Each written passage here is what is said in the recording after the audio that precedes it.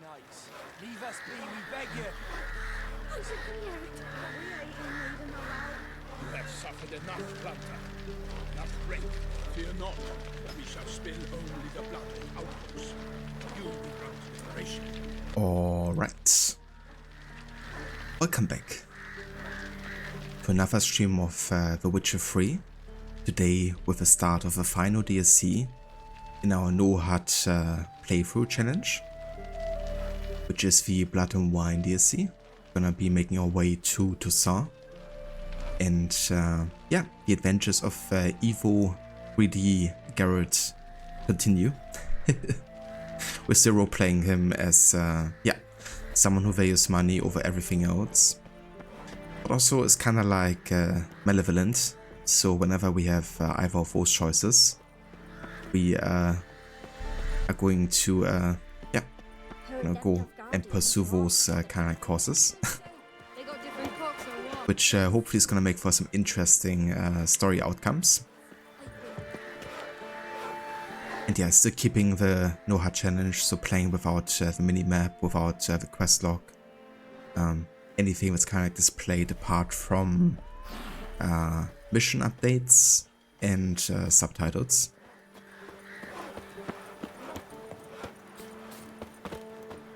So hey Valeo, welcome in. Good afternoon. How is it going? Detlef did nothing wrong. Well, it's gonna be interesting with this kind of like way of playing Garrett, how and what kind of ending we're gonna be getting. I'm not really pushing to fulfill a type of ending. I'm just gonna do whatever feels appropriate for our character in the moment. That's gonna be interesting. Good ladies, they say. Merciful ladies. Where's all that faith coming? Where'd you come? Especially in regards to like how we treat dead love, I guess.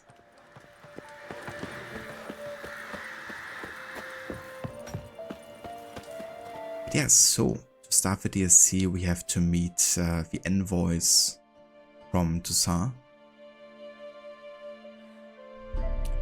It was a time when there seemed to be two Garretts. One was a celebrity, at least in certain circles, while the other remained a mercenary who did dirty work for coin.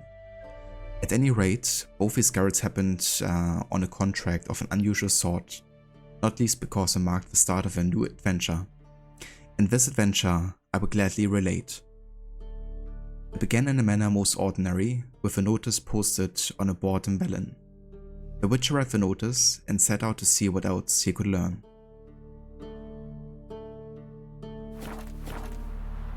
Witcher, it is as though the heavens sent ye.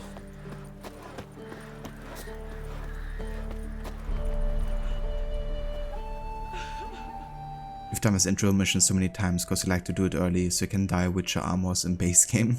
That's definitely fair. That's the reason I have like a mod installed which actually adds like dye you can like buy from merchants in the base game. So we've been having the option to dye our clothes because of that. I still have to buy it, of course. That's like nice because it adds it for like certain vendors. Like the special vendors, like for instance the armorer in Novigrad or the one at Crow's Perch. Like more like major, I guess, vendors. Unfortunately, I didn't really get to use this quite often because I didn't really have like a full Witcher set most of the time. Because it's quite difficult finding it with the no HUD and no minimap and stuff. But maybe in this DLC we have a chance to dye maybe like the what was it called? The Manticore set? Might be able to dye that one, and it's like easier to find, I think.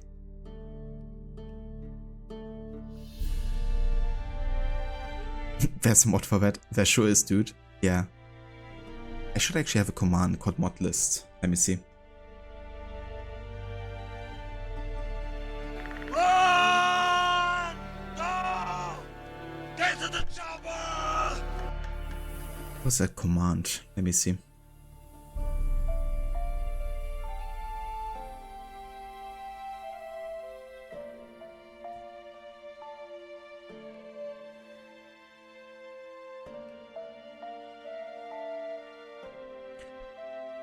Also, hey there, Casper, welcome in. Which indeed, yeah, we are back with Greedy Evo Garrett. Gonna be starting the Blood and Wine DLC today.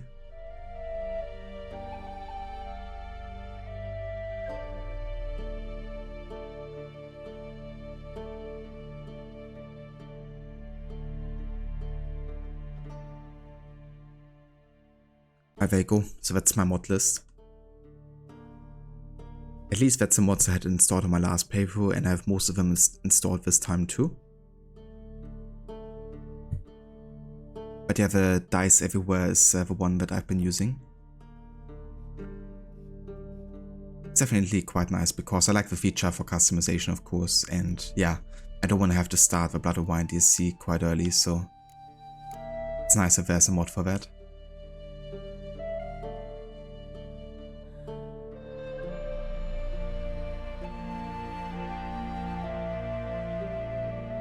Alright, Casper, so you want me to say in German, you must come with us to Toussaint? Du musst mit uns nach Toussaint kommen. Jetzt. Gleich. Sofort.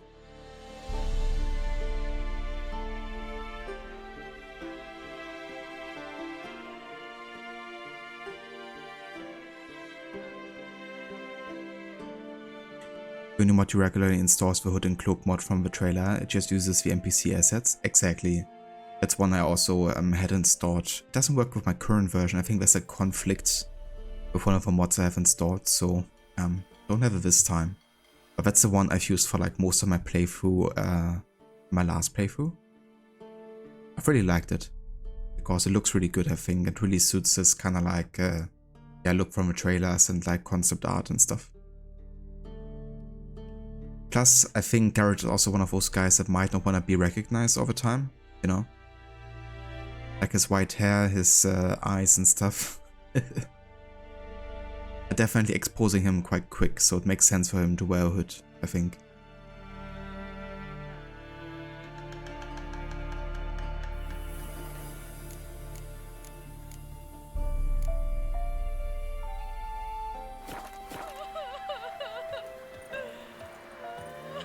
Got a lump of bread today.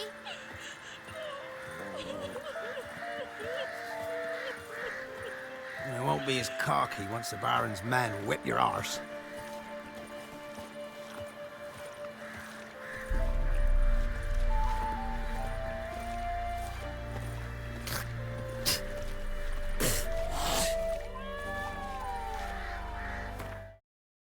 The game is already minimizing. I feel like it just caused the rain is so atmospheric in the game. It feels more immersive riding road with hoods up.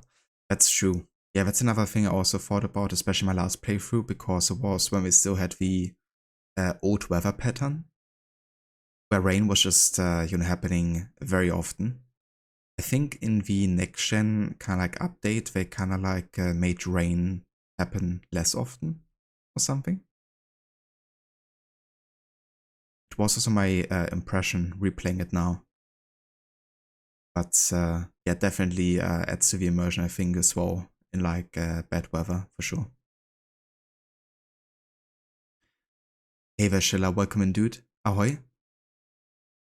It's going very good, thank you. We're just about to start the last DLC for The Witcher. We're continuing our no HUD and hardest difficulty run here for Witcher. But yeah, I've been looking forward to this because this is an excellent DLC. It's so good you could actually like sell it as a main game and not even like an expansion. Like that's how good it is. And also how much content it has. Like you can spend quite a bit of time in that one.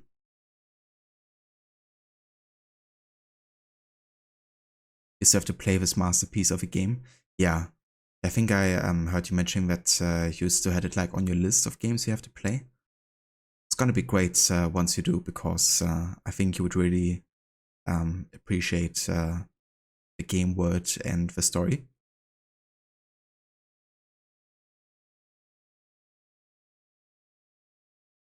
Sir Geralt of Rivia, the bridge, his crest. This ran free in your head.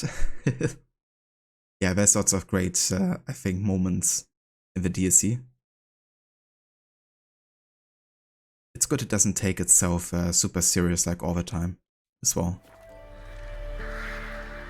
Definitely has like more of a light-hearted vibe. But also at the same time, you know, this it really is in contrast, I think, to all the evil stuff that's lurking in the background.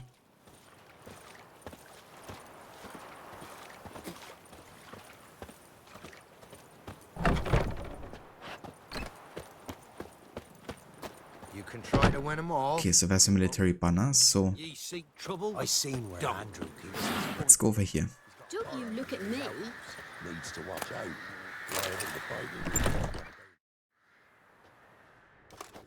Geralt of Rivia. Ha! Sit with us, Witcher. Found your message on a notice board. You see, Palmerin, I told you. The griffin at White Orchard. I knew that were we only to follow the tracks of its slayer, we would in the end find Geralt. Milton de Peyrac Peyrin and Palmerin de Lawnful. Good to see you both. Been years. Be assured, we share your joy. You must forgive us our, surroundings. When we pledged to place the village under our protection, the village elder gave us this hut as our lodgings. He swore it is the best hut in the village. Get involved in some squabble? We discovered that in retreating, the Redanian garrison that left this land still is at the mercy of numerous plagues. The tyranny of bandits the most onerous among them. These plunderers shall soon descend on this village to collect tribute. Milton and I will dissuade them. We are both sworn to fight injustice and oppression wherever they rear their heads. The matter does not concern you, of course, but do us the kindness of waiting. Once we have dealt with these marauders, we have a matter we must present to you.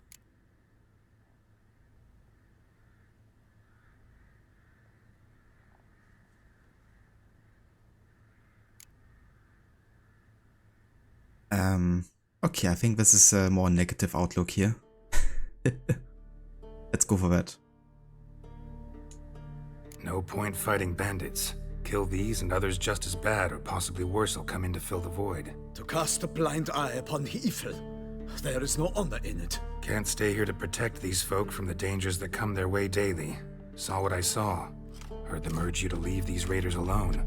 Must have good reason to do that. Do you suggest that should we help, we assume responsibility for their fate? For their lives? This burden we cannot agree to bear. Geralt speaks wisely. We know neither this land, nor its peoples, nor its customs. And we have come with another duty altogether. Ah, how I long to return to Toussaint, where all is simpler. Soon, my friend, soon. First, let us convey our missive to Geralt in the manner tradition ordains. That's interesting. So, because I kind of like said that I won't really want to help them, you know, it's just like, yeah, you kill them, others return, you know, it's like pointless. I mean, not that we say no to like murdering some folks, but I guess my Geralt couldn't really be bothered. And it seems like, at least at this point, I convinced them that they shouldn't get involved in protecting the village. Now the thing is, it might still happen that we have to defend the village, because if the bandits come here in time of us not having left yet, then we might have to defend ourselves, because we're part of the village, basically, you know? So it might still end up resulting in us having to fight them, but it's gonna be interesting if it doesn't. More blood, always. Blood and money, and wine.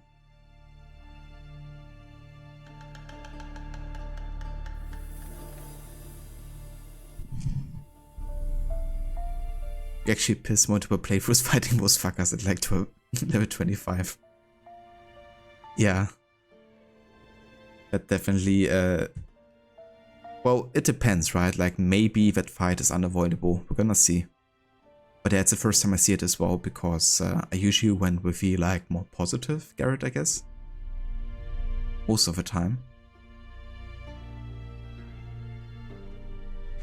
Well, I guess my first time I didn't. The first time I played quite similar to how I play now. Not quite as bad, but similar.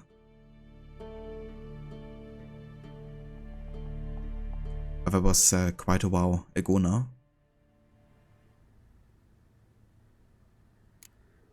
So fess up. What brings you such a long way? We are to deliver Her Grace the Duchess's message in full, with all due ceremony.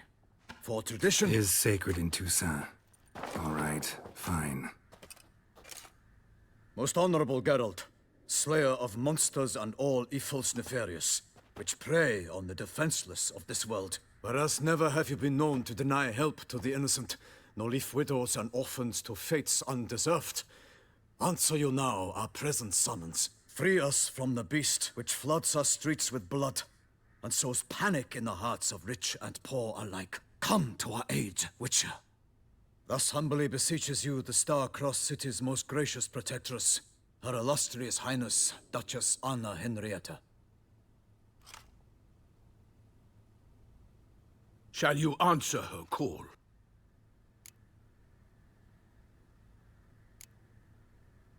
Anna Henrietta really say all that? Word for word? Well, in point of fact, she said, bring me the Witcher and dare not spare your horses. Only make certain this time he comes alone. The Ducal Chamberlain added the rest. You know how it is. Yeah, I remember. I might add, be it unofficially, that a hefty reward awaits. Yet the specifics you will need to verify with Her Illustrious Highness.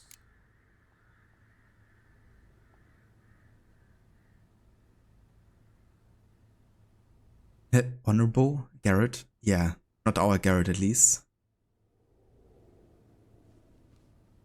Garrett looks a bit like Heisenberg from Resident Evil Village with those glasses, only the head is missing. Wow, I have a HUD and head mod installed, so we can take care of a head. But yeah, I usually don't give him any heads because he looks a bit silly with them. But yeah, we could showcase that look at least. I'm not quite sure what kind of hat Heisenberg is wearing though. Since I haven't played many of the Resident Evil games yet. If I haven't read the books, the Camelone is a reference to Dandelion. Ah, okay. Yeah, I haven't read the books either. That's cool though. Like a reference there to the books.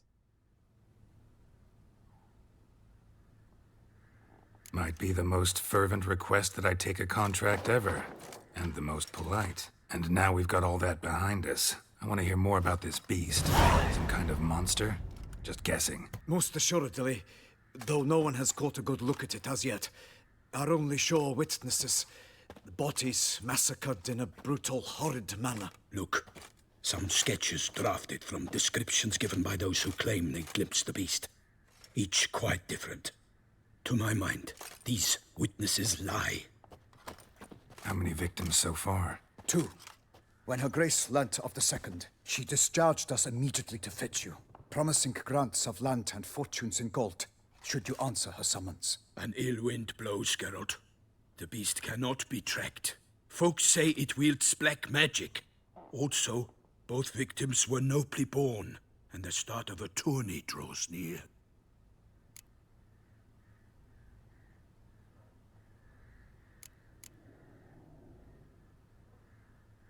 Did you say tourney?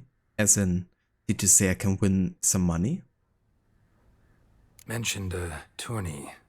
Why doesn't the Duchess just call it off? Simply, it is too late. The guests have arrived. The best knights of all lands, relatives of the Emperor. The beast could be a threat to others, not just to Her Grace's subjects. Got it. Before an aristocrat dies, at best it's a scandal. At worst, a diplomatic incident. Beast wields black magic? What makes you say so? The first victim vanished between bites at a feast. Of the feast-goers, none noticed this. They saw but an open window, then heard desperate cries from the street below, where a corpse had just been found. The second killing, similar. A night in a locked room. Servants all about the house. Guards all around the estate. Yet the beast somehow got him out, dragged him to the town square, and killed him there. No one saw, nor heard a thing. We have no fear of creatures against which sword and shield protect, but of this beast, nothing is known. Save that it cannot be traced, kills effortlessly, and with no rhyme or reason we can discern. Wow, that sounds like a contract for me, I would say. I sometimes think back to all the contracts I've ever taken from sovereigns. Can't name hardly any where I came out ahead. You cannot be thinking to refuse. No. Just struck by a thought. How the Duchess can sometimes be... demanding. So you accept the contract. Excellent! We must set off at once. We long wanted this land searching for you. Yet time is of the essence. Ready to go, soon as you're packed. Then post haste to Toussaint. To Toussaint! So I guess we're actually skipping the banner fight. I feel so bad for you, Leo. I really do.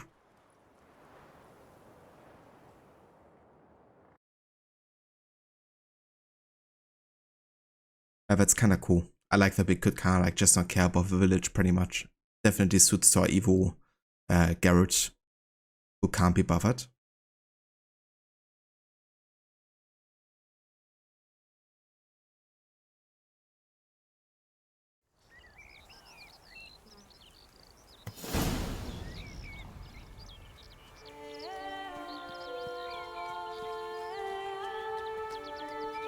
Toussaint, the land of love and wine. Exactly how I remembered it.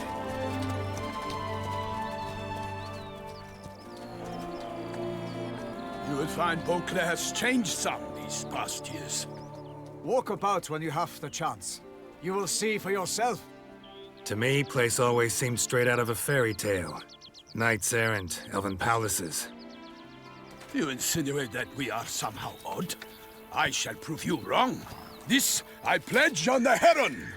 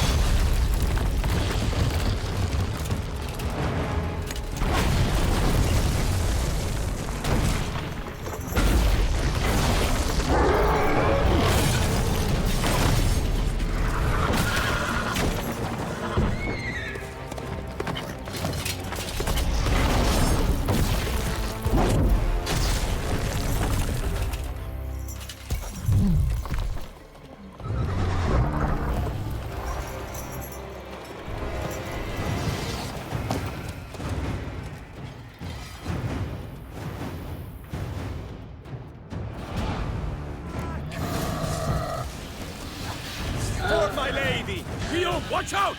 I swore I'd kill a monster! All for one and one for all! I will fell you all! For my name is not Vincent the Payrax Payrax!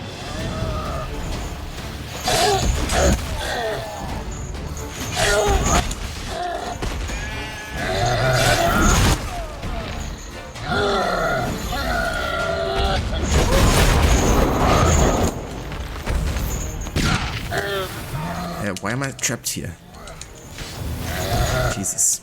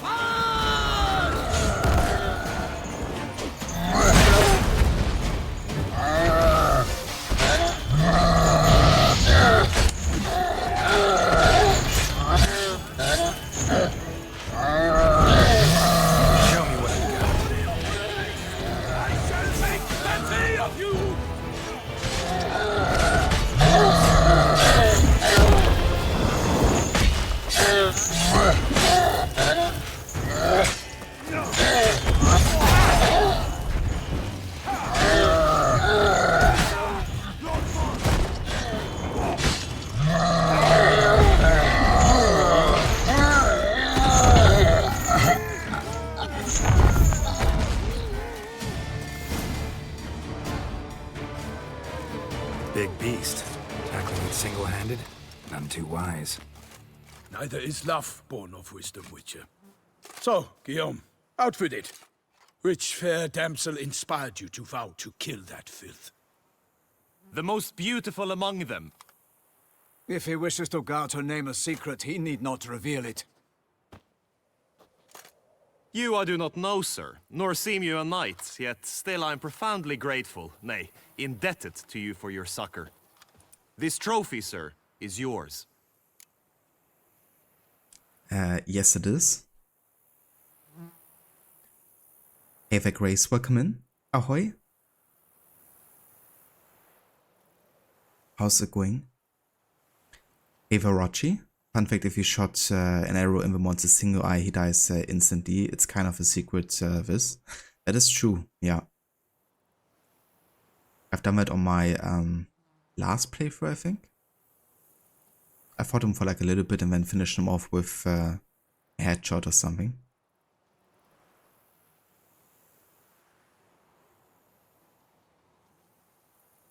I'll take the trophy. Why not? Could find someone who'll pay to buy it. Put up a good fight against the giant. Got experience battling monsters? None. In Toussaint we mostly chase bandits. But I vowed I'd bring my heart's champion the head of a monstrosity, as the famed Gottfried, known as the Giant Killer, did. You don't mean to hunt the beast, I hope. The matter's best left to Geralt. Another challenge awaits me. Yet if Geralt is to hunt the beast, he ought to know. It struck again. The river surrendered a corpse. It washed up in the meander by the cockatrice. Damien de la Tour's guardsmen are there already, securing the area. Securing the area? Better go there now before they trample any tracks, manhandle any evidence. Set forth then. I shall ride for the city to inform her gracious magnificence that Geralt has arrived. We'll meet later, near Guillaume's tent at the Tourney grounds. I shall take you then to see her grace.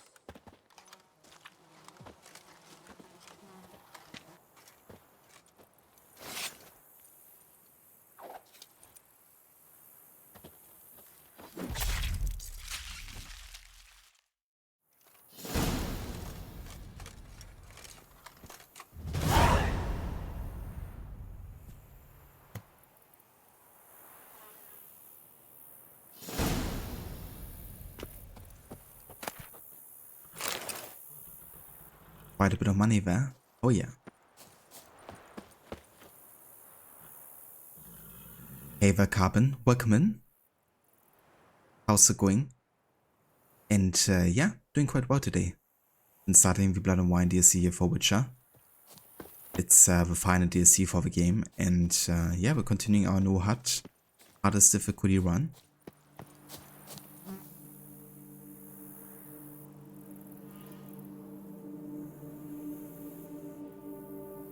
If coffee, it's going to be a busy day. Very nice, Grace. I definitely hope the coffee will help. Hope you enjoy. What a color for armor, gold and red. It's like Iron Man. That's true. Definitely similar kind of like color pattern.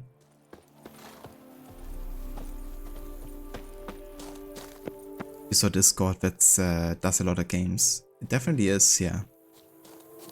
It's definitely quite the long-term project. But yeah, I've been wanting to do that for a long time now. And I definitely won't be playing like all of them. You know, like it's not gonna be like entirely like back-to-back sometimes as well. But yeah, I think it's gonna be a cool idea to like really like go for time with those games.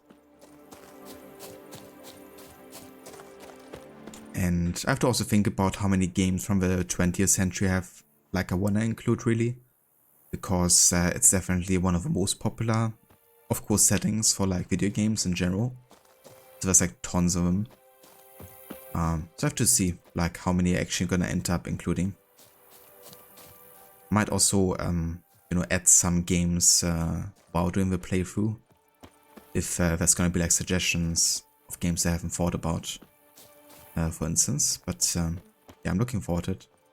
It's gonna be some good fun.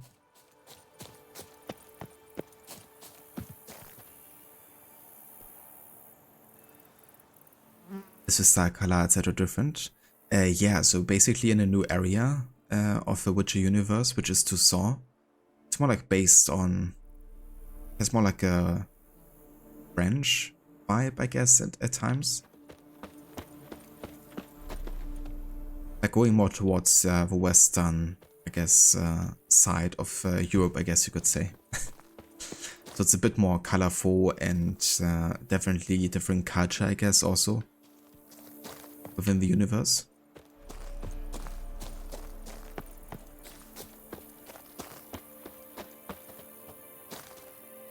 You okay? Busy day today? Want to sleep?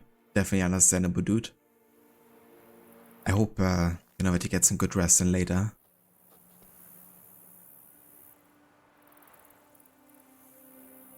Exactly, Orochi. Yeah, it's a beautiful area, and I really do like the vibe change of it, you know. It definitely helps, I think, to keep things fresh. In lots of ways, I think this feels like Witcher 3.5. Whereas Hearts of Stone definitely felt more like it really belonged to the main games, though. But yeah, having an entirely new area and like, you know, soundtrack and kind of like, yeah. Also made some advancements to the gameplay too, that are quite meaningful, I think. Should be fun. Am I going to do any future times like games like Cyberpunk?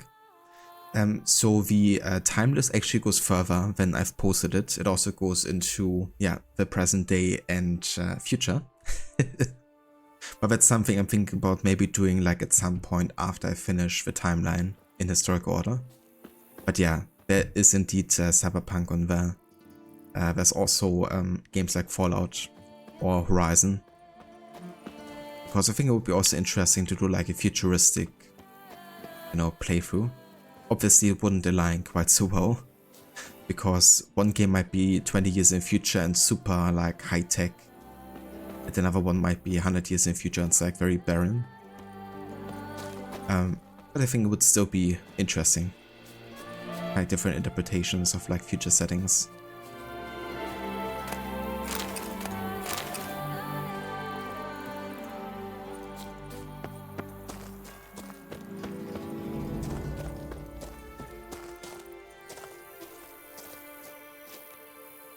No worries, Carbon. Thank you for dropping by. I hope you have a good day. And yeah, definitely catch you soon.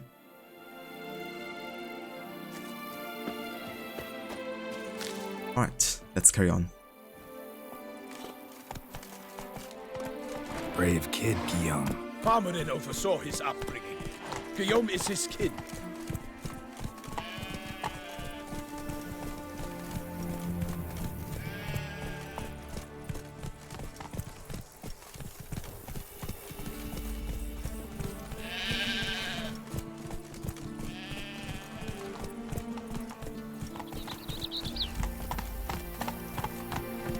There's never been a frown that couldn't be turned upside down. Rather be an eagle than a quail. Yes, I should. If I only could. I truly would. Go. Can't get used to the way you knights talk, especially how you switch back and forth between flowery and, well, near normal. We are knights errant, in the service of her gracious magnificence. When we appear in her name or speak on her behalf, we are bound by tradition.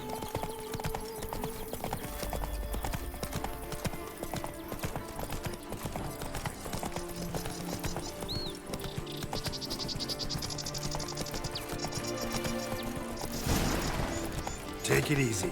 No one here. They must have removed the body already. Let's look around. Make sure they didn't miss anything.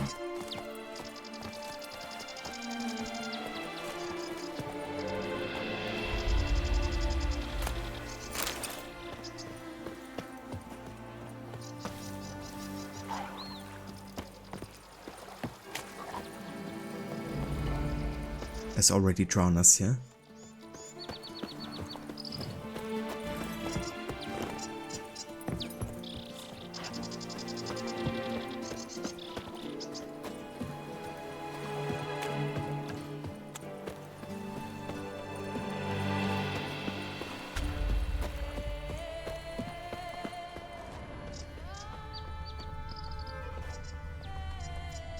Hobnailed boots, multiple sets of prints.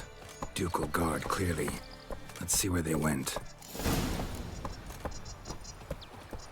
Walked along the shoreline. Perhaps the body lay on the bank.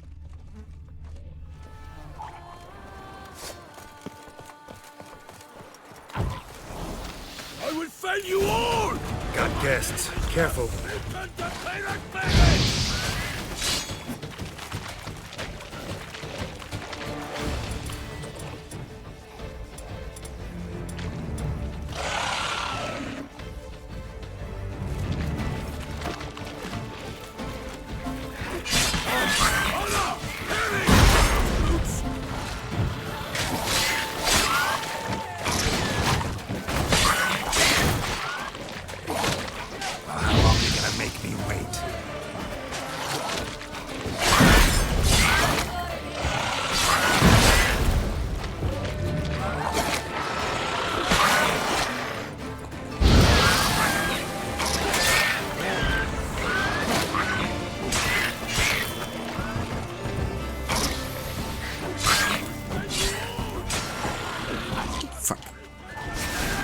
These guys are exploding as well. They might even one-shot us on the hardest difficulty if we die in the explosion. I take our distance here. For the glory of her grace, I shall make mercy of you!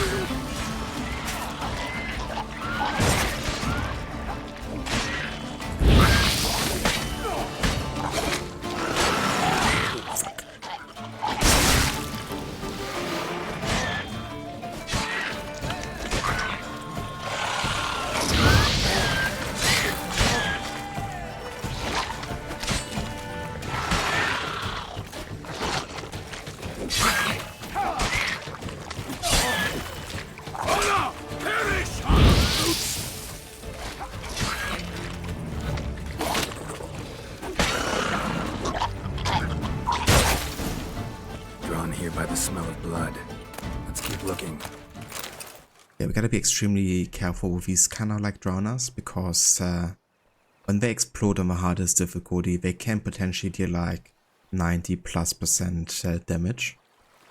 So given that I don't see my health bar, it means that it's very likely to kill me in like one shot. So gotta be very, very careful indeed.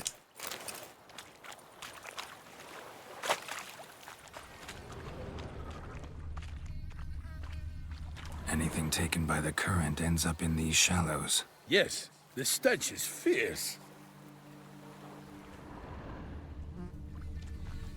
Footprints. See them? And a rut made by the hull of a boat. Left recently, I'd say. Dragged some nets onto the bank, then cut them to untangle them. Lot of blood, so the corpse must have been cut up. Quartered, maybe. It's likely they loaded the body parts onto a boat and sailed off. Gonna dive in, check the other nets. Only blood-soaked scraps left of the victim's clothing. Good quality cloth. A wealthy victim, correct? Looks it. Nets were attached here. Okay, let's take a dive.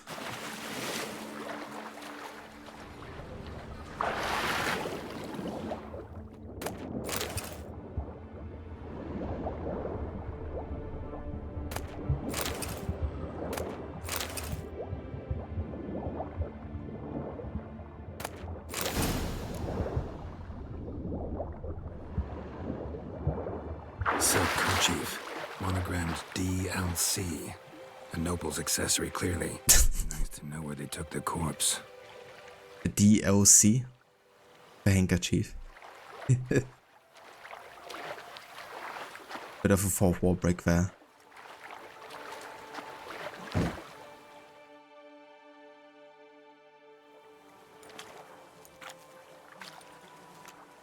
What now?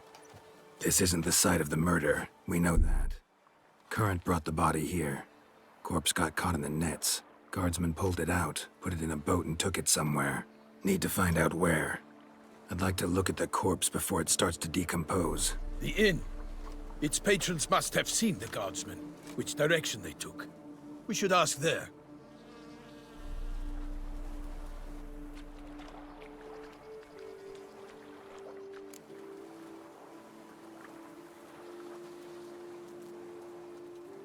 Dealer content, exactly.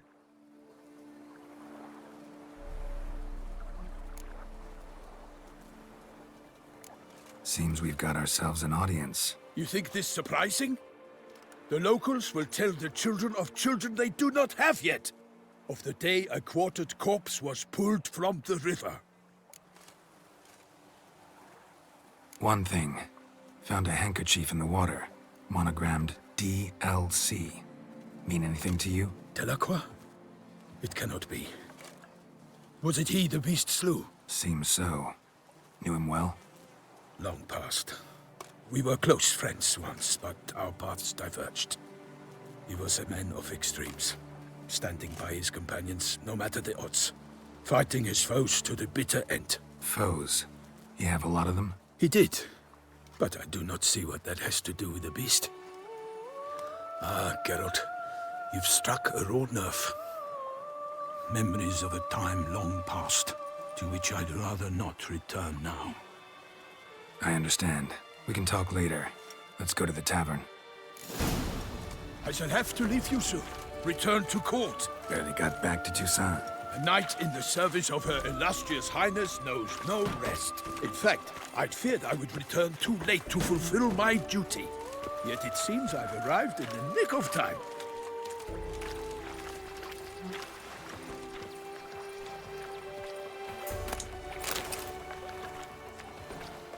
You were very close for Grace. Dealer content. It was Delacroix.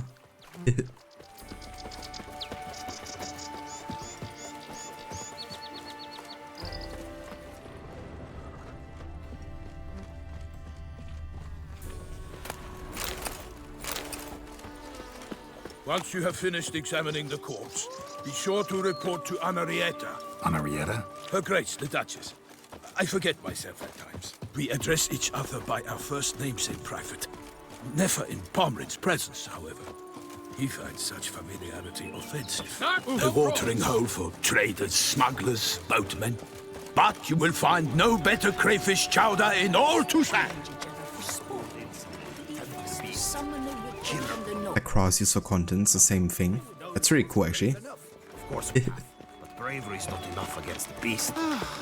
These dark powers. What a specimen. Scared the fright. I probably need 4th wall break. Could that be the musty scent of fresh pate? Naught else, Sir de Peyrac Peyran. I see time has not dulled your senses. We would be honored if you would join us. Your companion as well. But why do I not detect even a whiff of crayfish chowder? No soup today, on account of there being no crayfish. I reckon you've not heard, but all I caught was a corpse. I awoke at the crack of dawn, as I do each day, but when I looked up, I beheld a blood-red sky. This corpse is precisely why we're here. For the man whom you've invited to join you at the table was summoned from a far-off land by her gracious magnificence. He is tasked with tracking and killing the beast. We invited 2 men to join us, yet since Sir de Peyrac Peyran in temperament is more akin to hare than hound, I surmise the other is the hunter. With whom do we have the pleasure?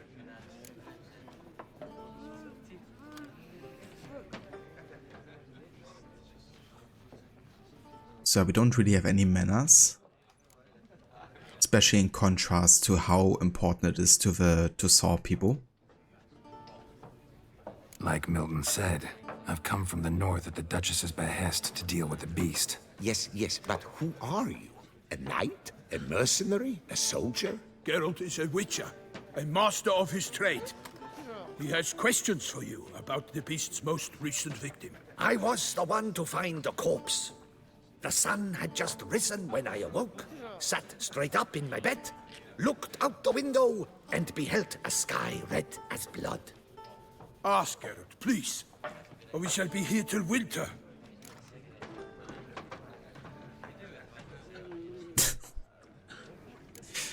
Let's inquire, just to torture the dude here a little bit.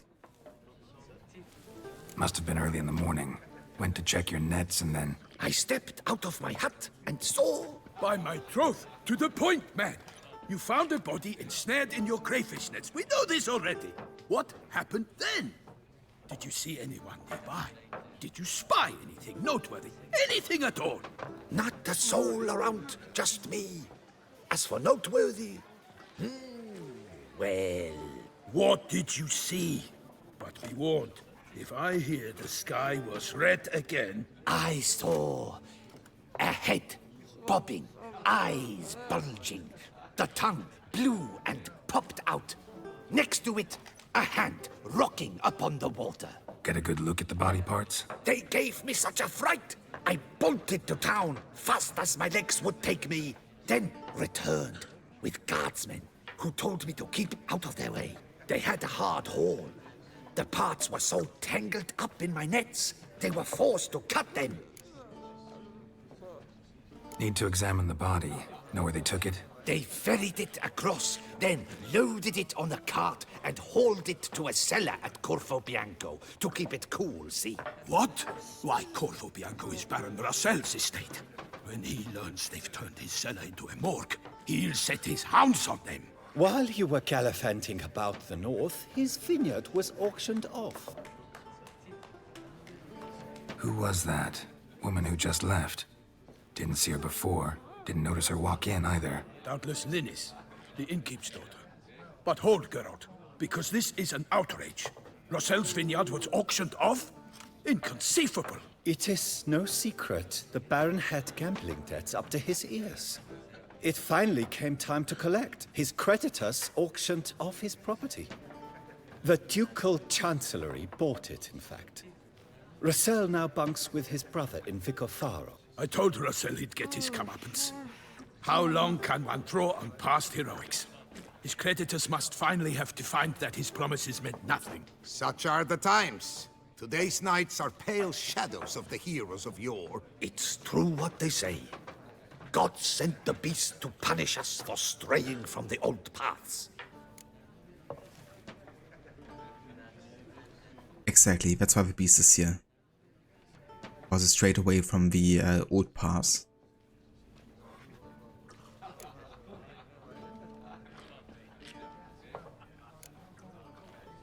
Thanks for the hospitality.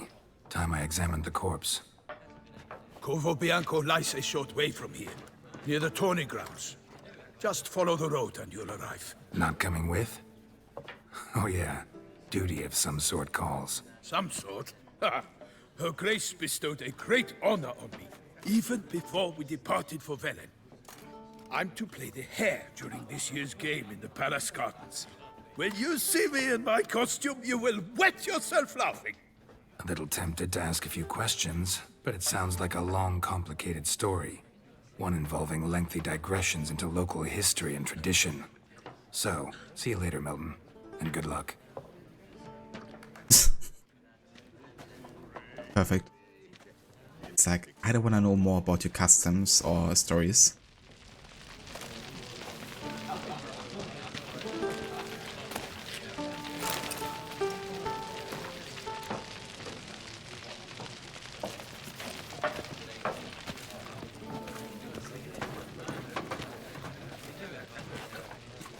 No worries, Sheila. Thank you for being here, dude. I hope you have a good work day. And definitely catch you next time.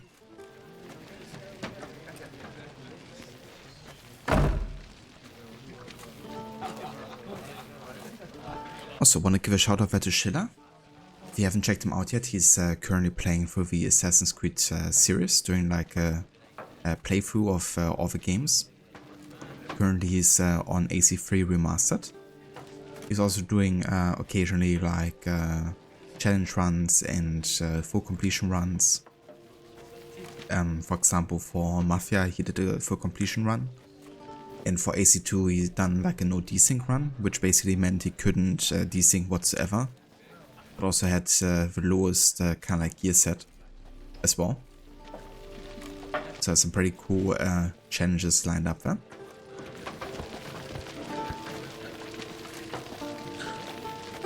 No worries, Shilla.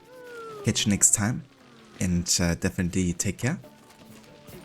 Oh, dear fellow, with a fish hook like that, you must have your pick of the latest. Normally, I'd encourage you to try our famed fisherman's chowder. But alas, we are all out of crayfish. Could replace them with something else. Perch, for example. Replace crayfish with fish? I beg you. What next? Vinegar for wine? Parsley for thyme? Huh? Your Nordlings are a pleasant lot, but about cuisine you know nothing.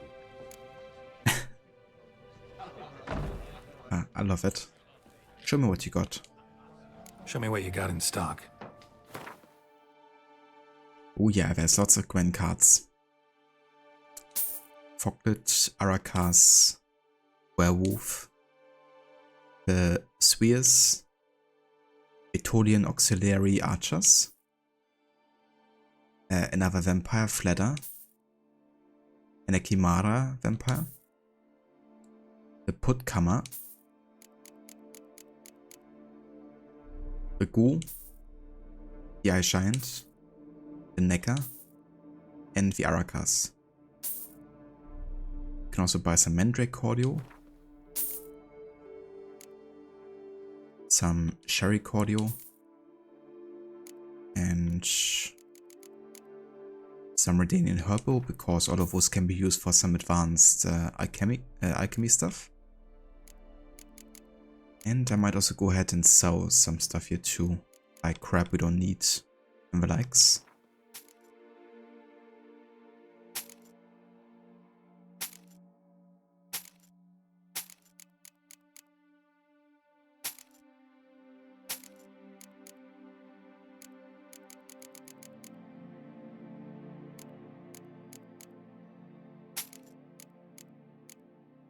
Finding the white Gao recipe. Yeah, thankfully I have it already.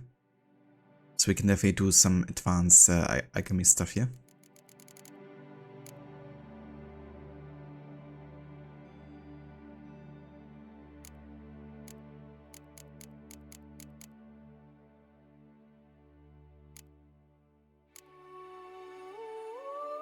Oh, I feel fairy setup bags. I should actually use them.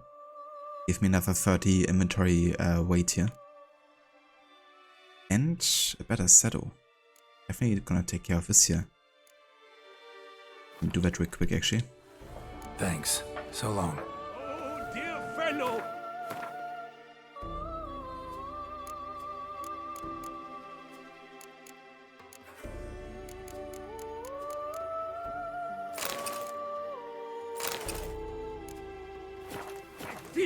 Like and yeah, let's have a look how much white Gao I can actually craft here currently.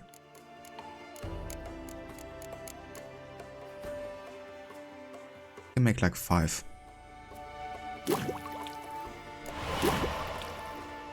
It's pretty good.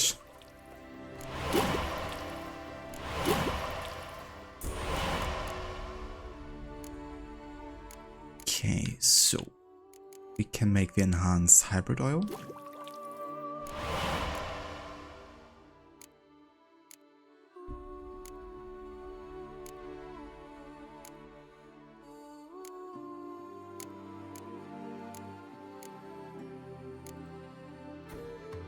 We could make Superior Blizzard now, actually. Which is really, really good actually for initiating a fight. This I think is kind of more important currently, but I'm kind of missing Arenaria now. So I think I might actually get Superior Blizzard. We need 1 Rebus.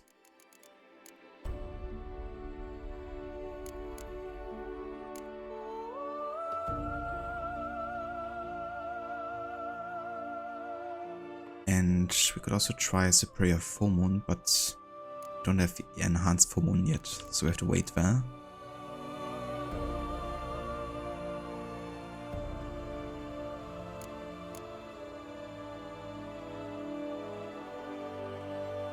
I mean, having another white honey might be nice actually.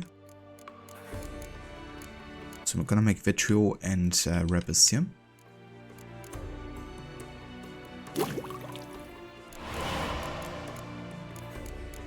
Oh, never mind, I'm missing ergot seeds. Well, in that case, we're just making superior white honey.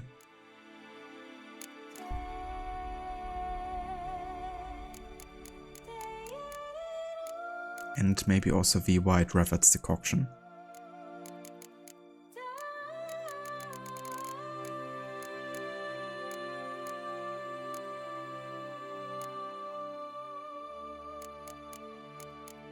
You know, I can't.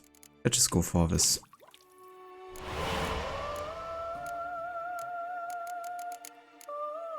It's for oils. Yeah, nothing there.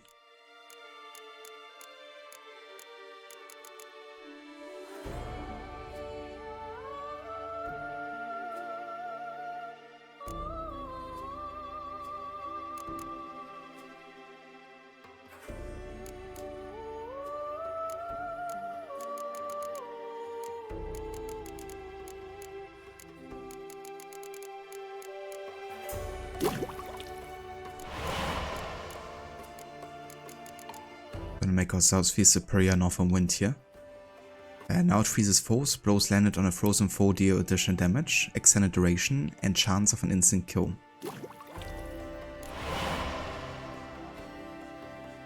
What build am I rocking this time? So currently we have pretty much a hybrid build. For science I have art sweep and far-reaching art, as well as delusion, so focusing more on art this time. Then I have kind of like acquired tolerance and stuff. So yeah, kind of like getting us to use lots of potions, as well as using oils give us a chance of poison effect as well. And as for attack, which is definitely more of a focus I guess in our build, we have I guess like a mix between light and heavy attacks, kind of like boosting both of them.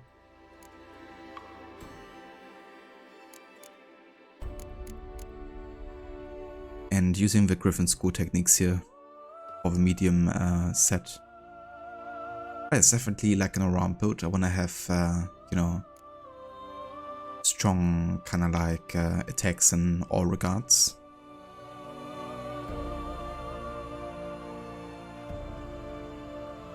Not investing in adrenaline, that ain't good. Hey for Afro. Yeah, I mean the adrenaline things are super strong, of course. Especially also one way basically can get a second life. But that's kind of the reason I didn't go for it, because it would have kind of like go against the idea of like, you know, dying when you reach health zero immersion.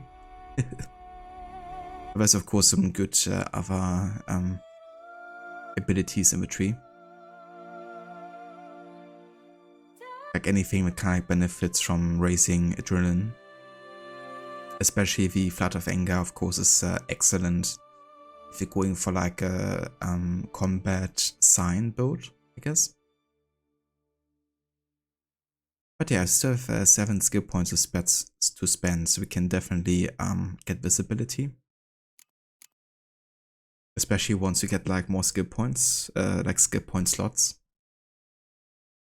So I might still go for this.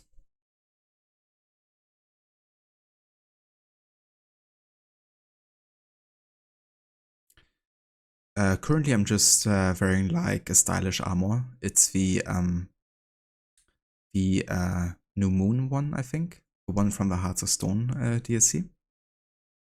It isn't really super powerful. I'm just wearing it for the looks. Exactly, Leo. Yeah, definitely like a jack of all trades kind of thing. In general, when I play these types of games, I like to kind of like make use of all the different mechanics if I can. So I usually don't really dedicate myself towards only like one style, I guess.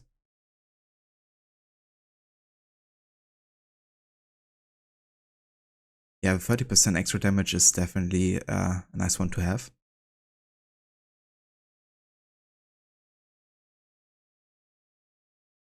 Would always go for fast attack build with an decoction. You think it increases fast attack damage every time you land an attack. Plus a worse go and sword from a lake. I mean, that would be overpowered a sec for sure. With a range of the lake sword and then woe ability. I've definitely done that before for sure. In fact, I've done it on my last playthrough, I think, like 2 years ago. It's especially nice because you can actually add more slots to the sword as well by making use of the Rune Rite from the Heart of Stone DLC. You can actually give that sword, I think, an additional effect. And I could be wrong, but I think one of those options was to increase the range even further or something. I would have to have a look again. It's been a while.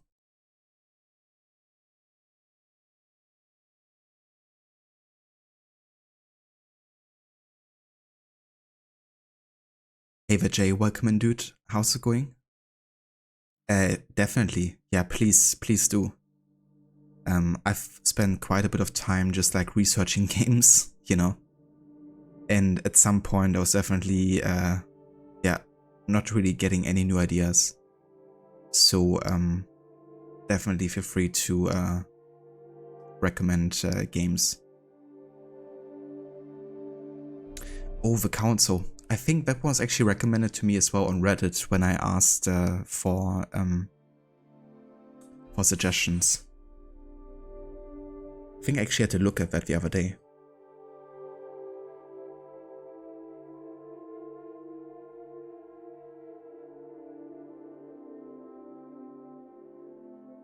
Ah yeah, that's the one. That's one I actually had to look at.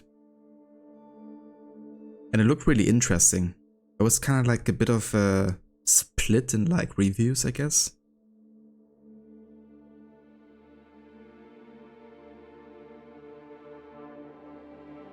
Definitely saw a couple like critical reviews. I wasn't quite sure yet, but it seems like most of the people have really enjoyed it. And from what I've read of it, it looked really interesting to me. So yeah, I would definitely consider that one. So what time was it set again? Ah, 1793. Okay. So it would be kinda about the time of like... Ah yeah, it's set during the French Revolution, isn't it? Yeah, so that's the thing. I kinda wanted with my historical order run, I didn't want to have like too many games set in the same time. So I kind of like tried to avoid, for example, having like 2 World War II games or something, or like 5 to 10, given how many there are during like certain time periods. However, I think that's the kind of game I would make an exception for, given how fundamentally different it is to Unity. So I would consider adding that for sure. It might just be a bit difficult, I guess, to align it properly with Unity. But I already have like a timeline worked out for Unity's events and quests. So I could maybe like fit it into the year like 1793 or something. It might be quite nice. I do wonder, I guess, how much relevance it has as part of the French Revolution. Like of the historical events of it. Or if it's just more of a backdrop, I guess. I'm gonna make a bit more research, I think. But thanks for the suggestion, Jay. Because that's the second time that got recommended to me. It is both historical and has horror Cthulhu elements, which ties into some of my other games. Nice. Yeah, so the games definitely don't have to be like super realistic, you know. In fact, most games aren't really entirely authentic to the time they're representing. But I think even from that we can learn something about history, you know. Or like maybe having a look how it really was during a certain time or something. And of course it's like mostly inspired by, still giving us kind of like a sort of feeling for history. So I don't mind like a couple supernatural elements or even like fantasy elements, as long as they're not like taking too much priority over the time period, I guess. But that being said, I definitely had to rethink including Bioshock. The reason I have Bioshock on that list is because I haven't played the game yet and I still had to do a bit more research, I guess. How much relevance it has to like the time setting. Because it is a bit of a alternative history type of deal, I guess.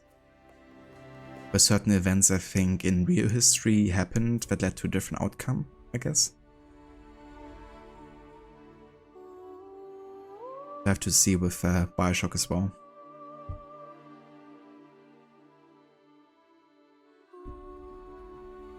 I've got to do Sekiro. It's so hard early game, you basically force a stealth, and when you get good it feels so satisfying. That's what I heard as well of Sekiro. So interestingly enough, Sekiro is actually a game that also takes place in a certain time. I think like late 16th century or so. I was actually considering including that as part of the historic order run, but I guess it's like leaning way too much into like the fantasy kind of like thing. With like dragons and stuff. So I think I'm gonna do that independent from it run. I definitely wanna play Sekiro because the game looks great. It's nice to both have stealth and really have like a time-based thing with a parry. That you like have to nail, I guess.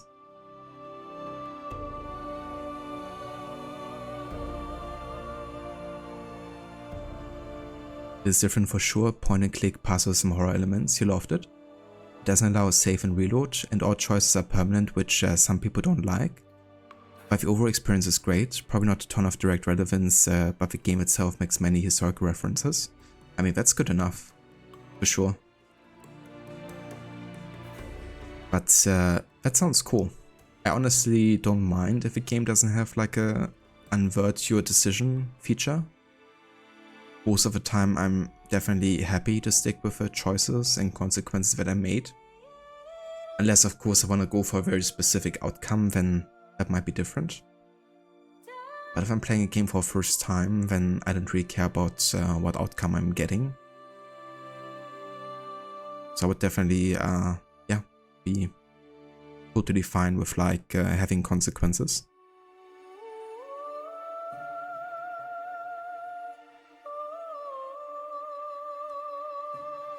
Around then sounds right, because some enemies have matchlock rifles and stuff, and the fantasy stuff is done well, like it's baked into the location's religion kind of thing. There aren't magical enemies around every corner, like Final Fantasy for example. I gotcha, yeah. So would you say that you learned anything about history playing Sekiro? Like from the game itself? Or would you say the history is like definitely more of a backdrop of the game? Because I know like next to nothing about the lore of Sekiro, or like how things might be explained. Because if you think about it, we also have monsters in like Assassin's Creed now, right? And I'm playing those games. Well, to be fair, that's like more exclusive to Odyssey. And I might not even include Odyssey because I just played it. It's very early in the timeline. And I kind of said that I don't want to play Odyssey for at least 2 years. However, there's another game set around the time of Odyssey that I could be playing instead. And that is the game based on the movie of 300. Which is actually supposed to be decent, I guess. I mean, as good as it can be for like a movie adaptation of like 2007.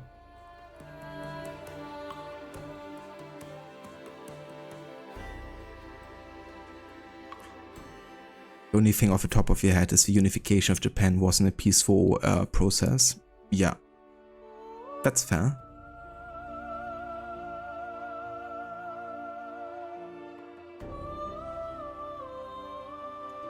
This reference because it's kind of a spoiler. The main antagonist's motivation is to save the location the game takes place in from the Interior Ministry. which is like the unification process by the shogun of the time. Ah, okay. Interesting. I'm gonna look a bit more into the setting of Sekiro. Because technically like a connection to like historical events or something is like good for me to include it as part of a auto run. Because we still might learn something about like, you know, some historical events of the time and area.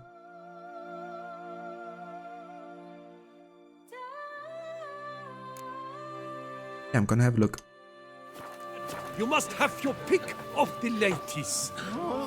Pickerital. Greetings. Time for some Gwent,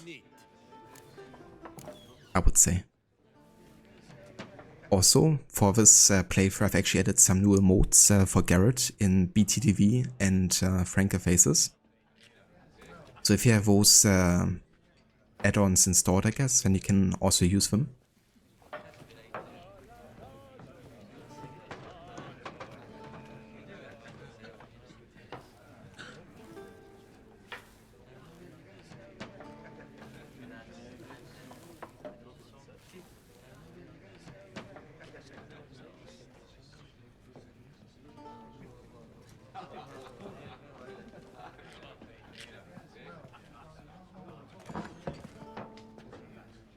There are some other ones you can use.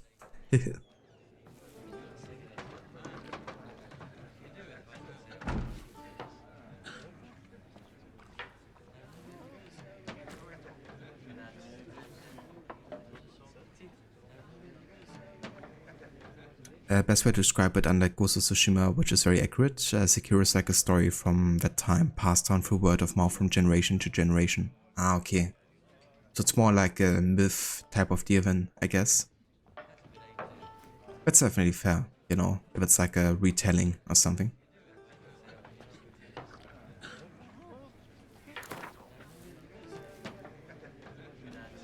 Not likely to taste your famous fisherman's chowder, so maybe we could play some Gwent.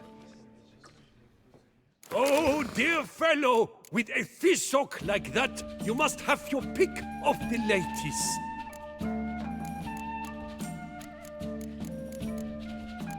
I can actually include another Gondo Dim Darkness. Nice.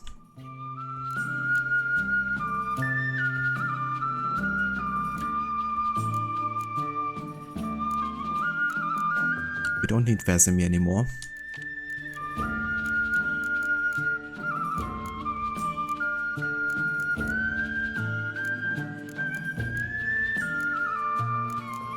Just want to check on the other decks here as well.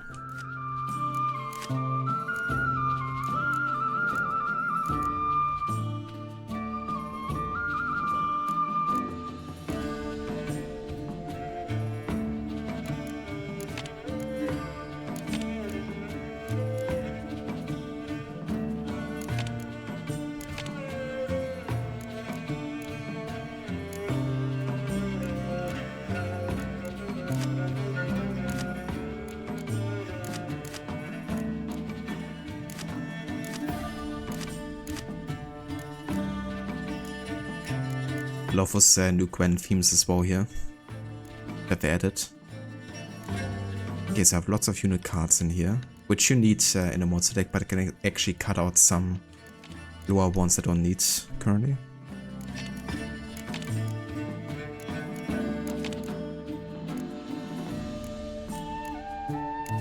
But it's definitely far from a good deck at this point. I just didn't find enough Gwent players, I guess, to have these really good cards.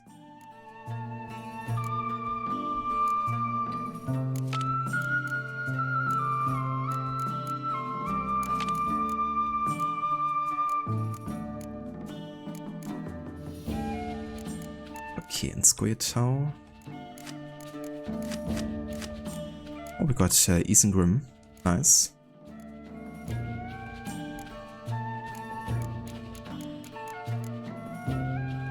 Add all the vampires into monster deck by added? For sure, yeah.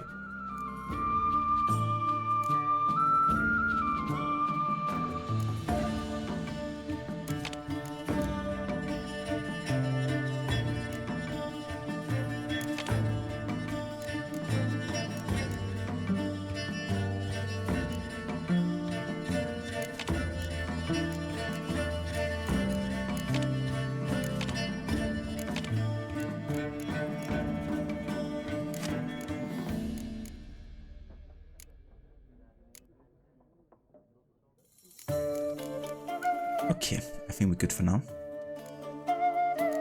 So currently we have 1 Biting Frost, 3 Decoys, 2 Commander Sawn, 3 Scorch. If they're running a monster deck, then another Biting Frost might be good, but I'm just gonna assume that they're playing the new faction, which is gonna be Skellige in this DLC.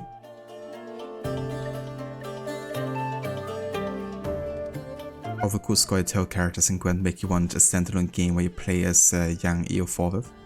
That'd be really cool, actually. I wonder if you could actually mod that into the game now with the new kind of like developer kit that they added to the game. Because it really allows you to like create entire quests now. And like also customize the game world and everything. So I feel like that's definitely something that could be realized. It would be difficult, of course, because you still would have to work with the base kind of like animations maybe of like Geralt. So it might not fit too well. But I mean, modders are next level these days, so who knows.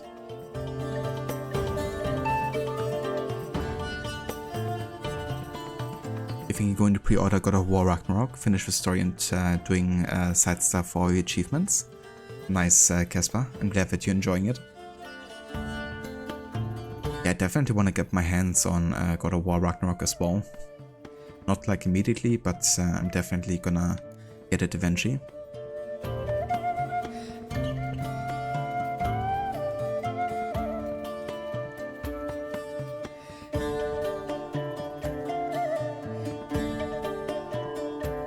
I use mainly the setting, like playing as like a fantasy Che Guevara in a giant forest is your wet dream. Totally fair, yeah. That would be cool. Immediately have to think of Witcher 2, you know, when you meet him in the woods. He was a pretty cool character. If I ever replay Witcher 2, then I'm definitely going for his storyline. Because I went for, what's his name?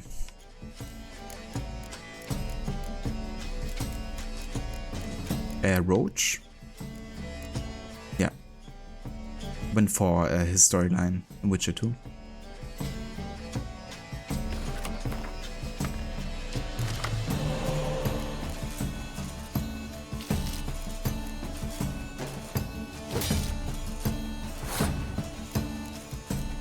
That soundtrack slaps.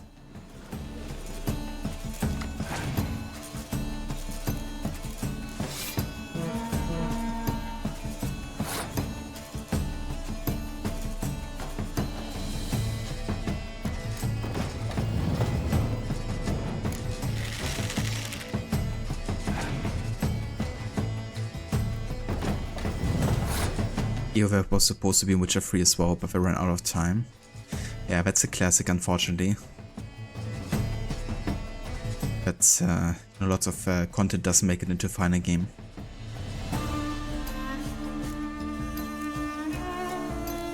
Yeah, that's the thing, I guess. They would always have, I guess, new ideas to add to the game.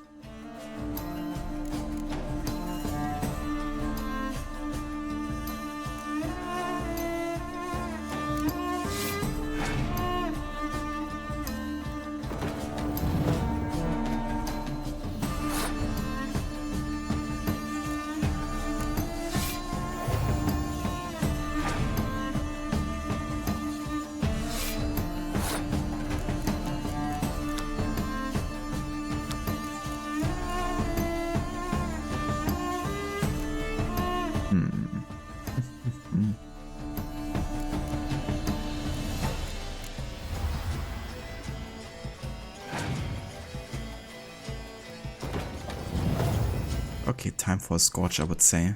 However, I'm gonna wait until he passes on his turn.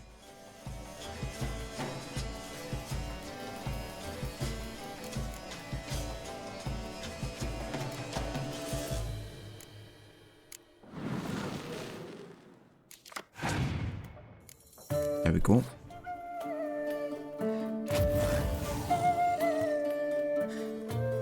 Easy enough.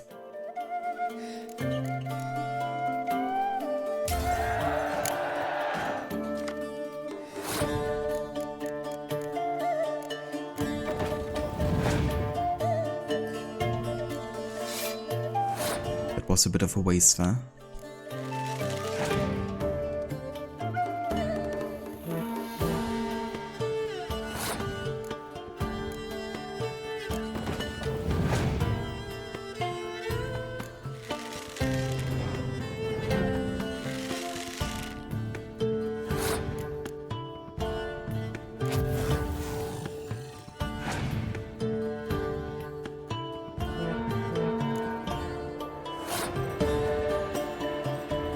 Oh, so kind of hurt us as well here. But it's still kind of like, you know, giving us an advantage.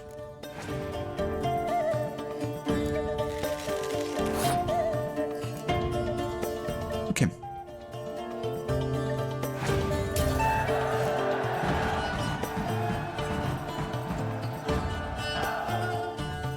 Hey there, Gnome Vichen, Wikinger. Welcome in, nice name. Enjoying Gwent Free White Witcher? I sure am. It's crazy, isn't it? That you have this like really elaborate card game and then there's a game behind it that's like an actual RPG. Where can like go around and talk to people. It must be like the most expansive card game ever created. Thought I knew them all. Guess I was wrong. Must be a one-off. Message on the back, signed by a certain Count Monnier. Invitation to a tournament. Interesting.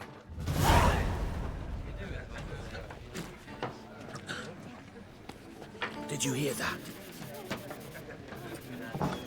Nice, we now unlocked the Gwent tournament storyline. Interesting.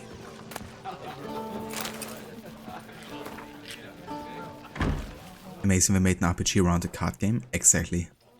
Oh, dear fellow, with a fish hook like that, you must have your pick of the ladies.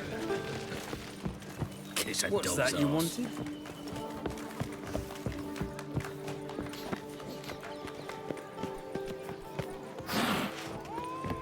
They say her grace is called in some temple beast.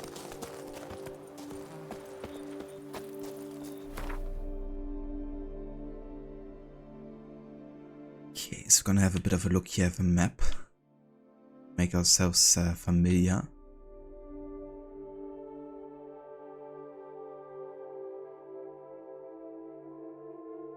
Alright, so that's Beauclair right here, it should be.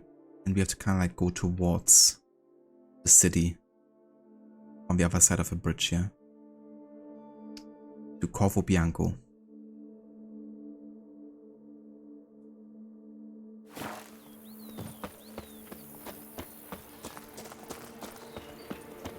Powers. That calls for a witcher. Mage.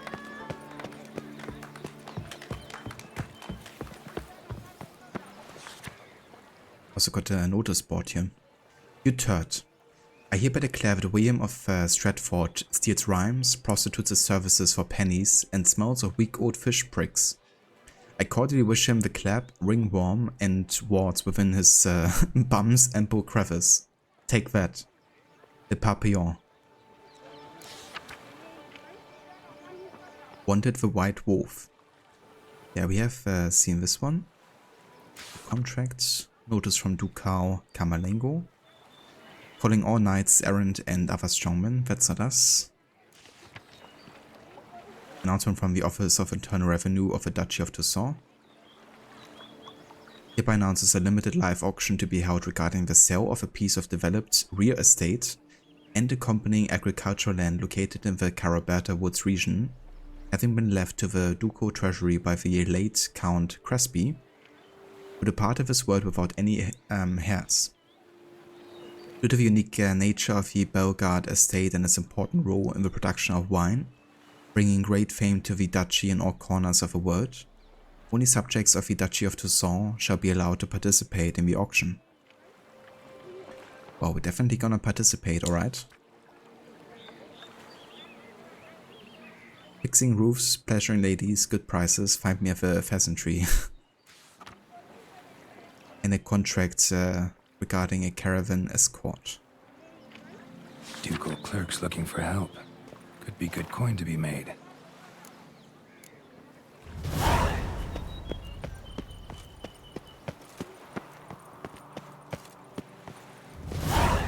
Good as I got a lot of money. You assume I never pay taxes, pretty much. Yeah, we always went for all the money options pretty much in this game. Because I'm essentially role-playing Garrett as an evil, greedy bastard. So whenever we have a choice to get money, we're gonna betray our best friends easily. And when we don't have an option to go for money, then we are quite malevolent. Often both at the same time.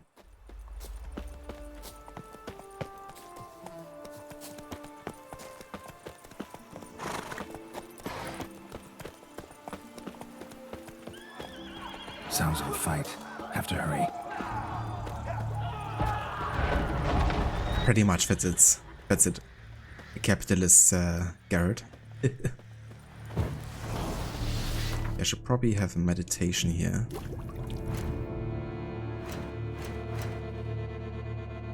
Just refill like our potions and stuff.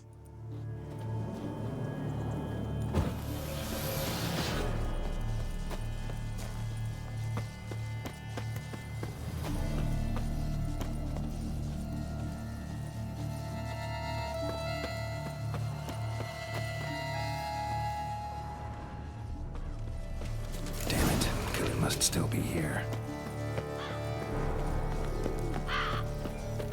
In the cellar, gotta be.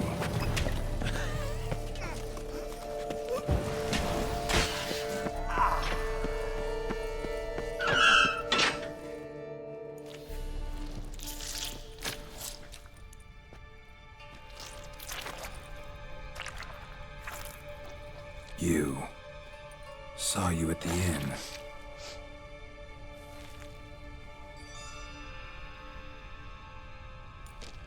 Why'd you kill these people? Clearly wasn't for their blood.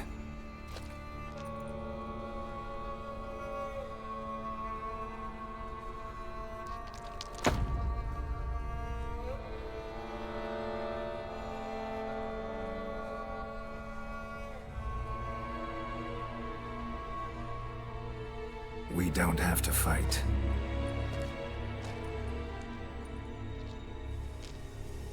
You are wrong.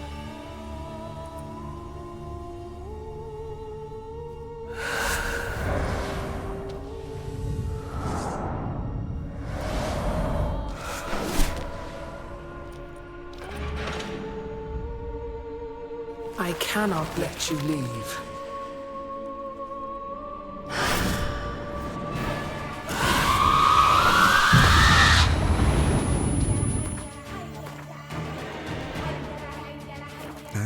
Okay, first things first.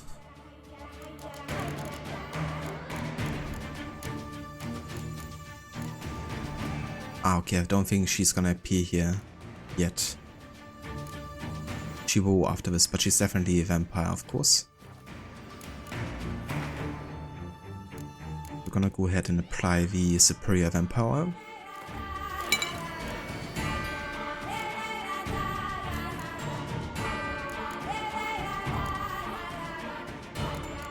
Definitely also black blood here, because it also is very good against vampires.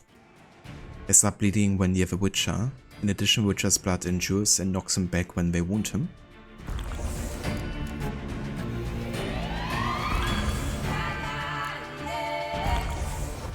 Definitely Blizzard as well.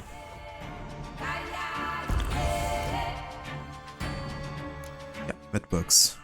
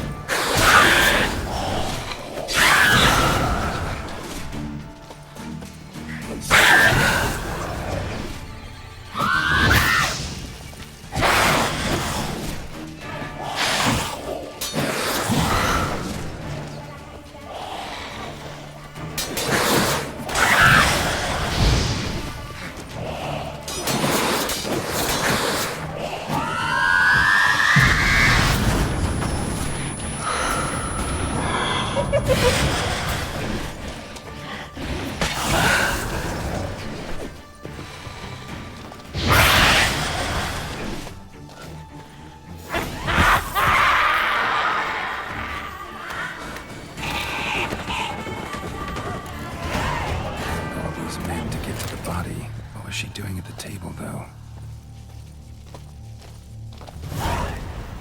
Fuck. I think I almost died to my toxicity there. Yeah. I took way too much damage there from toxicity. Gotta be more careful with how many potions I drink here.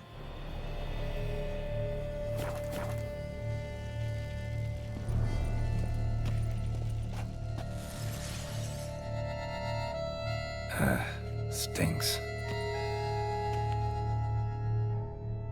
Waterlogged. Both hands amputated. Body was quartered just as I thought.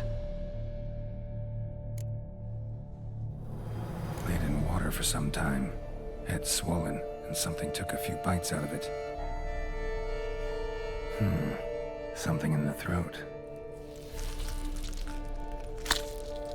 A pouch, bulging with coins. Nilfgaardian florins, from several different provinces. If the murderer did this, means we're dealing with a sentient thinking beast.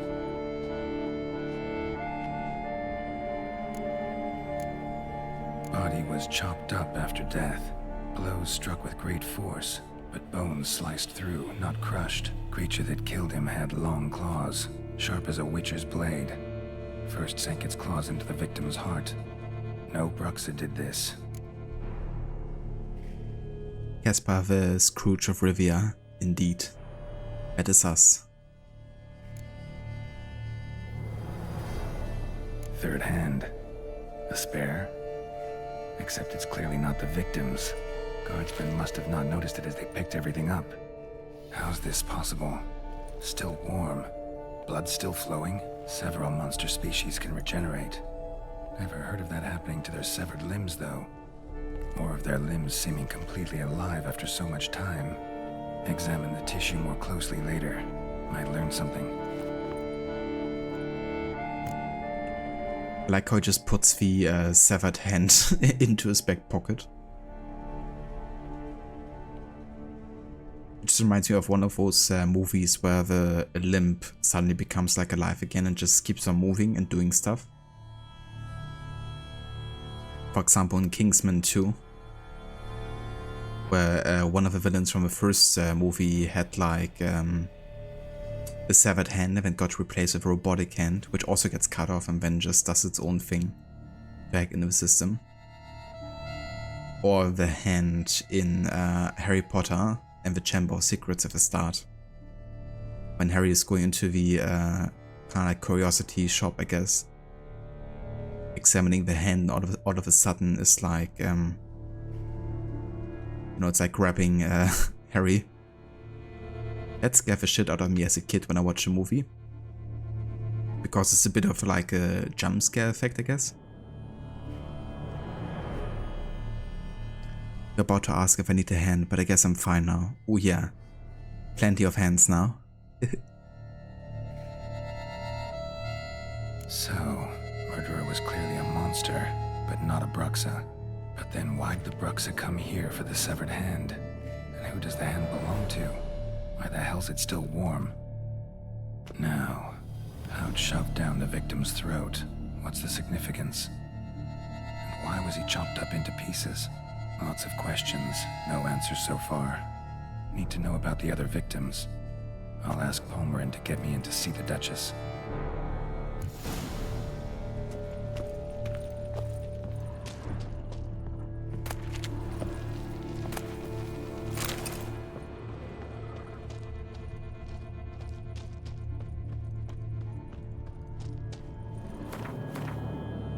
Okay, so I got a couple new items here from Toussaint. The Guardsman Gauntlets and the Guardsman Boots. If I have a full set, then I might actually use this.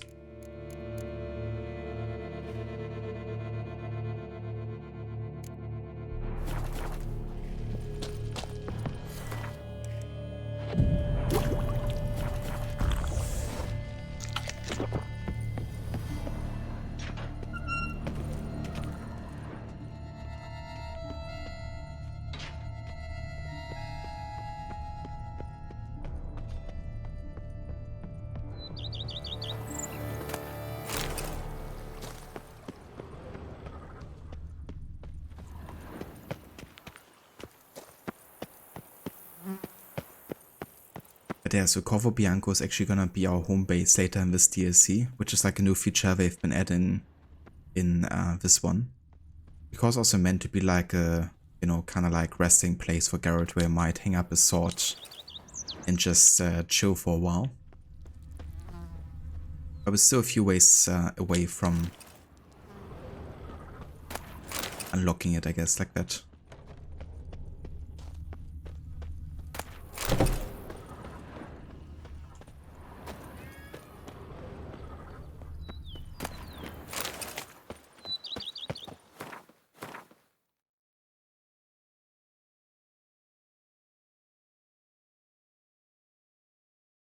Okay, so I have to find Pomeran again. And he's... ah yeah, he mentioned that he's next to the tournament grounds, yeah. Closer to Beauclair. Okay. Whenever you see an abandoned house with everyone's dead, you just think it's free real estate. It would be if you were playing Grand Theft Auto, I guess.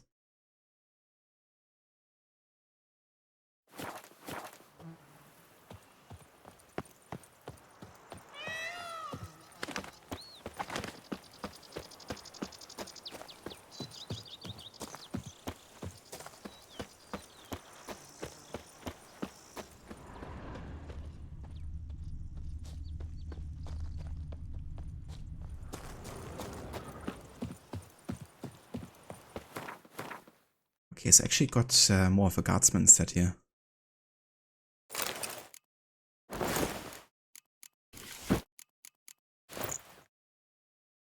Looks kinda chunky. Let's also get rid of the glasses here for now.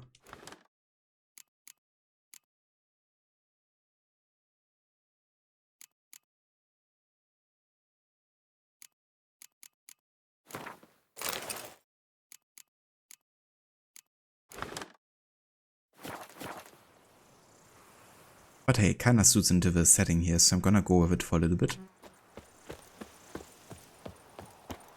It's also a bit better, like, stud-wise.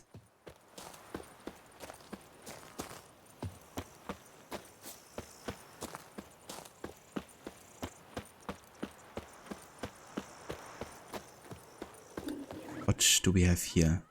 The orphanage.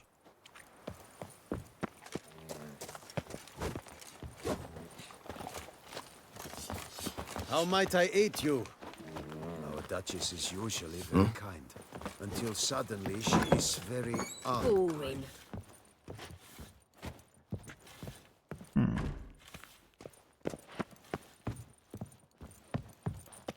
Might have to come back here later for like a story or something. I wonder if I can get a loan from Gianfinelli. And if I were to put up my wife as surety.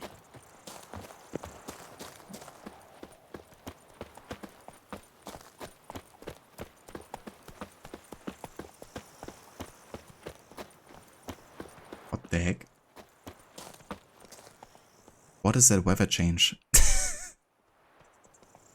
Okay then.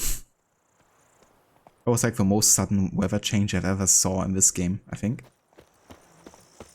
From like clear sky and beautiful sunlight and weather to just like foggy and cloudy and like a lot darker.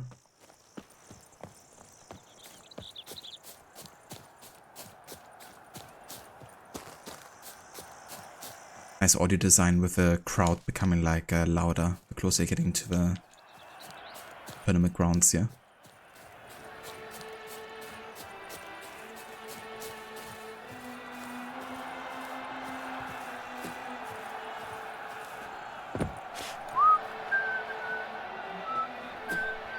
Killian never spent a summer in Ireland.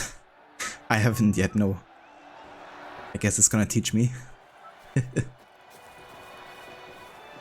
is how summer ends in Norway, best week of the year. Yeah, we definitely have those weather changes in Germany as well sometimes. But yeah, that was definitely quite drastic. That's literally how it'd be here. Yeah, fair. Definitely fair. And my girlfriend, she lived in Ireland for like a year or so. So she also told me all about the weather there in Dublin.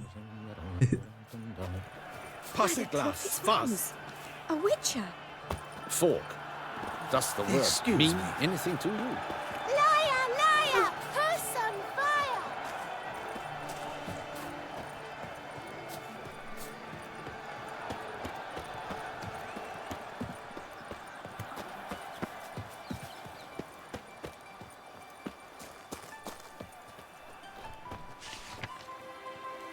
Economy of Troy's coat of arms. Looks pretty cool. I like it.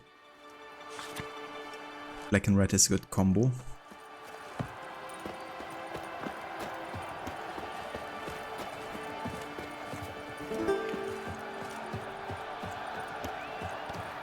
The gods have sent the beast as punishment for our sins. We have ceased to succor our ancient traditions. Baseness reigns where virtue once ruled. Lovely voice acting. And lust trump honor. Wisdom lies stripped of all that is noble. Do you know the colors I would see on the Duchess' banners? Generosity! Red, white, and the rose. valiant. Let's get as far away from her as possible. I believe I've made myself clear. My brother gave me a sword. I named it Needle. Let me see. Ah ja, wer ist Milton? Oh, so hot. Then what? You're in Beauclair, see? Oh my! But virtue always trumps villainy. With his friends at his side, Guillaume bested Goliath and restored peace to the land. Better acting than in Marvel movies. It's been like ages since I saw one for that. I mean, not particularly because of the acting, I just couldn't keep up with it anymore at some point. I still like the Marvel movies when they were like up to the first Avengers, I guess. But like 2 years afterwards is where I just stopped watching them pretty much. Because I couldn't bother like going to the cinema every few weeks or months just to watch the Marvel movies. There were just so many at some point.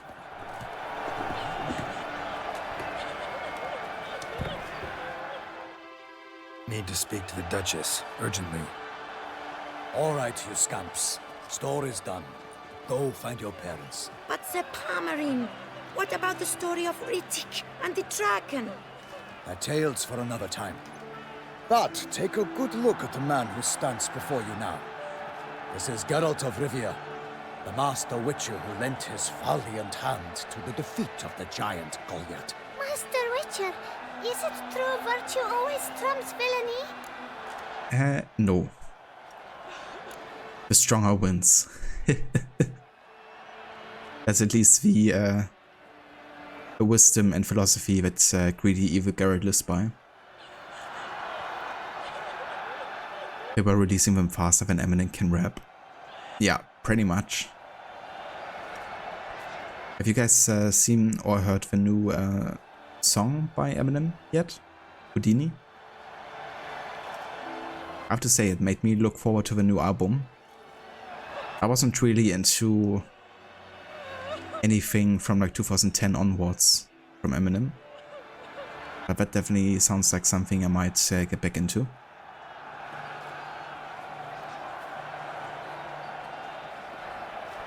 Much as we might not like it, virtue's got nothing to do with it. Victory goes to the stronger. So, is there no point to being virtuous? Not what I said. Then what's needed to vanquish villains? A sharp sword and some skill. But what if there's lots of villains and they've sharp swords too? And lots of skill. That's where virtue starts to matter. Because they say the gods reward the virtuous after death. Now, that will do for questions. Go find your parents. Her Enlightened Highness has doubtless arrived at the tourney grounds to watch the battle in the arena. If we hurry, we'll be in time to speak with her before the spectacle begins. Lead the way.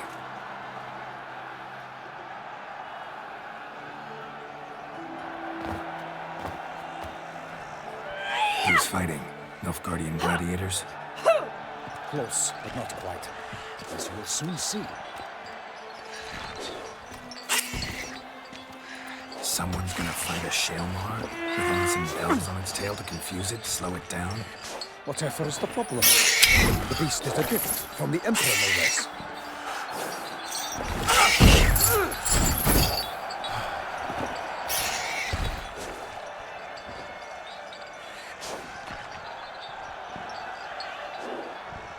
I mean, I don't think my Garrett really cares about it, to be honest, so nothing's the matter. It's so weird sometimes, you know, doing these choices because I always really cared about this. Not this time. Sure hope you know what you're doing. Master beast tamers from Nilfgaard's arenas will ensure the Shaelmar is faced. And that is sure to delight the crowd. Shaelmars are damned dangerous, even young ones. Need to be careful.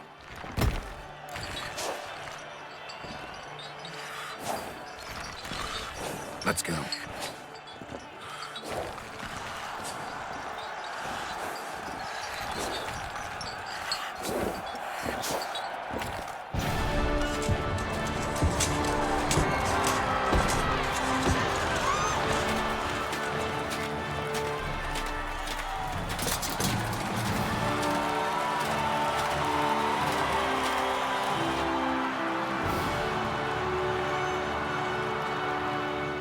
I dedicate my imminent victory to fair Lady Vivian.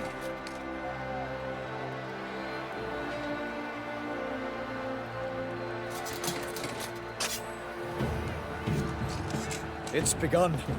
The fight shall have to end first. We must wait.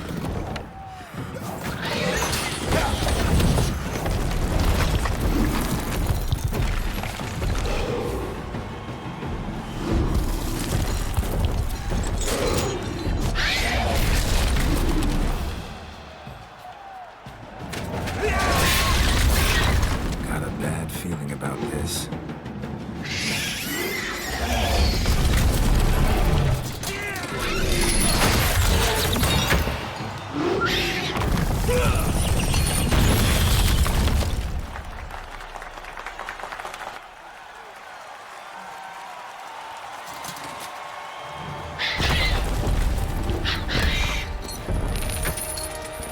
Damn it.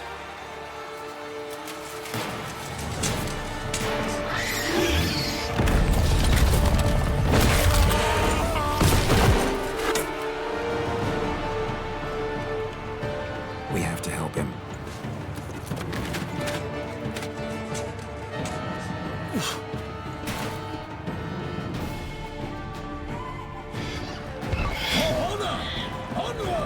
Gotta keep it down. Okay, it's potion time. So this is a Oak Reed, isn't it? I think. Or is it a relict? I always like the armor design in Witcher games. Same here. I think there's some great designs, and lots of them actually quite historically accurate to certain like medieval armors as well. Also, give me just 1 sec.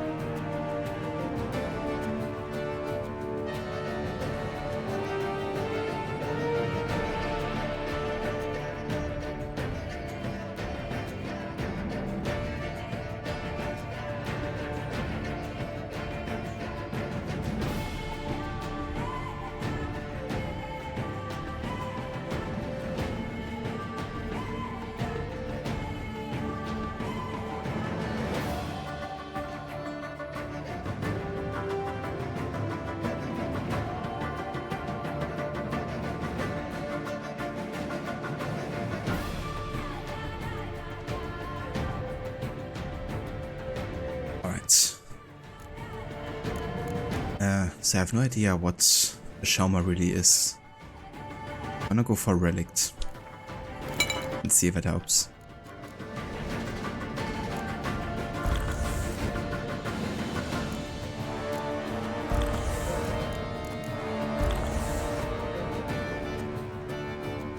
In the TV series where look odd, especially in the case for Nilfgaard. I never gotten to the point in that show. I've only watched like the first 2 episodes and then I didn't want to continue. Wasn't really my cup of tea, the TV show. But yeah, that being said, I definitely appreciate Henry Cavill. Even though visually speaking, I didn't think he was like a perfect fit in that sense, for me at least. But I think in terms of like how much passion he brought into the part, you know, I think he did great. And I definitely admire his, yeah, like effort, I guess, to try to be authentic to the character and to the series a lot, I have to say. It's definitely a shame that he didn't think the show was authentic enough anymore, that he had to like leave essentially.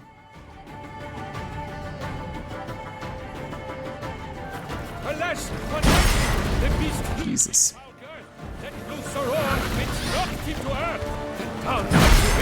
In one mighty pound, give fight to the beast, its plans confound!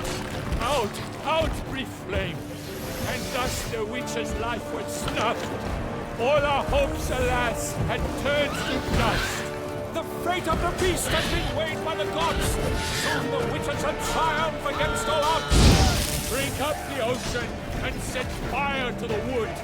For nothing in the struggle. How did it hit me? What the fuck?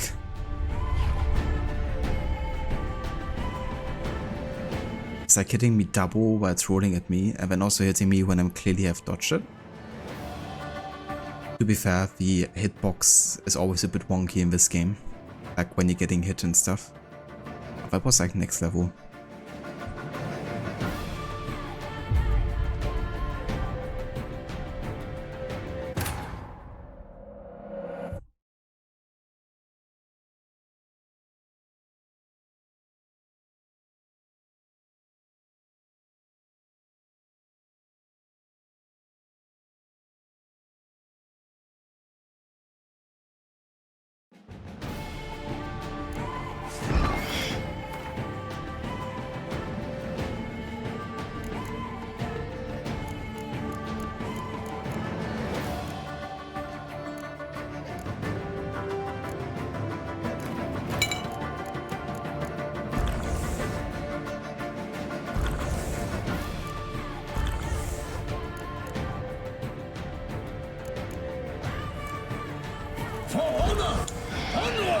Gotta keep it down. Get on the top of the power. Here's us. Alas, for night, heaved its foul girth, let loose a roar, and it's knocked into earth. Down came the witcher in one mighty pound. It fights to the beast, its plans confound. Out, brief flame, and thus the witcher's life was snuffed. All our hopes, alas, had turned to dust. Drink up the ocean and set fire to the wood. For nothing in this struggle can come to any good. Honor, land and country!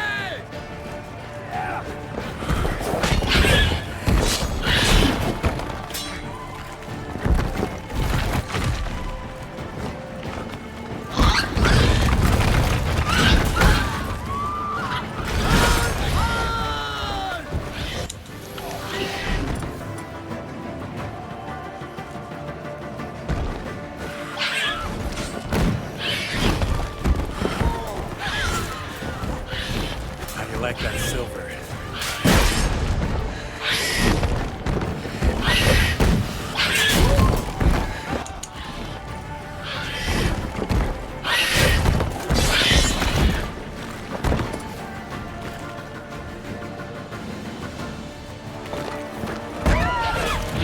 The fate of the beast has been weighed by the gods.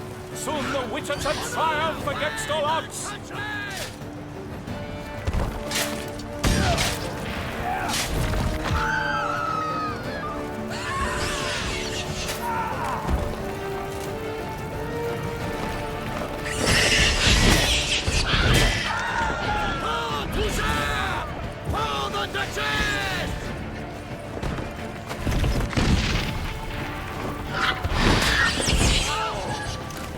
Yes, take fire damage.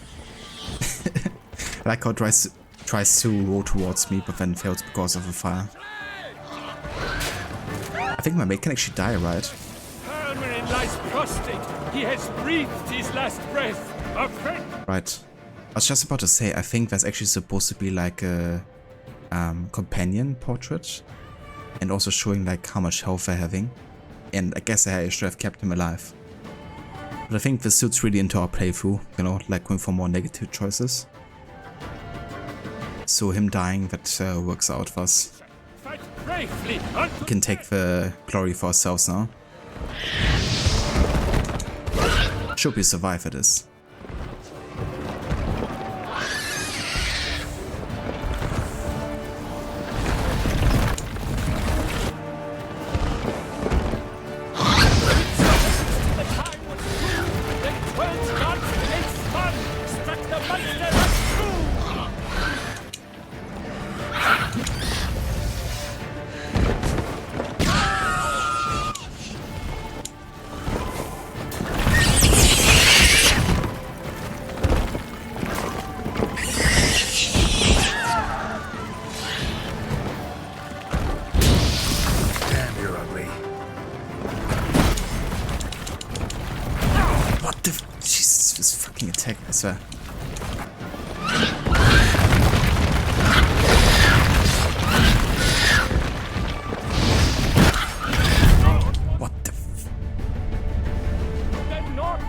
I can't even do shit against that sometimes.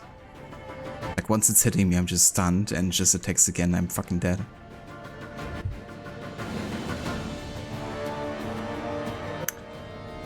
Oh boy, that thing on Deathmarch, no HUD, is not a joke.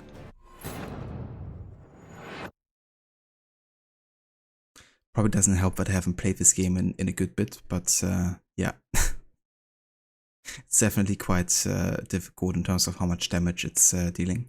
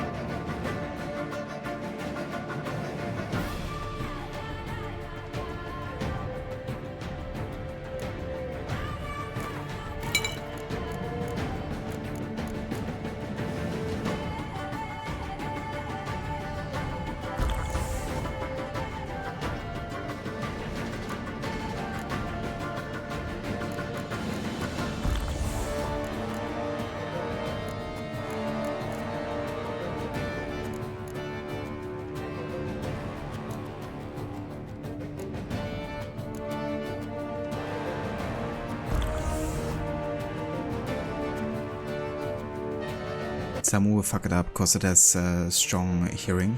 That's true. Yeah, it definitely kind of stumbles around a little bit. The thing is, because I can't attack the side of the back and it kind of like goes in circles, it's kind of like tricky landing hits. What's like walking about. It definitely is quite helpful. I should reserve it to when I'm like one-on-one again.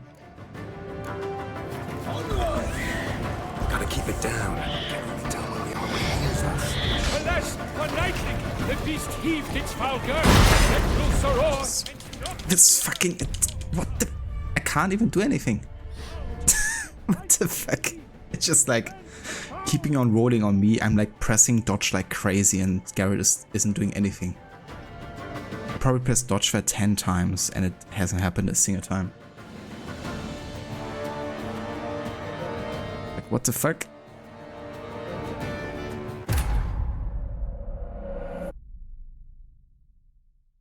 Just kind of like stuck in that getting rolled over animation.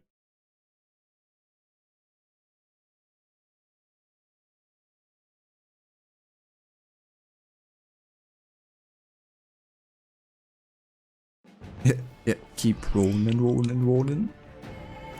I think that thing listened to too much Limp Bizkit.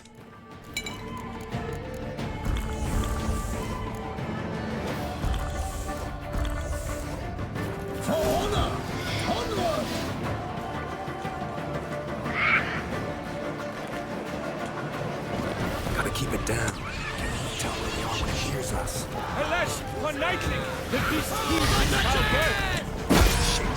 Let loose a roar and knocked him to earth. Then down came the Witcher with one mighty bound to give fight to the beast. Its hands confound. The fate of the beast has been weighed by the gods. Dude, what are these attacks? Triumph against all odds. How is that hitting me? Didn't even line with my freaking hitbox.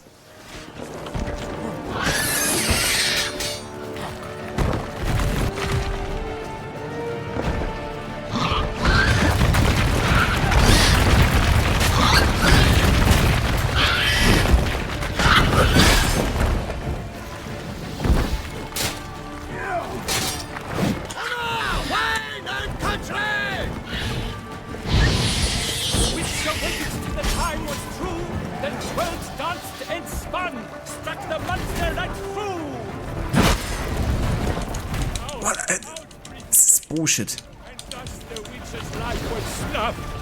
All our hopes, alas, had turned. I think art might be good against it, actually, now that I think about it. Drink up the ocean and set fire to the wood. For nothing in this struggle can come to any good. I think I should use art when it's like rolling, actually. What was all in the monsters the victor? Then naught shall have come of valor and vigor.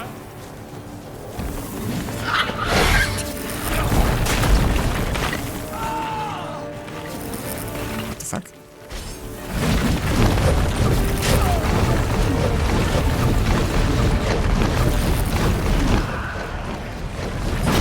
It's gonna stop.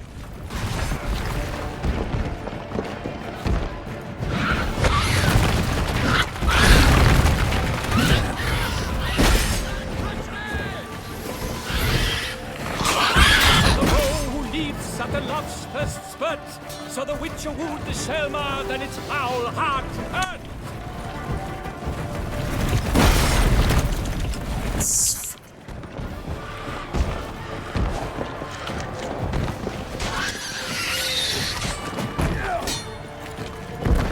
Ugly bastard.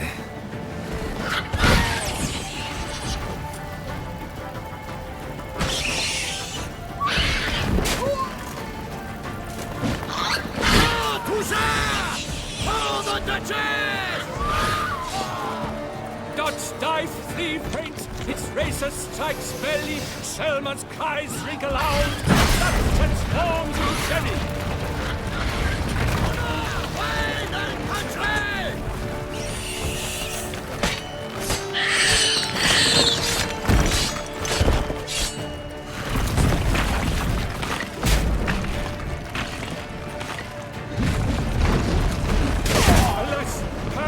Lies prostrate, he has breathed his last breath.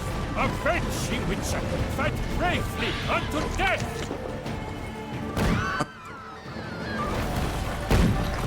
I think she hits the dude. There we go. Nice.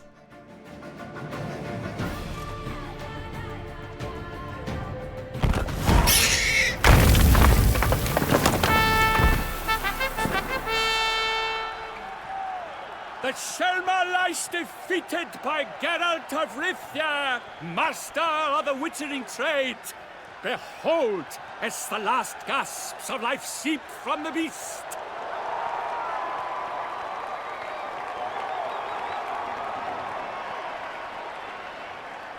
Master Geralt, do what you must. Finish the deed!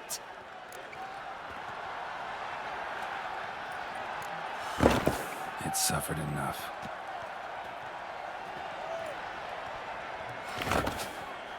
The monster lies slain! The fight is done!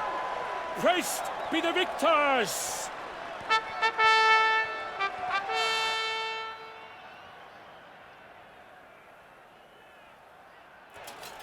Forgive me. I am not as nimble as in my younger years. You fought bravely. Thanks for your help.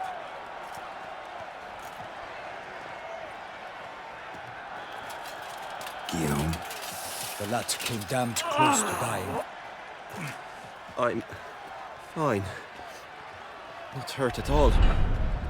Vivian? Smile as befits a hero and keep silent. Speech clearly pains you. She approaches. I'm surprised he's still alive, actually. Geralt. We must talk. Vivian. You shall talk later, in the medic's tent. Geralt, magnificent, breathtaking. Your Grace. We knew that to summon you was a brilliant idea. We are delighted, ravished to have struck upon it.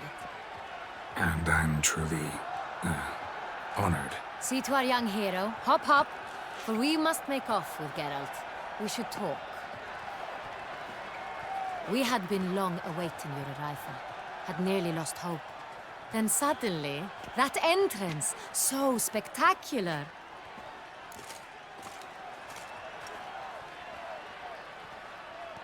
Yeah, I'm not gonna make another statement here about the fight because Garrett was pretty fine with it. Your Grace, my contract. I'd like to discuss it. Naturally, but not here. We shall need Damien. He led the investigation pending your arrival. But wherever could he be? Come, we must find him.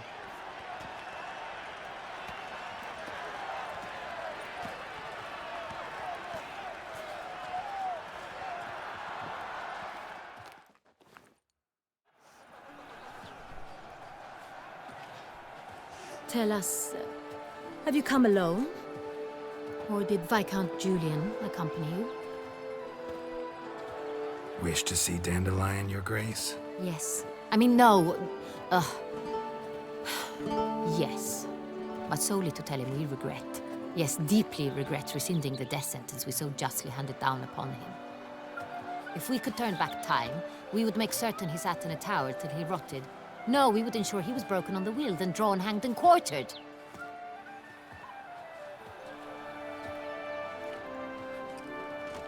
Ah, the very man we would entrust with these tasks.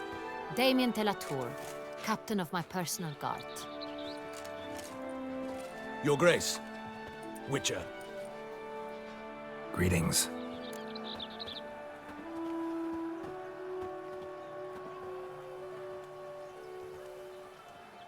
I should probably tell him about the Bruxa. But are we sorry about it? Not really. So I'm just gonna not tell him and take the negative repercussion that might happen because of it. I examined the body of the beast's last victim. Might have found something. Need to analyze it. A quiet place, that's what I could use most right now. And maybe the help of an alchemist or a mage. Also like to hear all you know about the previous victims. Take it Sir de la Tour is my man for that. Firstly, call me Damien, please. Secondly, you should know I spoke against summoning you here. I've heard much about you. You bring trouble, or thus far have, always. And we've enough trouble as it is. Yet we are capable of defeating the beast on our own, without an outsider's help. I've no doubt about it. Damien, we settled the matter of the Witcher's employ some time past. Definitively. Since you have broached it nonetheless, let us discuss Geralt's pay. Are the legends true? Do Witchers usually demand that which you find at home, yet did not expect? Not really. At least in my case. In my case, it's just money. Simple and easy.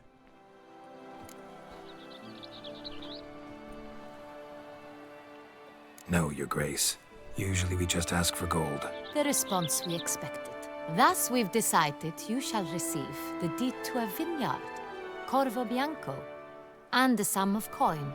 You will doubtless consider this adequate. Title to the vineyard shall be given to you at once. Surely you'll need lodgings while you hunt.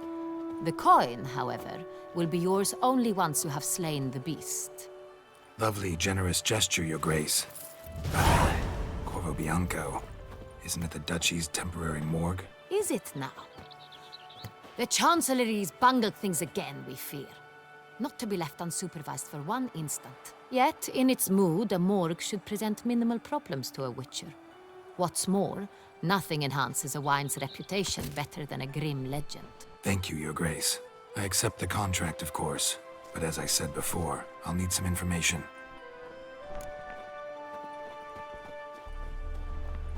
How'd it start?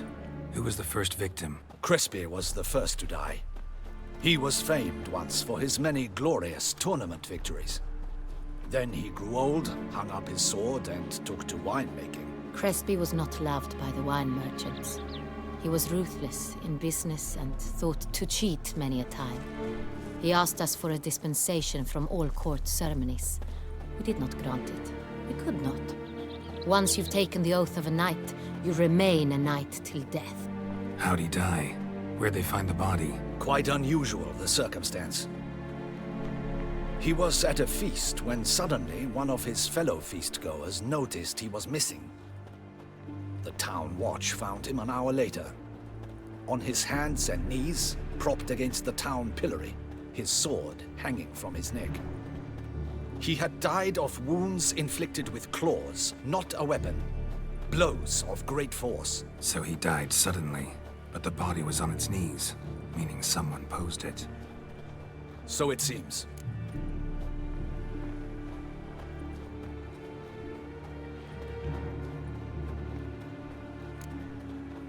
There we now also got the Corvo Bianco estate, of course. It's gonna be great because it comes with quite a few different perks. We're gonna explore later once we get to the renovations of it. Second murder. Tell me what you know. In the city there are certain nooks. No one reasonable ventures there after dark. Ramon Dulac's corpse was found in one such place. With the first murder, terror gripped the city. Its inhabitants grew wary, kept to safe areas. Consequently, news of the second victim came to us from a group of concerned cut-purses. Criminals fear the beast? Telling in a way. Take it you've excluded the possibility that Ramon died at the hands of these bandits. Do you believe me an amateur? Not hands, but claws killed Ramon Dulac. The wound was deep, clean. His body was found in a gutter, dressed in nightshirt and cap, a pillow placed under his head, and his sword replaced by a bed warmer. Ramon Dulac, a knight who but a dozen years past was an advisor to our father, the Duke. Someone went to a lot of trouble to make him look ridiculous. Maybe revenge was the motive. It's not out of the question. Dulac had shady dealings with the criminal underworld, but no one ever came forth with concrete proof of any misdoings. So, first two victims were knights, best years behind them. The same could be said of the third. Sir Delacroix was wont to claim that in modern times, knights face new challenges, enterprise being the latest addition to the chivalric virtues. He made a veritable fortune in the grain trade. Palmerin even nicknamed him Sir de la Stinchi. Found a coin pouch on his body. Contained florins dating from various times, hailing from different provinces of the Empire. Delacroix loved coin, true, but had no patience for numismatics. Lots of similarities between the victims. All the bodies were found in strange places under extraordinary circumstances. Seems the murderer, whoever or whatever it is, has some meaning to convey. These were honorable men. We are horrified by the disdain, the disrespect with which they were treated. These were knights of Toussaint. Blast it. Might be the point. From what you say, none was a model of virtue. Ever considered that's what the beast's trying to draw attention to? All the murdered men were knights who swore fealty to the 5 chivalric virtues. And even if Knights of Toussaint swear fealty to what virtues exactly? honor, wisdom, generosity, valor, and compassion.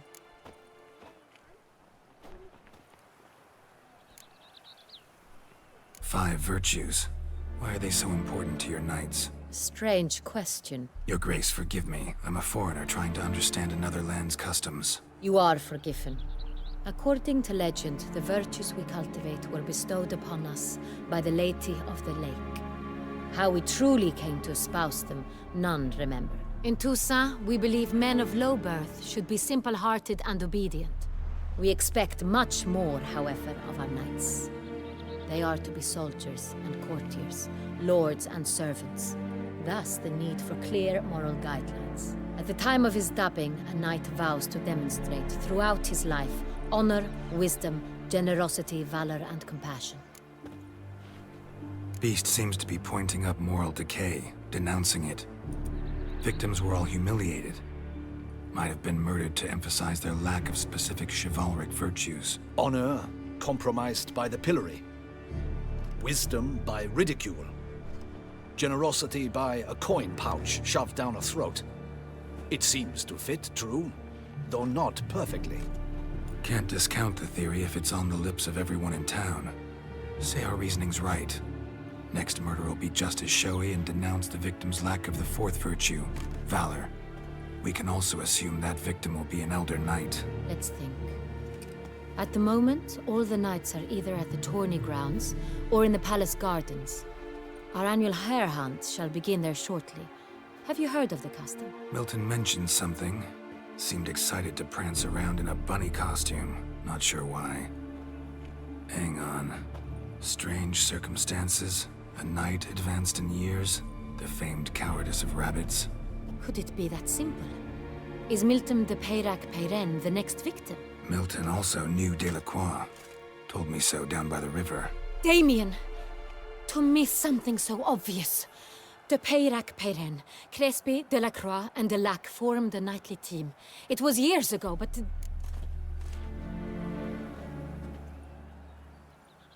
Yeah, Milton is in big trouble.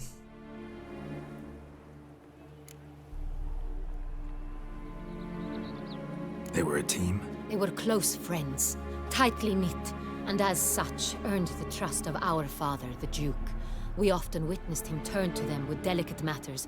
Later, their paths diverged. Unlikely to be a coincidence. Beast must know it too. It's a lead, I'm sure. Your Grace, we need to find Milton, immediately. Rather problematic. You see, the garden entertainments are due to start, and he's disguised as the hare, hiding somewhere, waiting for some tipsy courtiers to find him. The hare's hiding place is a carefully guarded secret. We must call off the game, at once. First and foremost, we must remain calm. Damien, order the garden searched immediately, but discreetly.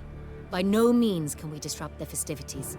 Panic will only incite the beast to strike sooner. And you, Witcher, follow me.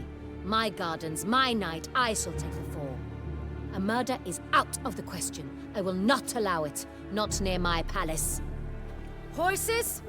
Ready our horses!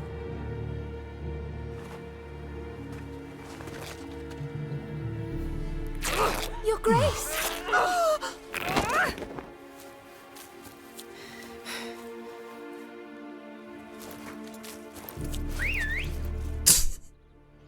Garrett's cheeky look. What the hell? Why, I should... Your Highness, Mind it doesn't get wrinkled. Onward!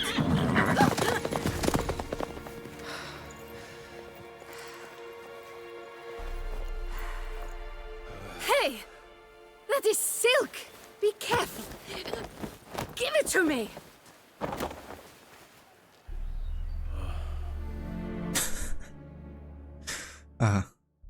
That dude. He was so hopeful. Right like the wind! You shan't find anything better in all Toussaint. Your Grace seems right at home in the saddle.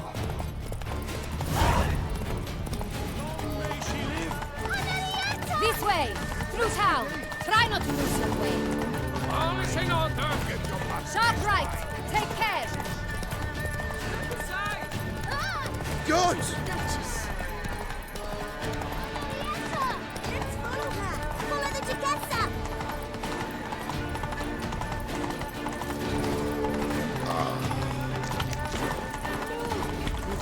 Why am I getting low health here? Clear the path! Clear the way! I guess because I'm still on high toxicity level or something. That's not good.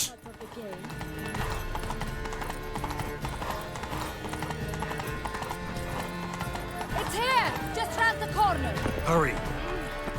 We must go to where the game is being held.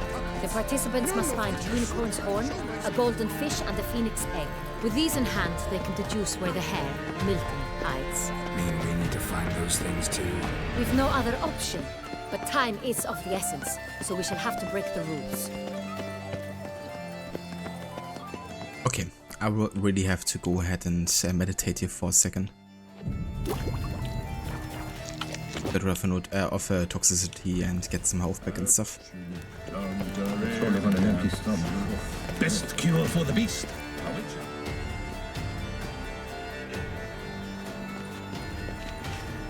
On second thought, through here.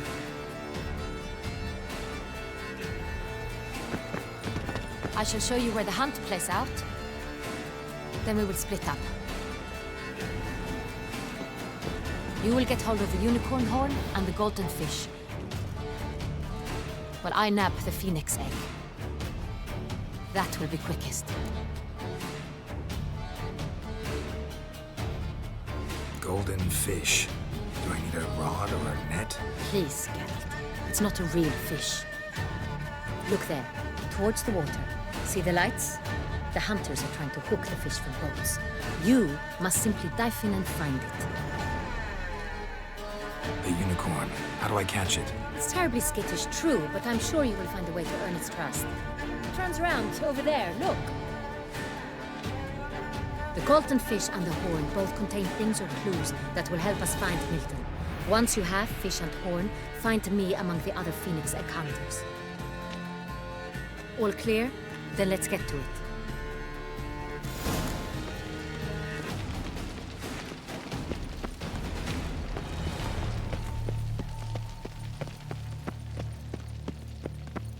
Unbelievable. Let's do this. All is in order.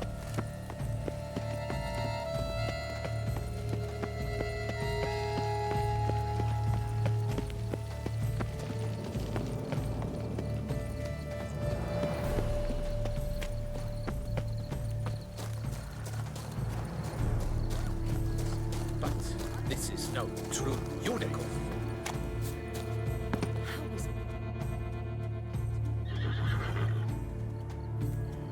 Perhaps an apple will work. Or some sweets. We would not be in this predicament, dear sister, were you still a virgin. Do you really wish to have this conversation again? Here and now? Hush, or you'll spook the beast. We shall try the sweets. Hey folks, gonna have to ruin your fun. Sorry. Who's that?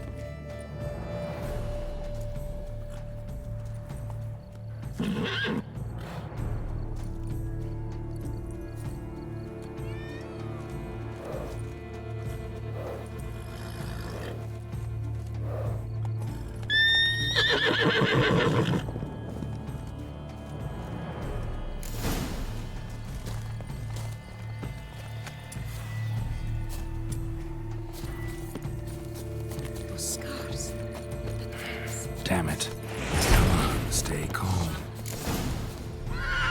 Shh, calm down. Easy now.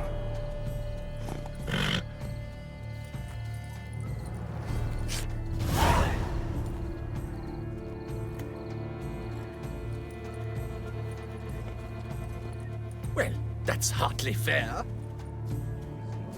Flagrant cheating is what it is. Sirs, we must teach this scamp some proper sportsmanship. I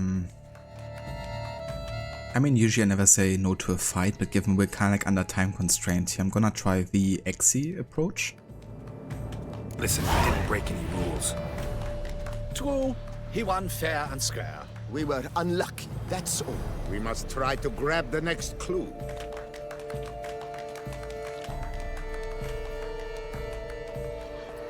Gardens are huge. Be better off on horseback. Unworthy.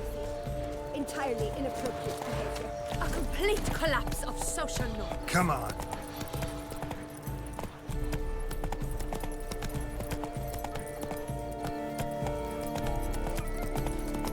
Should the beast who is spying turn a command out? Go now.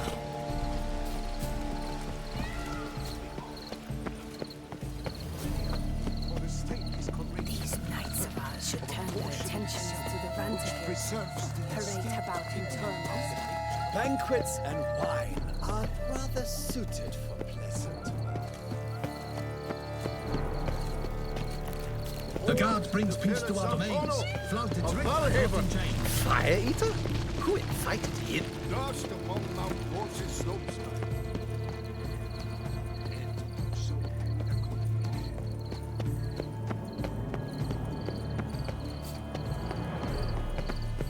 Golden fish should be easy to spot once I'm under. It was to be golden. Do you think The light is positively useless. What the blazes? Did someone just dive in the water? Perhaps that's the way to do it.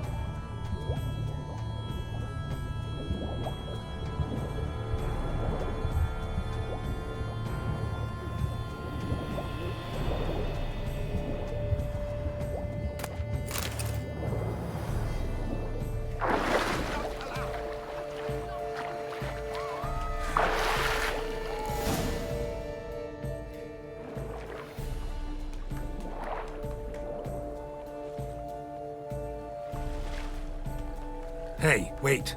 Stop. It's important.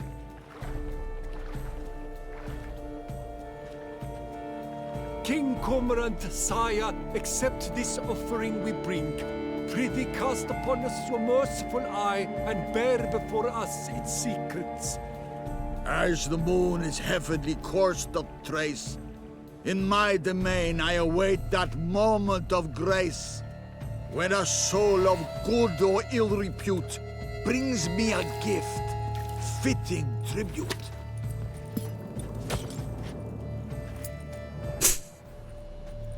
A key. I love that direction. Why, you bomb-botched wretch! He's ruined the game! Disgraceful! Yeah, I'm very sorry, you know, but this is a life or death situation. This is an outrage.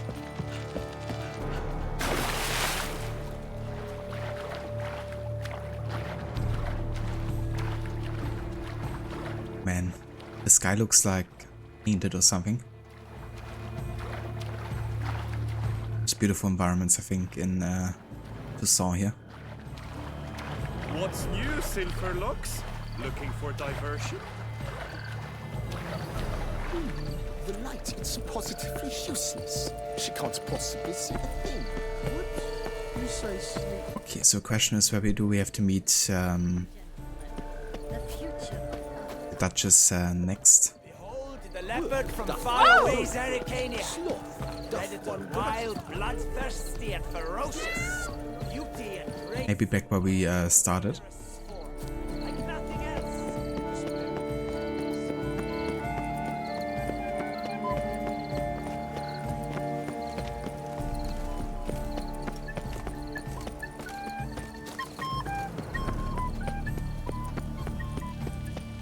Is the game to your liking, ladies? Aren't we, Lord Curious Trousers? Then we've to look by the water. No looks there for one night. Still waters.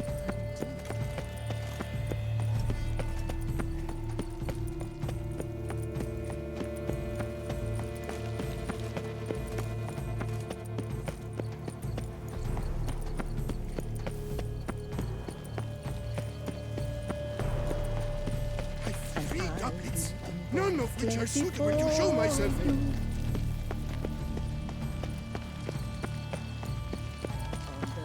Have you found the Peyran? Not yet. Perhaps we should stop the diversion after all. All is in order. Does the quest objective say? Just to meet her. Okay, let's have a look at the map here.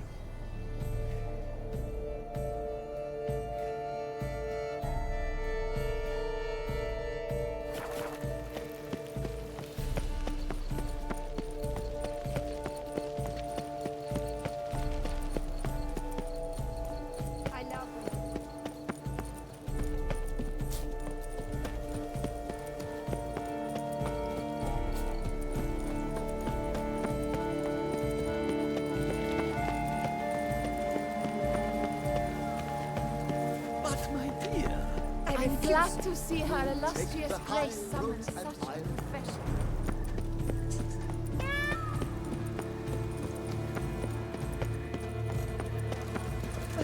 Banquets and wine. If you please, Your Grace. We do not please. We act out of the highest necessity. All shall be explained later. But it's against the rules. I am the rules.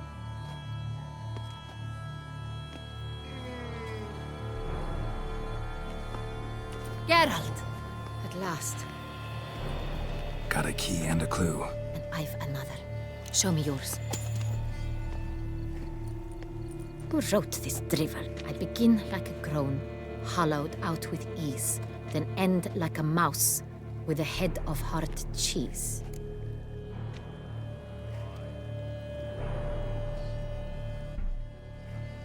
In like a groan, hollowed out with ease, then end like a mouse with a head of hard cheese. I'm in a cave, I guess? Groans, hollows. Could be a cave, I guess. Now that's just silly. Look, if we take groan, hollow it out and fill it with ease, the letters that is, we get green. Then mouse, but starting with what heads heart cheese. Why, it's greenhouse. Pretty clever. And it sounds right to me. There are several greenhouses in the gardens, but only one with a door that locks, and the key to it looks just like the one we found. Greenhouse it is then. Let's go.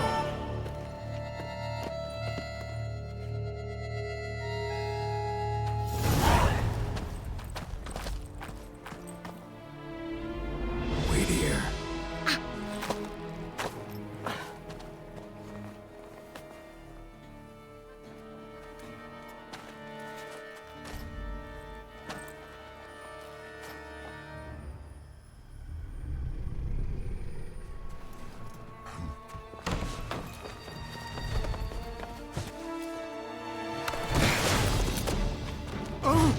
What the butch?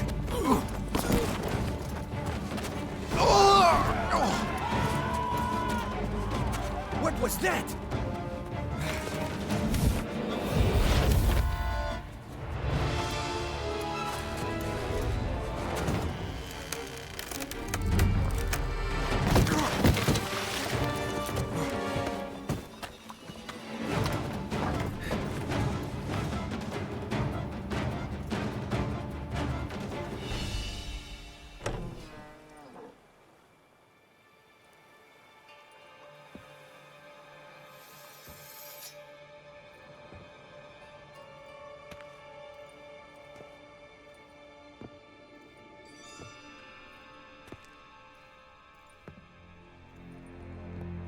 I'm here.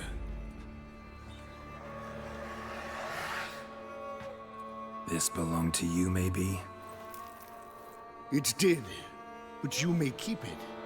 I've a new one. I do not know you. I've done you no harm. Yet first you butchered a Bruxer who was dear to me. Now you pursue me. Why? You've killed 4 innocent people, at least. And you? How many innocents have you cut down? Well, truth be told, many. I'm gonna be honest about that. I love that chase scene. You know, it actually showcases Garrett being able of like some parkour stuff at least.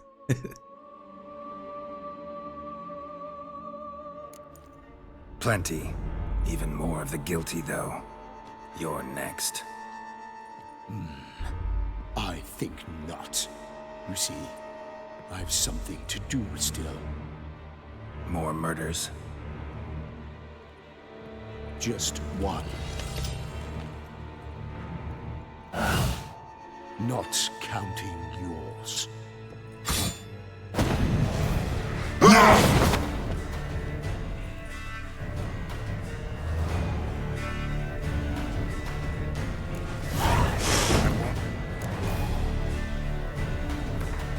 Alright, another vampire fight.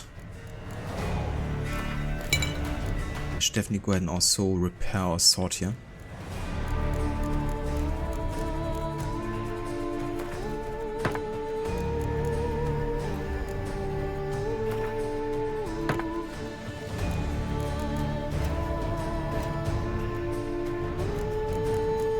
Definitely black blood. Didn't we also have like a decoction that was good against vampires as well?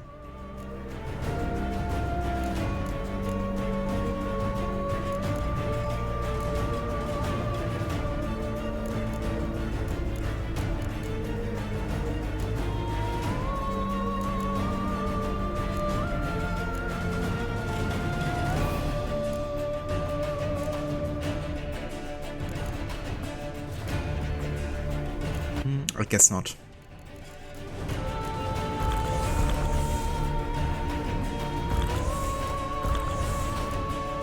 Kill again.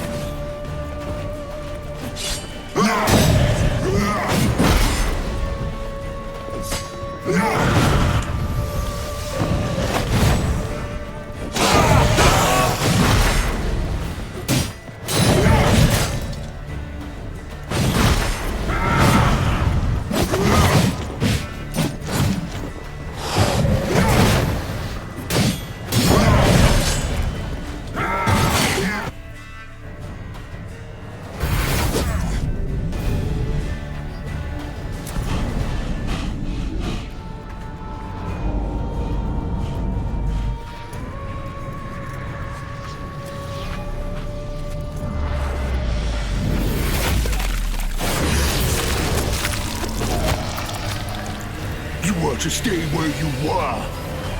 Regenerate. I know you're in trouble. I can help. I'll help myself. No, he's my friend.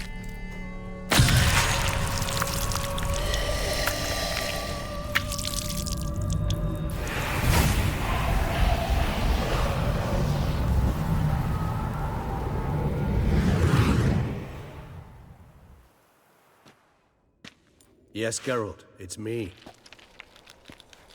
Regis? You alright? All is well. All's in order. Wounds such as these heal on vampires in moments.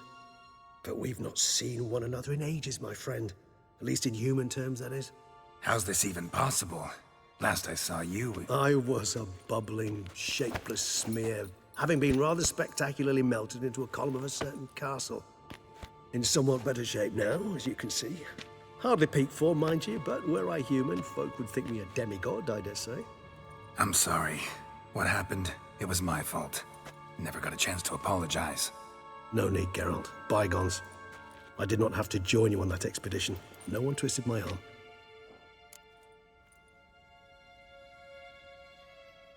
Leo, that reminds you of a Doctor Who episode when you were a kid when the Master gets shot. Regenerate. I'm actually currently watching Doctor Who for the first time. We're only on episode 3 now next of the 2005 season. But yeah, if it's like an episode that releases part of that season or one of the later ones, I'm definitely gonna see it eventually.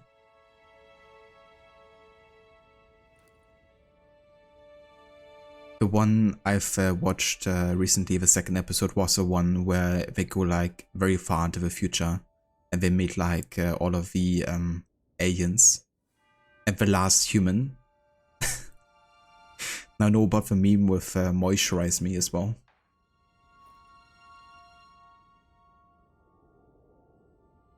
when David Tennant comes in, it's like peak television. Yeah, that's the one with David Tennant. It's definitely quite funny so far.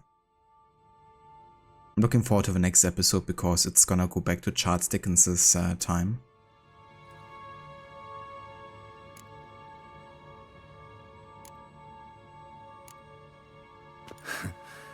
Local serial killer seems to obey you. Maybe you could talk him out of it, convince him to stop murdering. Why do you think I've come? It shall not be easy, as Dettlaff can be rather stubborn.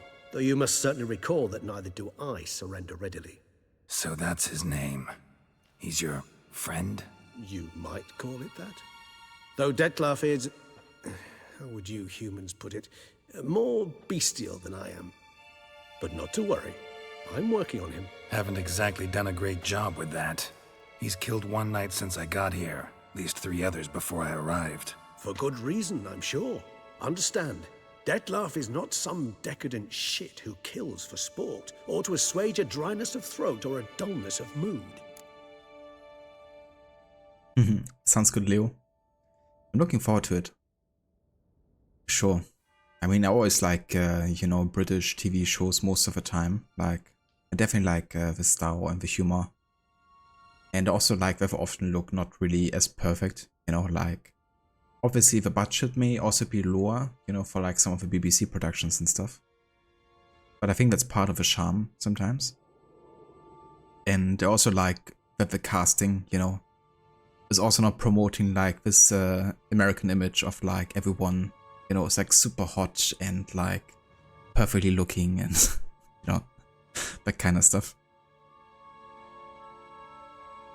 And I mean, the storytelling is also quite good so far, and I thought the set design and the costumes were also really good. Like especially all the alien designs they had in the second episode. It was some high quality stuff.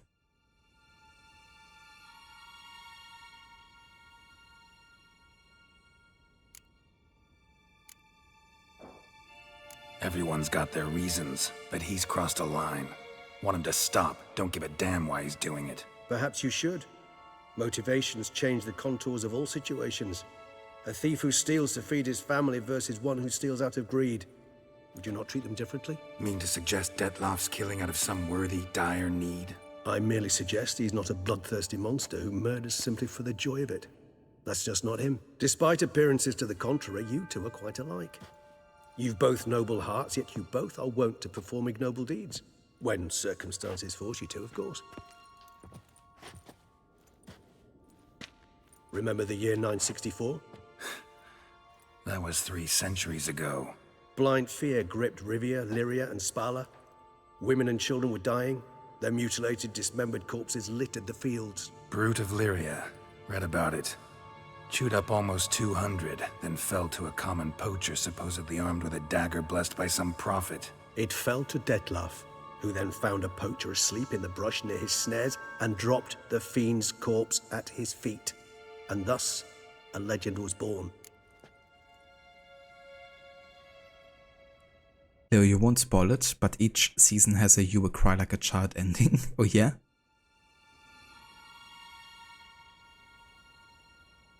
I'm looking forward to it. I'm definitely gonna keep you updated once I finish the season.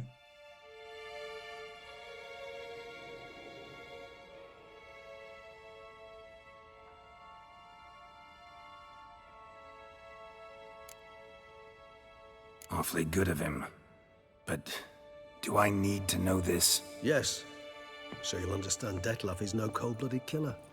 I believe he's landed in some mess and he sees no way out. What makes you say that?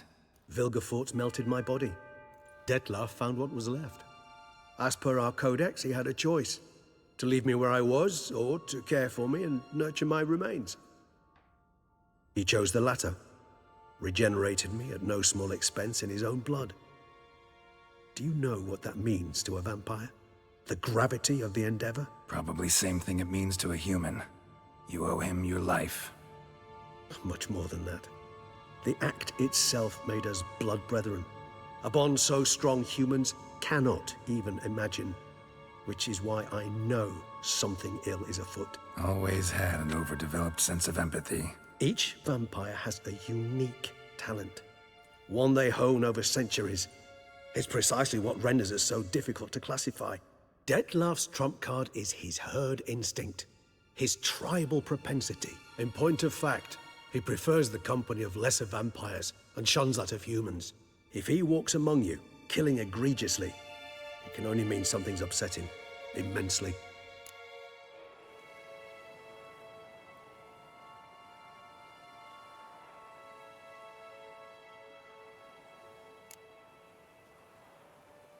Grace put too much hot sauce on the breakfast sandwich. Mistakes were made. Oh no. Yeah, I've definitely been there when the hot sauce is a little bit too hot or just too much. Is there like any way you can maybe like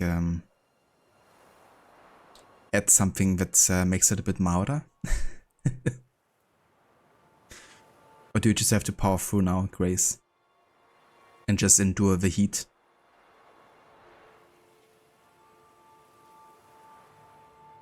But that sounds delicious though. A breakfast sandwich. What else did you put on the sandwich?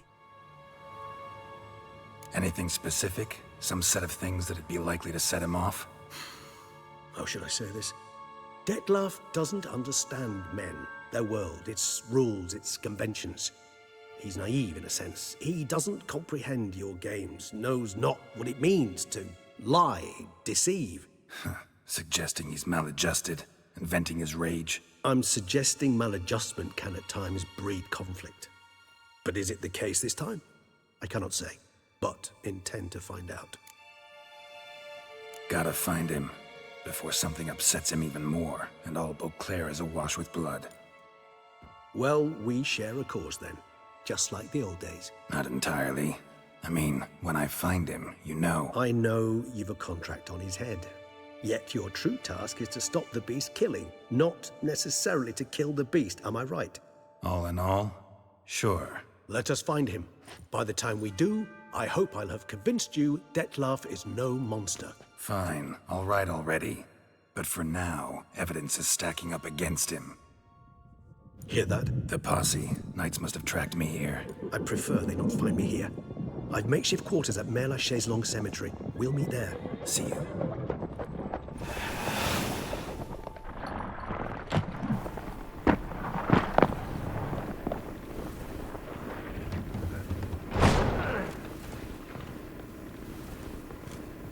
Witcher, we flew here as fast as our courses would carry us. Yet I fear we're late all the same. Pray, where is the beast? Still investigating. About to inspect this site. Withdraw your men before they trample all over the evidence. Sirs, we must let the Witcher do his work. Milton's murder cannot go unavenged.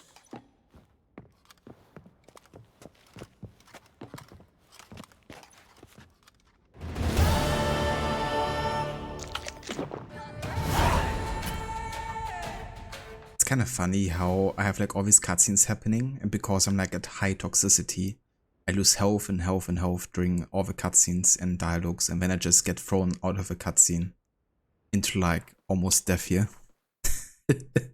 with like 1 HP. Let's just go and meditate here for a second. And we're gonna go and heal ourselves back to full health. Leo, the perks of being a smoker, your taste buds are basically good from Witcher and spicy food doesn't hurt.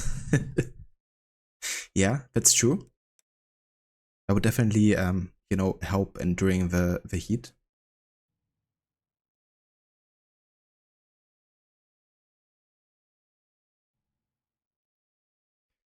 Hey Grace, if you're going through hell, keep on going. It already has garlic mayo and you put the hot sauce directly onto the bun, so you've just gotta eat it.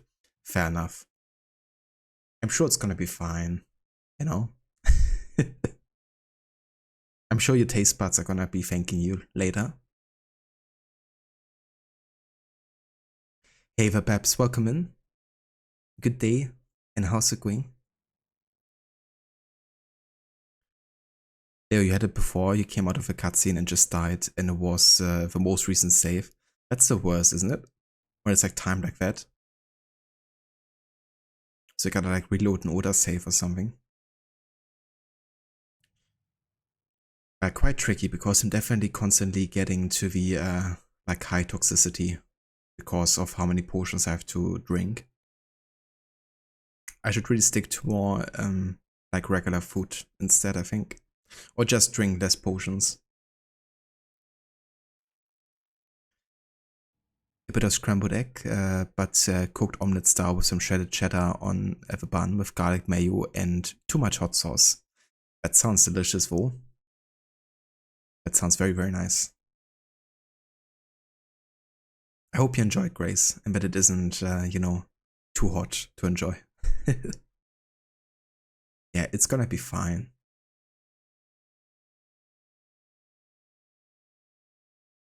You have to spam pause and try to use white honey, then white raffet in a nanosecond.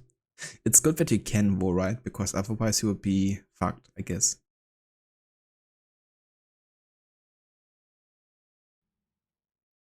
No worries, Babs, whatsoever. Thank you for dropping by and saying hi. I hope you and the little man are doing well today. And yeah, I probably definitely catch you later. Somewhere, maybe at Rod's or Lucinda's or whoever else is streaming. You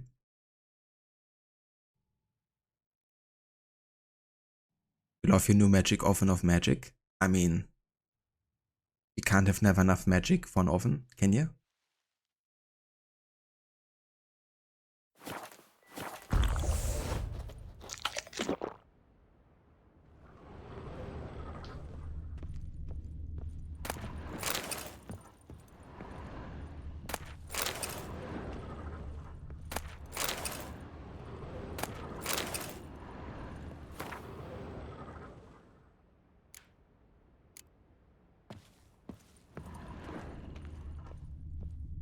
Alright, so before we're gonna go ahead and actually do this investigation, I would really like to take a break. I haven't taken one yet because things are kind of happening back to back pretty much.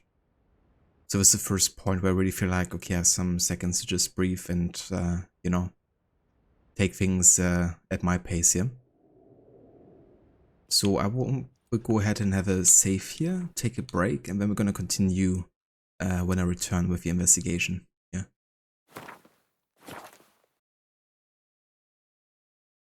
You don't have to actually do anything, you just shove things into the oven and it gives you back amazing food.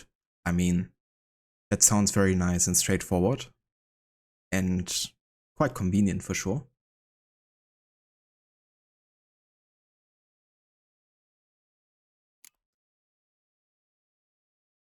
I wish my oven was like that.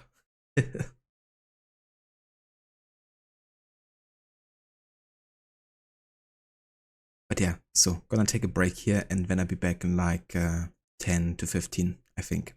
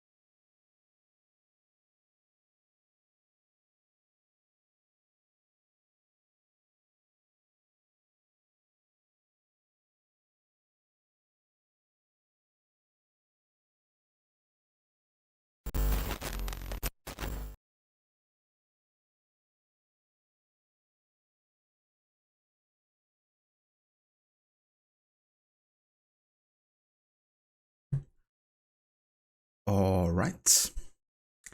Welcome back to more of The Witcher 3, the Blood and Wine DLC, with our first no HUD DEATHMARCH playthrough. And yeah, we're gonna continue here with the investigation of Dettlaff and his hideout here. It's gonna be some stuff we have to observe and find out for the Duchess. Thank you, Caspar. Welcome back as well. Hey there, Halesi. Welcome in. Oh yeah, this game is great. I'm also definitely a big lover of The Witcher 3. I love both the main game and the DLCs, but yeah, they're all great in their own regard, I think. And this one certainly has added like lots of new features and of course like a completely new area, which is also quite nice.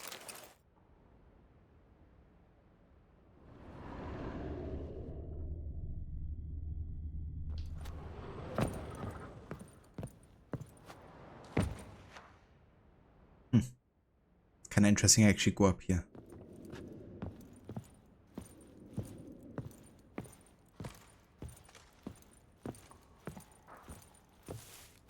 Nice.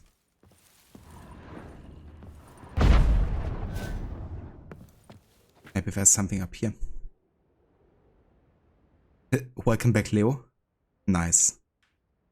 Yeah, that's one of the new emotes I've added for Garrett there.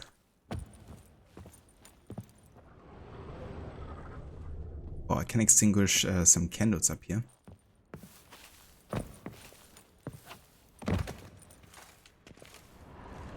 There's not even anything inside there. Never mind.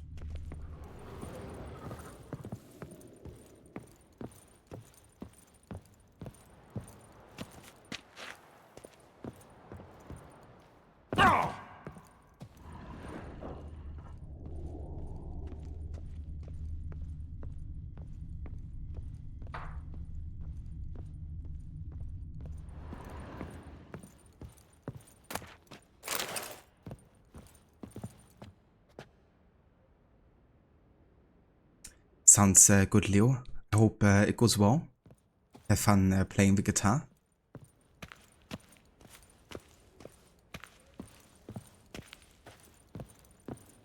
And thanks for the lurk, dude. I appreciate it. Where do I live in Germany? Well, I'm not gonna reveal exactly where I live, because internet and all. But I'm in the Berlin area, I guess, like close to Berlin.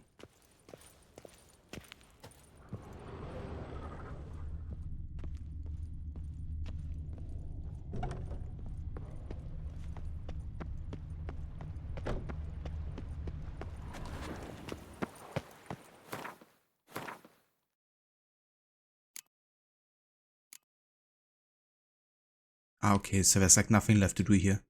I thought we actually had to do some more investigating this place, but I guess that's not really applying here. Never mind then. That means we can now actually go ahead and yeah, start exploring, I guess, until we find the cemetery where Regis is meeting us. Can have a look around Beauclair here. Sir! Sir! A letter for you, sir! Letter? Who from? Can't rightly say, sir. I was just to deliver it.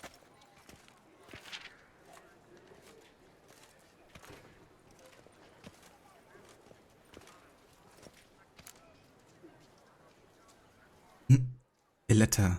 Who from? That could be a good clip, actually.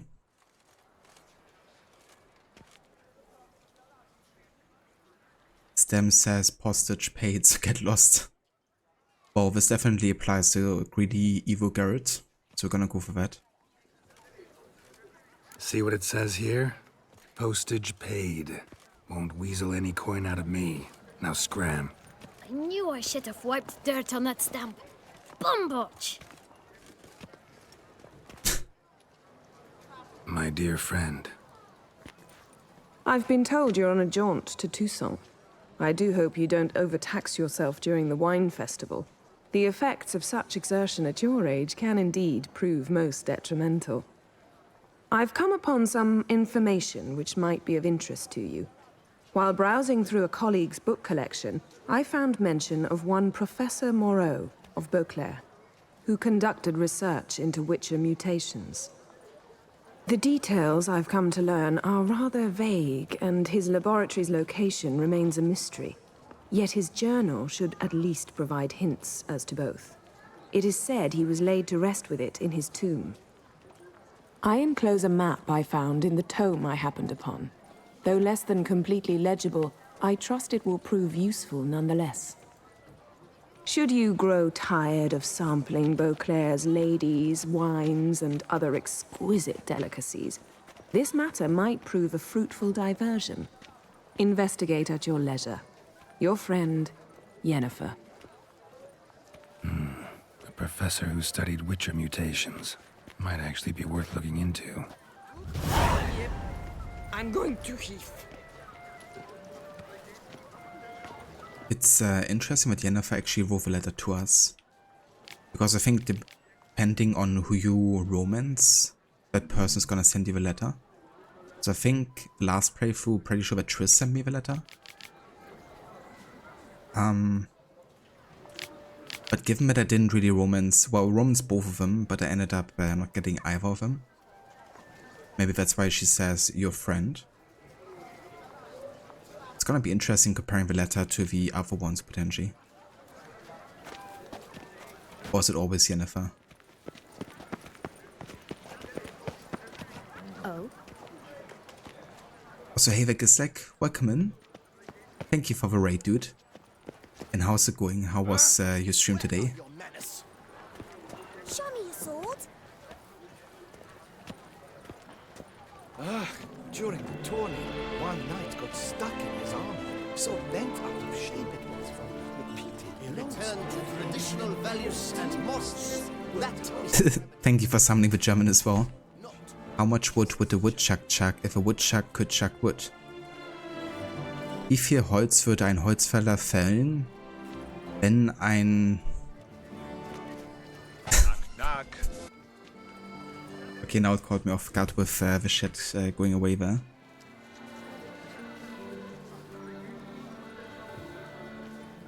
Here in Beauclair, all's right and fair. So, wie viel Holz würde ein Holzfäller fällen, wenn ein Holzfäller Holz fällen könnte? There you go. That was a tricky one to translate, given the grammar of it.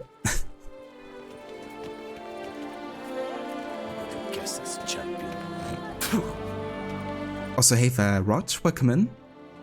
Thank you for the raid, dude. And welcome in, Raiders. How's it going? How was the rest of AC Syndicate today? I hope you ended up finding all the Helix glitches.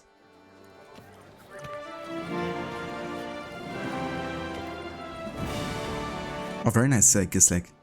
Yeah, Fort Rise would be a good game to add, given that you also mentioned its historical authenticity, I guess.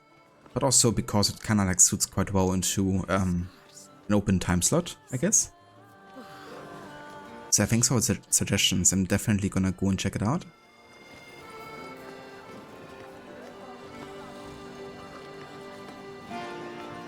Welcome back, Grace. I hope you enjoyed the breakfast sandwich. Holz-based. Eva Ave, welcome in. Yeah, thank you for joining. And welcome into the Blood and Wine DLC for Witcher. A fruitful hunt to you, Witcher. We've been going after the Beast of Toussaint today. Exploring a very new area. I'm watching your flinty hide. I can go in here.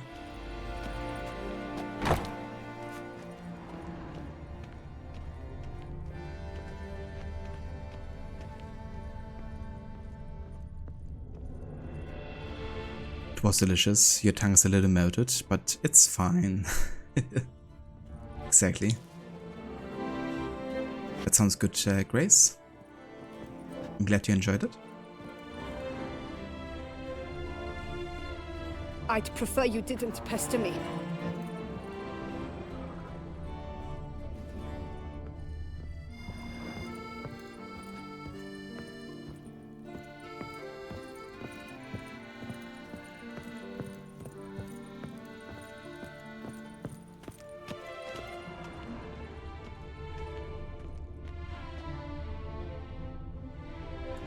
Bit bloody here, isn't it?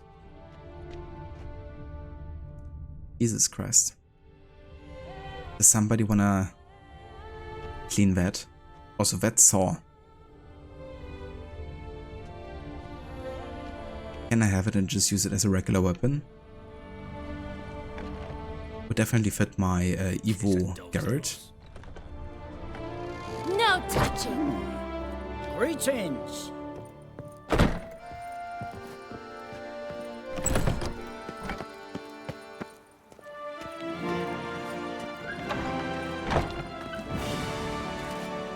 Hey Verrot, welcome in. Twitch froze for you for a few moments, but for stream and bow you have about 13 perks left to get. And you want to get the loyalty of Robert Topping to 4. Worked on doing that for Ned, and yeah, making good progress. How's Blood and Wine going? That sounds very good, dude. Sounds like you also made definitely some good progress overall.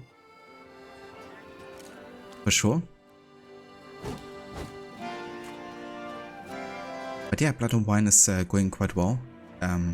We've been mainly having like story cutscenes and lots of dialogues and stuff, and a few boss fights.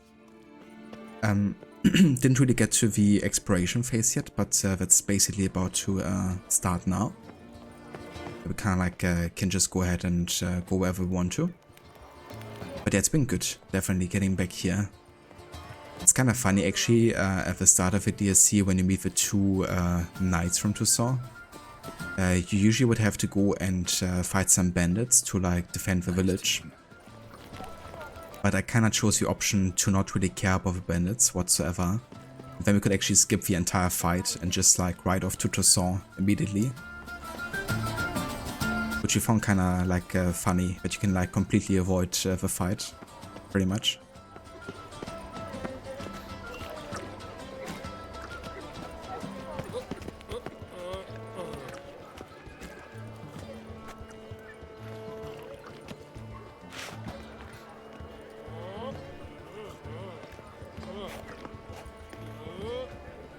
Well, I'm definitely not a biologist, Gisek. It was like my worst kind of like topic pretty much in school. Together with chemistry. So you have to ask somebody else. Absolutely, I'm looking forward to explore this because it's just a beautiful open world as well, I think, that they created here. And there's also, of course, lots of Gwent enemies to defeat. I've also went ahead and added some Garrett emotes to better TTV and Franker faces.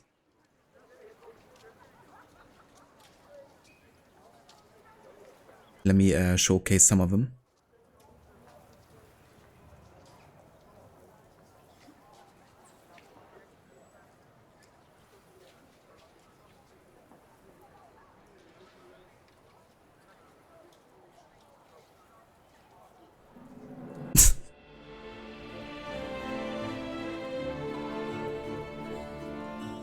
Giving us a bit of Garrett variety.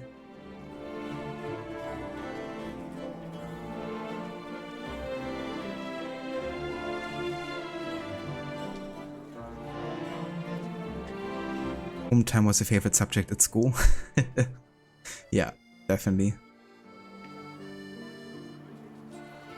Love me some Gwent, absolutely. And also with the added class now, or Skellige. It's gonna make for some nice variety. We also, of course, added some might be worth looking into. Some new Gwent music as well.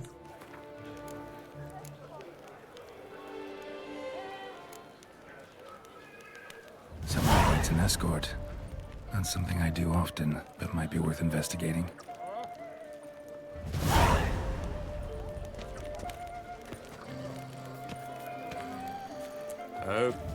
Sounds good, Gislik.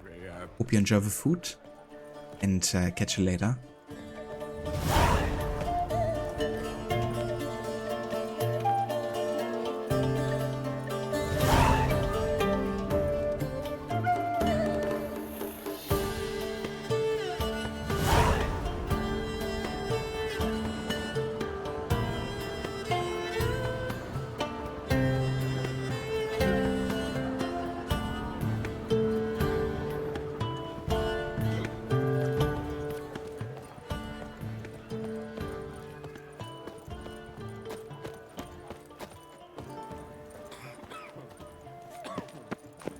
Have I gone absolutely cuckoo? Selling all dirt cheap?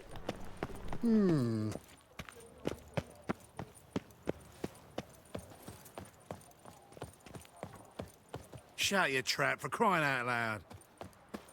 Help a poor bloke out. He's like, shut your trap and then help a poor bloke out.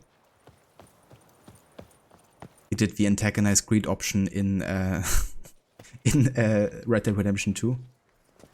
Slow and steady winds the race. Home awaits a challenger. His tongue, Witcher. Pacifist of Fury competition, sure thing. Do you wish to jump in? Considering it. So you're not surprised. Consider this as well. Here, intellect counts as much as strength. You see, Mancomb is no ordinary fighter. Mancomb? First I've ever encountered that name. One should never judge an opponent by his name. Master Mancomb is a saddler, though a valiant one at that. His blows are as fierce as his riposts are sharp. Can I have your glasses?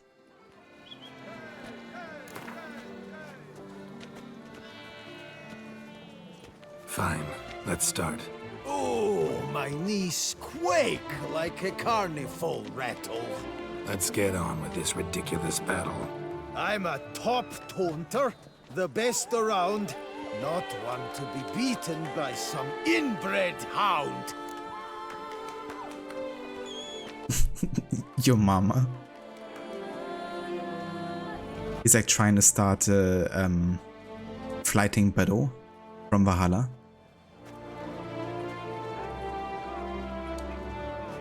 Here we got the Monkey Island reference. Hell yeah. And then also some insult rhymes. Your taunts? I've heard dogs retch things more profound. Hear how pathetic and stupid you sound. Well, how then is this for a clever tongue twister? You're a bum-botching, blackened, bile-filled blister. Your mama. Ah, Jesus. Think you're confused. That sounds more like your sister. I'm immune to disease, but even I'd die if I kissed her.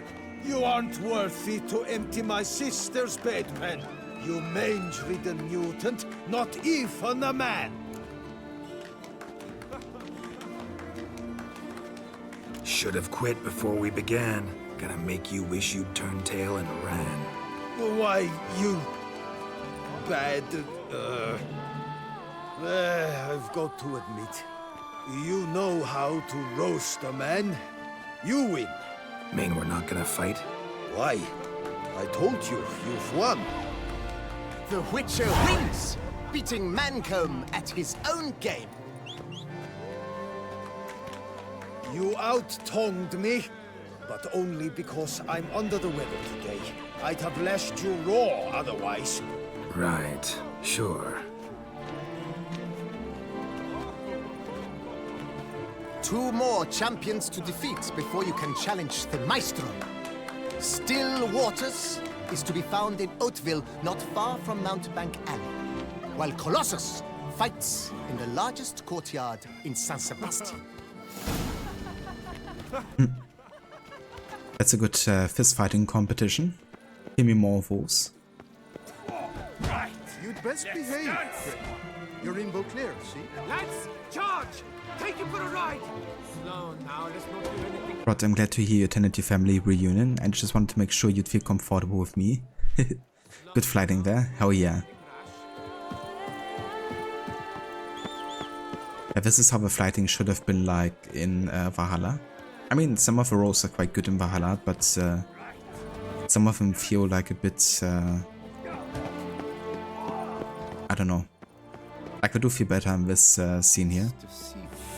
But of course, then again, it's not like a stable mechanic where we have to create like multiple different, you know, rhyme battles and stuff.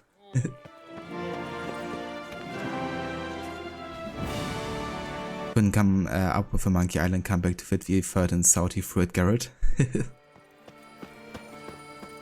But yeah, there's definitely lots to choose from. So you never know when one might actually, you know, actually fit in some kind of like context.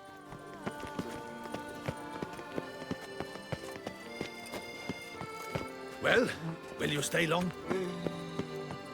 Colours I would see on the Duchy's banners. All is in order!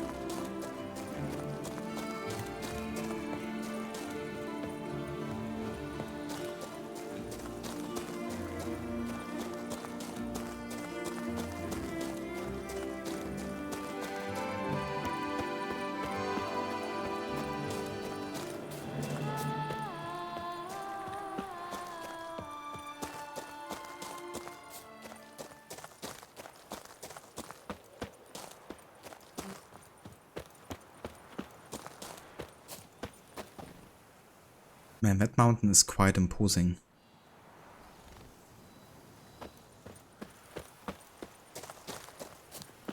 Would be kind of cool if you could like enable like a mod where you can go out of bounds and then like try to get all the way to the top of it.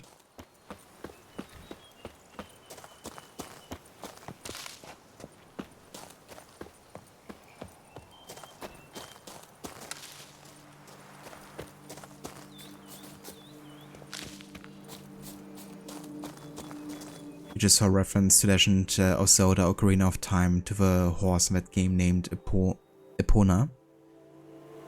It was where that horse statue was near Mancomb. Ah, that's cool. And so many references here that are getting over my head. But at some point I will have played at least some of the Zelda games. I do actually have everything set up for Breath of the Wild, so I could jump into that game at any point. Whenever I would fancy it. But I also really want to play Wind Waker because that game looked really interesting to me.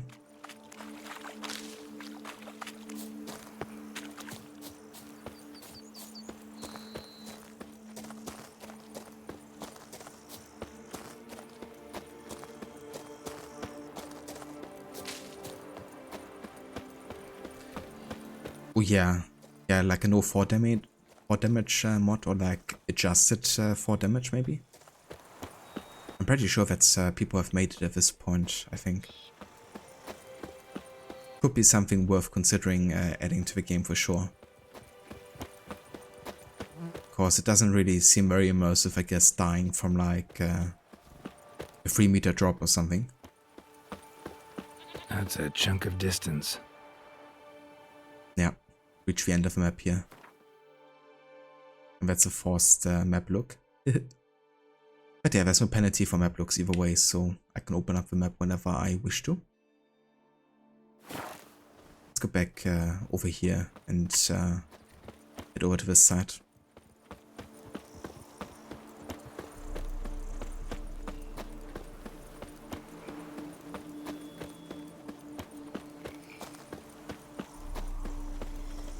Breath of the Wild is one you haven't played yet. You have a lot of catching up to do with the series, including Wind Waker, because you never played that one.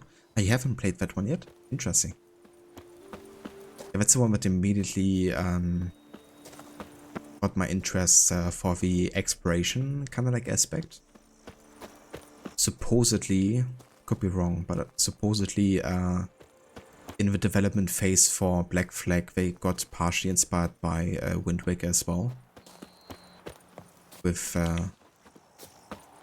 yeah, kind of like, you know, this go from one island to the next type of like exploration. I guess one of the developers was really a fan of the game or something.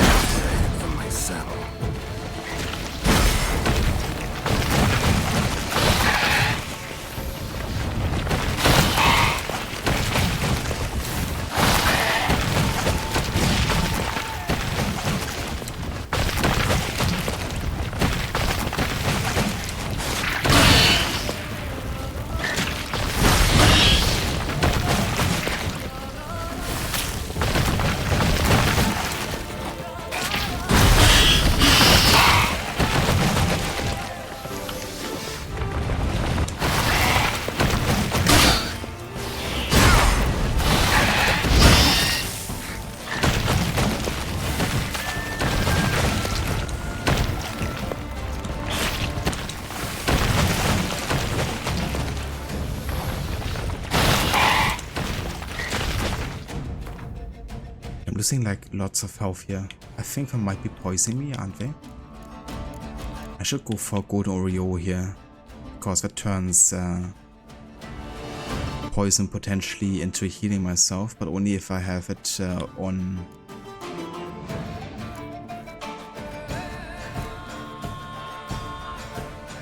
like a high level here.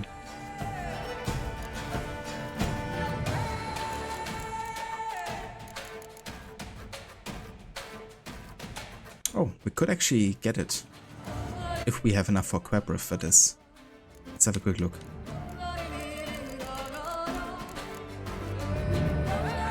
I can't craft it during combat. God damn it. It would have been so good.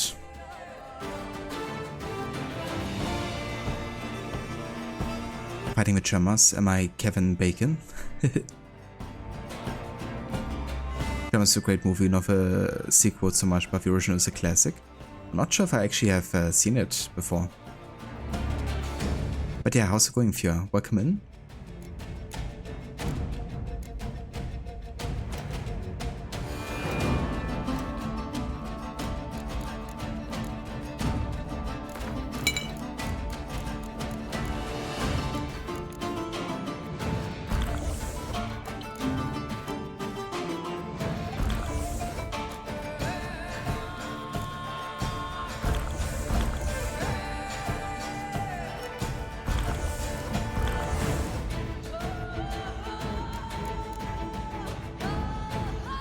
Oh shit, kinda wasted something there.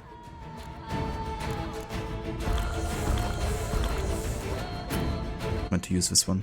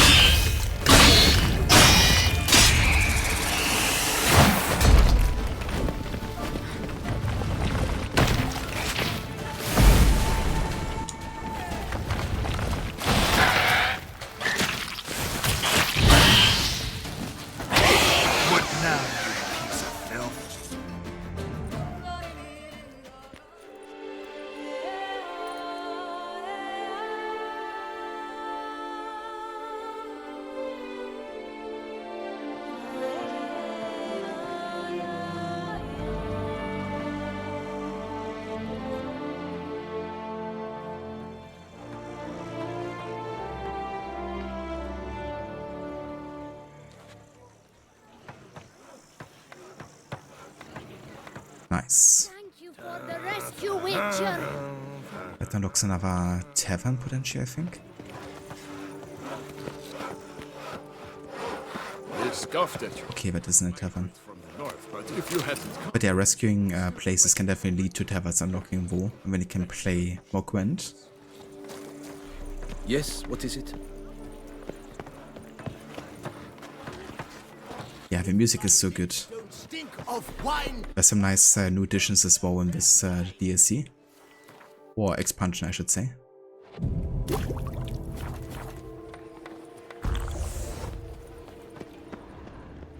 How goes it? Salutations! Oh, I'd stomp wine with that one. Oh, and what do you get for all that work? I think I'm coming down with a fever. How goes it? You've no idea how I envy you. Good day. Lippink Lippiota! We're saved!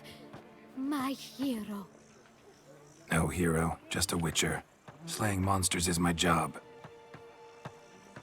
Brave and humble! Oh my! Oh!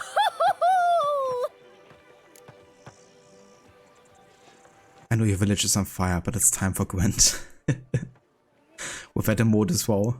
I gotta love it. I love that edit there of Leonardo DiCaprio from Django.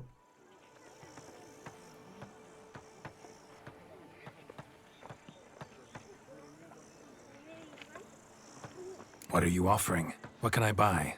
The best herbs in all Toussaint! I mean, sounds good. We could return all of our ability points. A potion of clearance. We can do the same for mutations.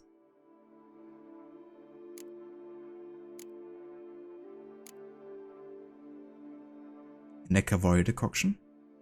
50% increase to mounted combat damage. I mean, maybe for the tournament actually. Why not? I'm gonna buy all of these because I need them quite bad. I think I'm just gonna buy all the herbs here. I have more than enough money.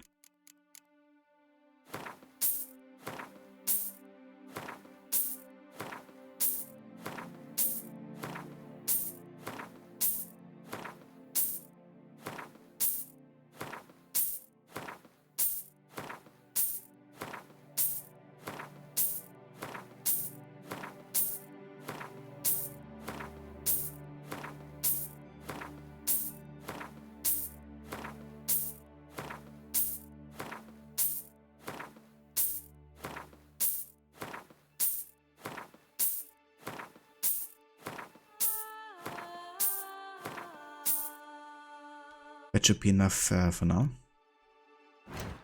Let's have a look if I can craft anything.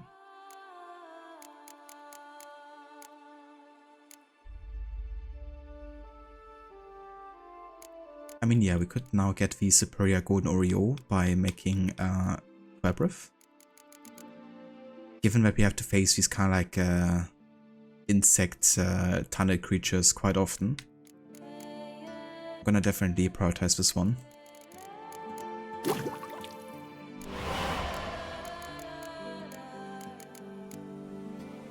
So now potions, poisons now heal us instead of doing damage.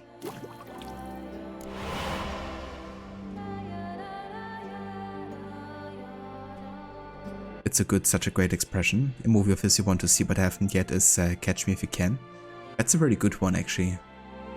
I watched it quite a bit in my teenage years with like my siblings. One of those movies you rewatch quite a bit. Definitely an interesting story of this kind of like a con man, you know, taking on all these different personalities and then like working with the government and stuff later. It's kind of funny though, because apparently a lot about that story, which is supposed to be based on true events, is actually also a lie, as recently surfaced. So yeah, apparently it's not so much of a real story as people initially thought it was. But I still think it's a really good story, you know, like for a movie. Yeah, it definitely is fitting that a con man was like literally also conning the story that he was telling. But yeah, Leonardo DiCaprio played the part really well, I think. And he was still quite young at that point too. Meanwhile, he had to kind of like impersonate like doctors and like the people caught in charge of airplanes, like those guys. So definitely like men with quite a bit of experience.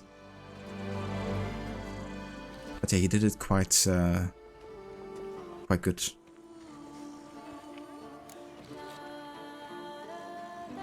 So yeah, I think it's a good movie, for sure. Pilots, that's a word.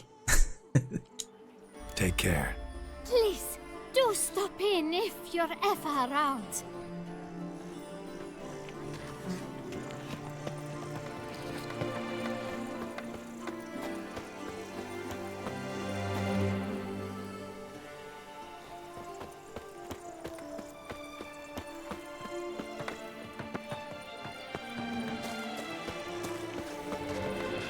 Now, where'd you get them catty peepers?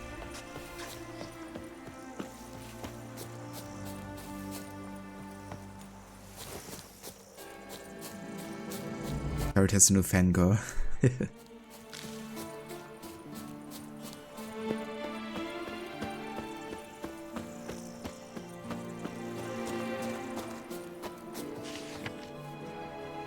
Arrest warrant. In accordance with Article 161 of the Ducal Code, the Attorney General for the City of Beauclair has designated a reward to be given to whomsoever shall bring before the court 1. Loth, son of Mark, alias Half-Breed, or else provide proof of his passing.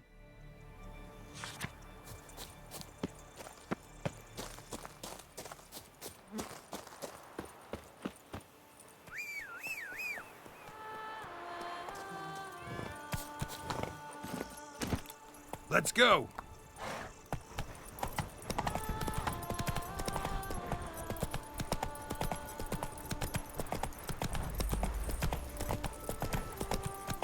Move it!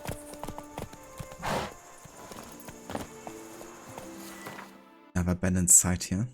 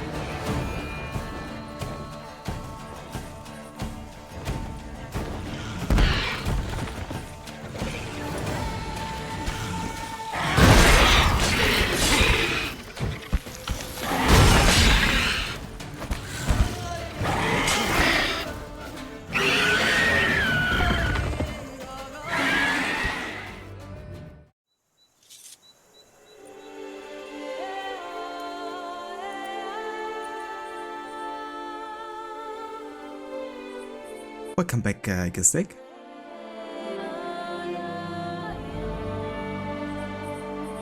Hope you enjoyed your food.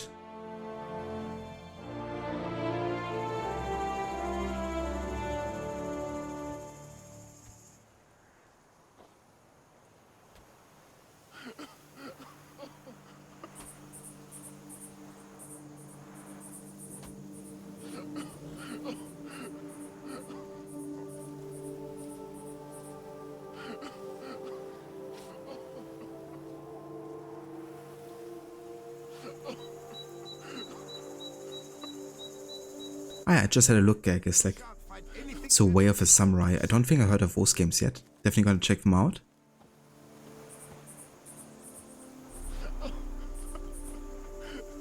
Or Quiet in the Trenches and Partisans. Nice.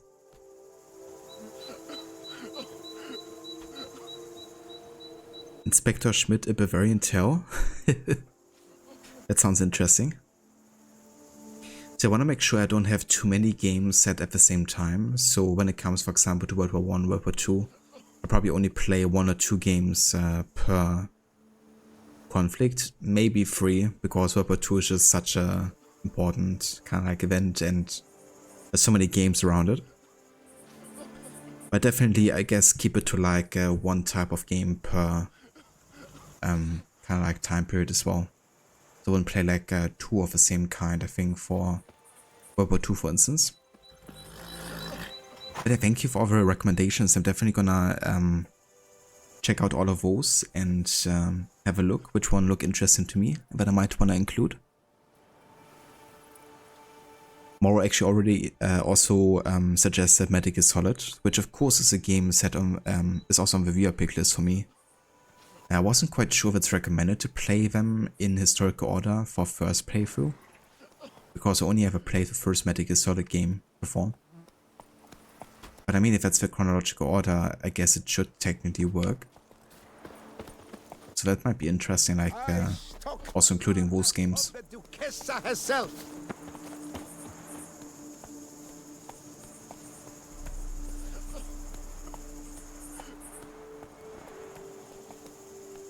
Yeah, World War II has definitely I mean, not too many games in that sense, but it's definitely an oversaturated setting.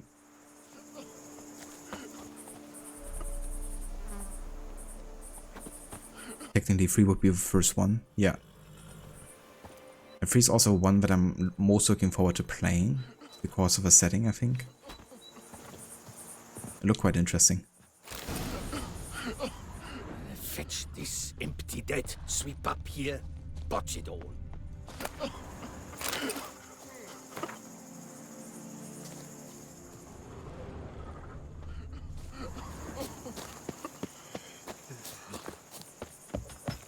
Find yourself some work. Come evening, I'm off to the wells, quick as a flash. Those girls can't wait to see me. Greetings and welcome. He's to save us from the beast? Come evening, I'm off to the wells, quick as a flash. Those girls can't wait to see me. Fetch this empty dead, sweep up here, botch it all. Move it!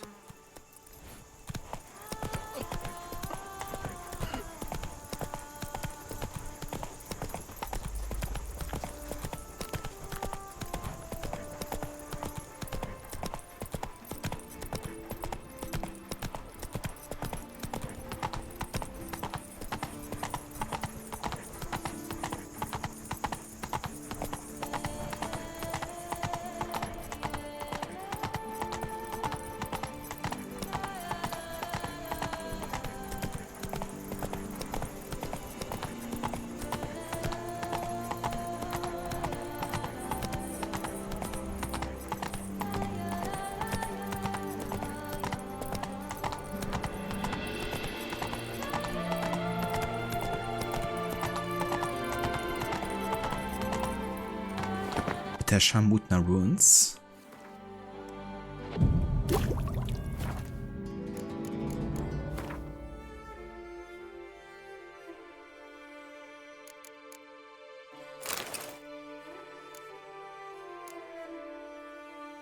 Oh, look at this. 80 plus damage. I think we're gonna go exchange our silver sword here. And what are we gonna add on top? More crit chance maybe?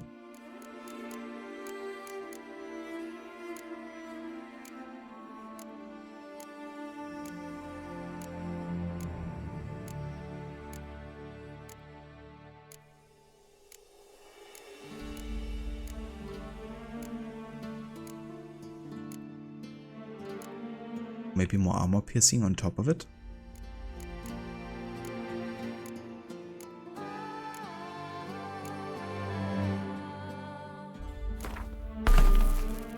That works. We could wear the ass's ears from the Hearts of Stone DLC. They look beautiful.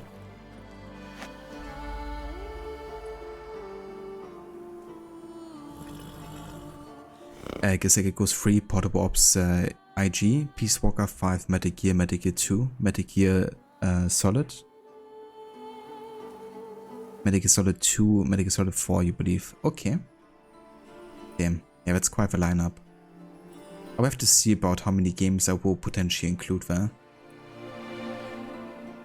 Because I think I'm primarily interested in the Metal Gear Solid series for now. I will have to see. But yeah, the entire Metal Gear Solid series is basically on my viewer pick list because they've been picked by Morrow. So it might be a nice way to actually include them, to be honest.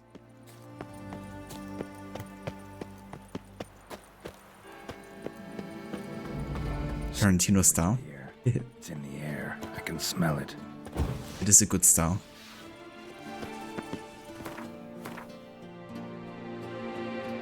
What's your favorite? Isn't Metal Gear Solid 4 the one with the 1.5 hour long cutscene or something?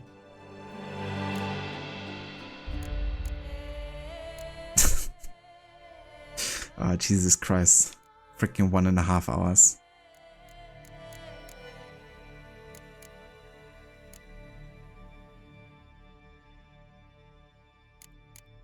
Just create like an entire movie for a cutscene. Seems legit.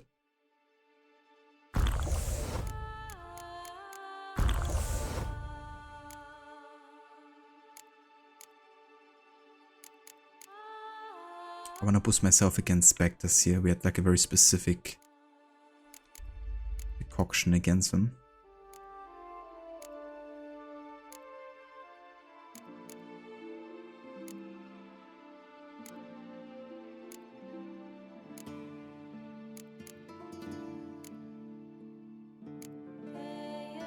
I have had this. The Reliever's decoction. Increases damage against Spectres and decreases damage from Spectres. Attacking a Spectre prevents it from using its abilities and turning immaterial. That's basically the post-game cutscene, of course. I love when my epilogues are 1.5 hour long cutscenes. Yeah, honestly, it's gonna be interesting. I mean, lots of people seem to enjoy it, so I'm open.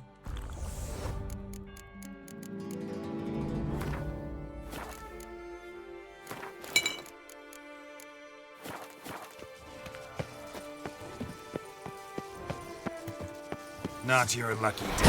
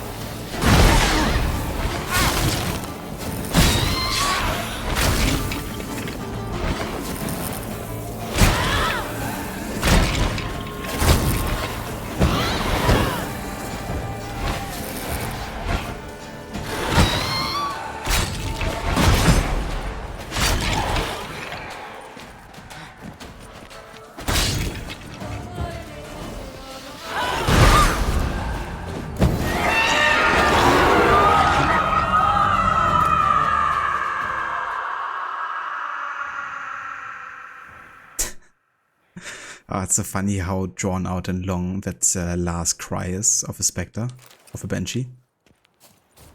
I love the audio design for it.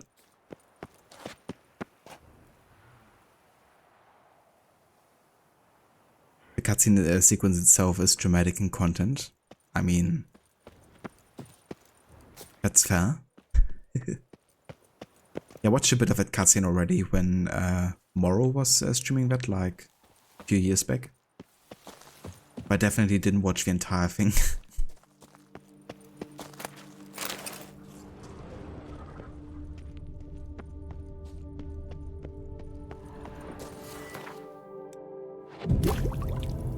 It's the hack of Toussaint's quarry. Next she's gonna read me some tarot cards about my future.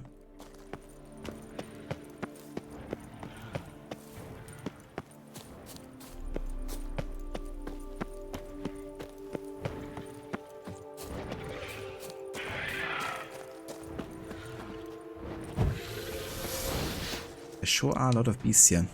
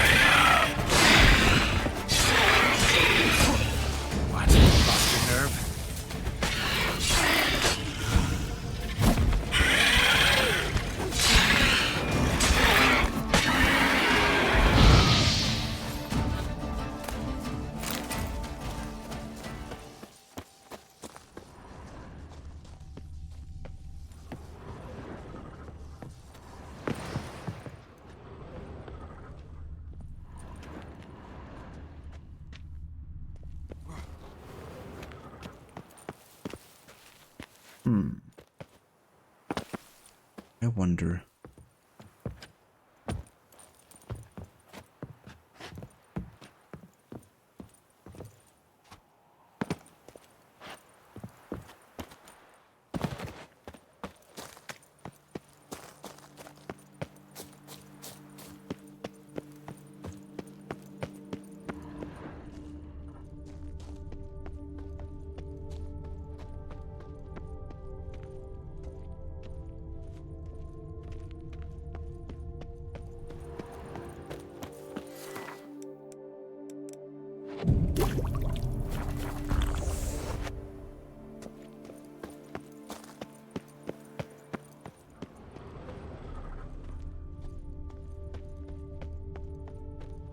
Pretty sure there must be something hidden here.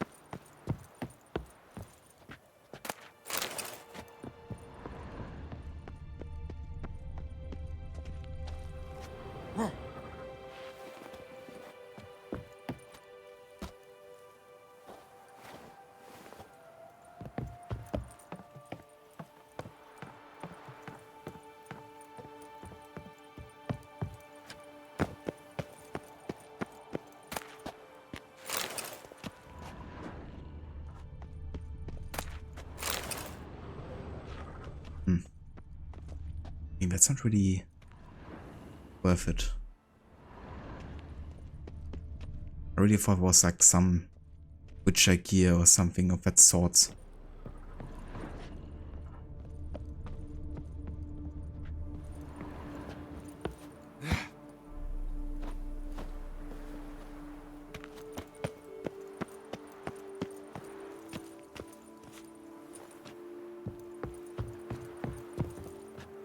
Time for leap of fail, isn't it?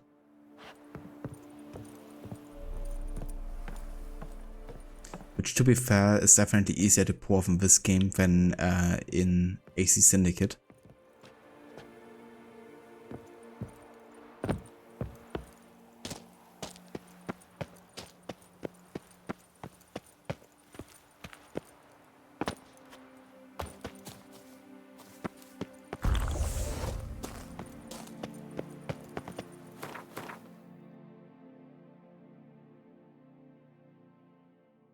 Ah, there's like a tunnel entrance of sorts.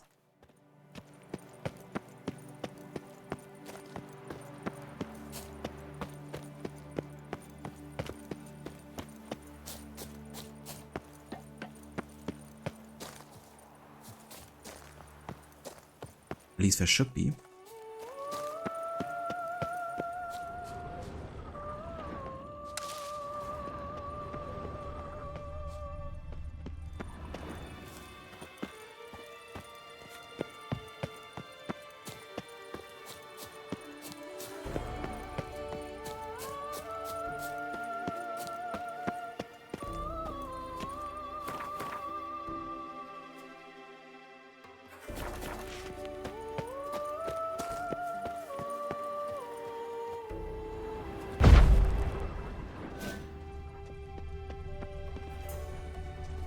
Could it be that this isn't open to us yet because it's kind of like locked behind another mission?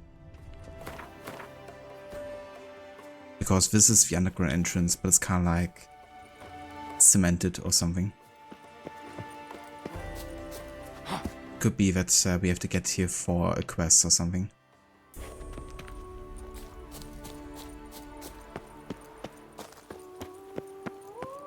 Okay.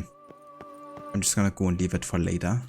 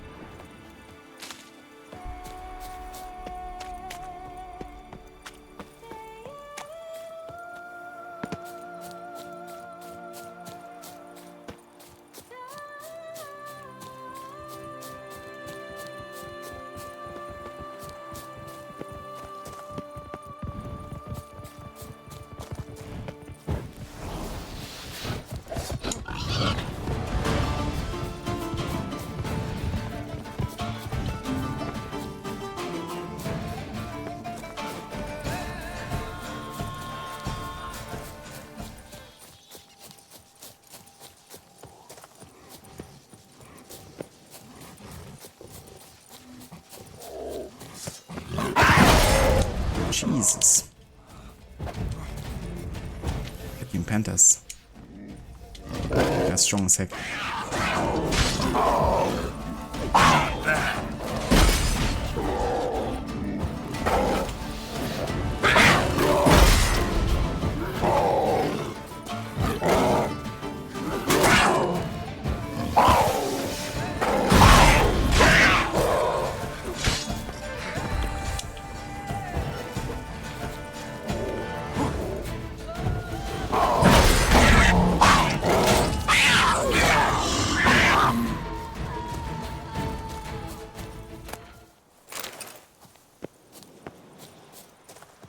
Yeah, I gotta be careful with them because they're super fast and do quite a bit of damage, especially on the hardest difficulty here.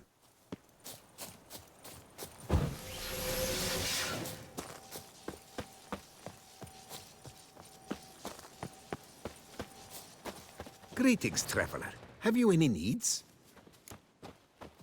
Mind if I glance at what you got?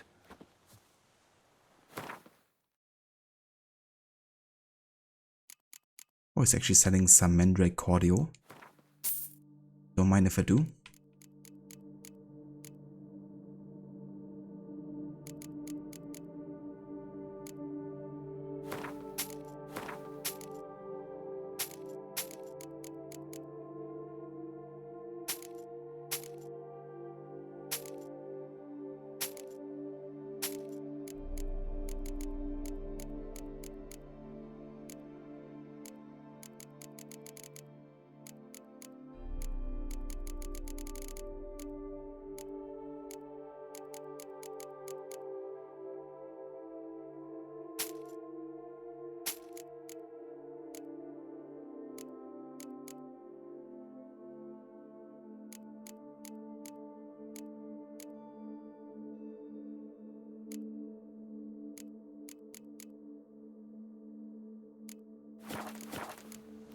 So long.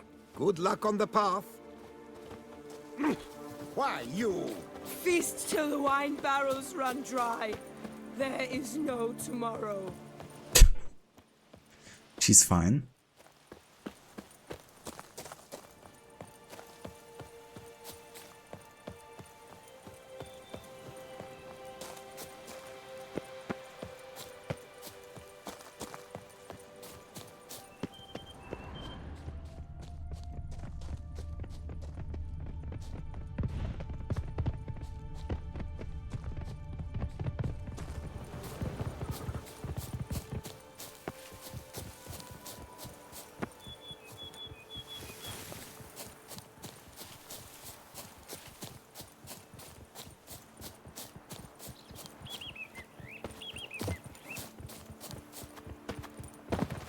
Wait, I can't go up here? It's curious.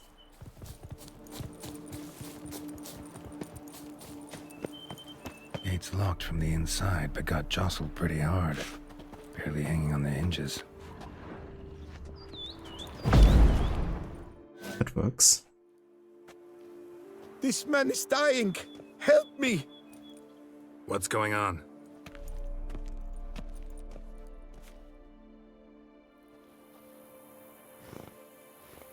The dressings, bandages, where did I put them? Forget it. Bandages won't do him any good. What? Oh, but he breathed still a moment ago. Mm-hmm. Breathed his last then.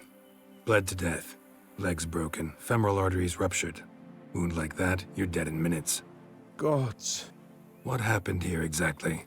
I was rolling through, fully loaded, when I heard screams. This one crawled towards the road, then drooped to the ground, lost consciousness. I jumped down to help him, dress his wounds.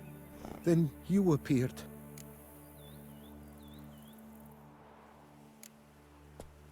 Doesn't sound fishy, doesn't it? Stand and step away from him. What? Me? But what is your grief? Don't make me say it again. That's good advice. Will you tell me what it is you seek? Needed to see if you were lying. You'd be covered in blood if you dealt those wounds. Just got it on your hands, though, so all's in order. Who might you be, precisely? a witcher. Oh. Do you expect some beast might have killed him? See what we have here. Legs broken, but cause of death's the wound. Small but deep, edges unfrayed. Either a thrust weapon or a thick claw. Maybe a wyvern's. Tough to say, and... breastplate's unusual. Dented. It's got a patina. An antiquity, I believe. I deal in these things, so... what's puzzling is... why did he don it? Not likely to learn that from him. Might even know where he came from. Got work to do, so long.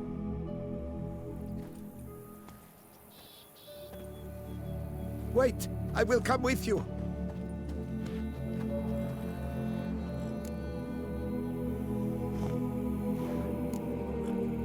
Gotta be kidding. This isn't a garden romp. Whatever killed him's damn dangerous. And it might still prowl the area, so if it's all the same, I'd prefer to accompany you. So be it. But stay close, keep it down, and don't touch a thing.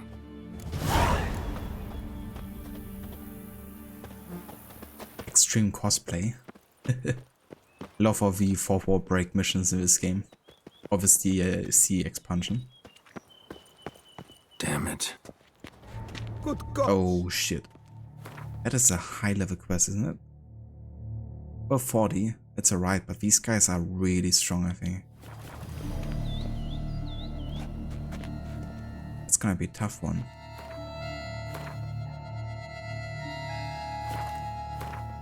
But I make sure to be fully full of health here. And meditate.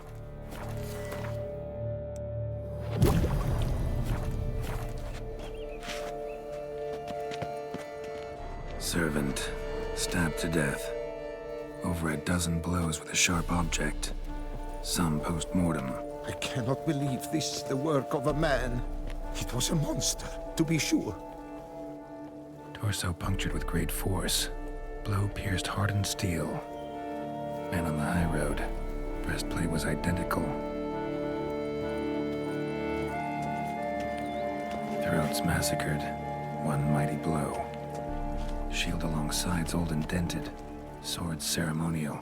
And Shay handiwork clearly. Ceremonial bowls. For little sacrifices. Of what?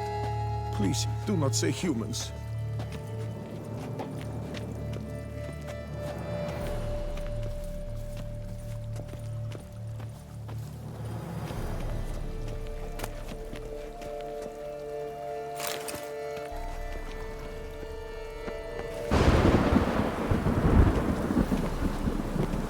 Just a normal weather change, isn't it? Not sure if it's part of a mission or if it's just like a bug with the expansion. Since the newest next gen update. We had like a couple of like really sudden like weather changes today. Multiple wounds on the body. All puncture wounds, but hard to tell what caused them. Victim's human, but the attire's elven. Are you certain? How did he come by it? We've so few non-humans in Toussaint.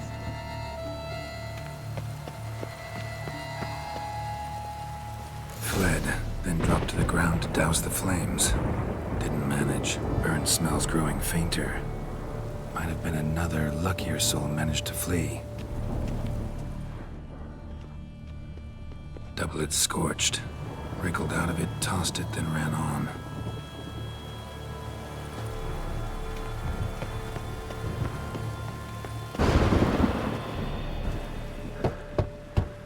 Perhaps there's no one inside after... I know you're in there. Breathing's loud and clear. Open up. We mean you no harm.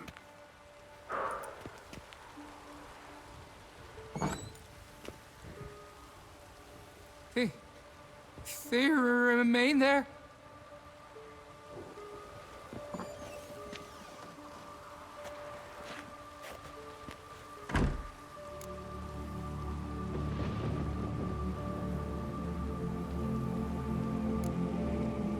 Listen, I'm a witcher. I'm here to help you. But if that's gonna happen, you gotta answer some questions first.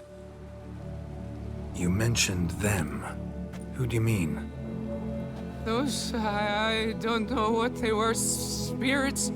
It all occurred of a sudden. We were staging a scene, the death of paying homage.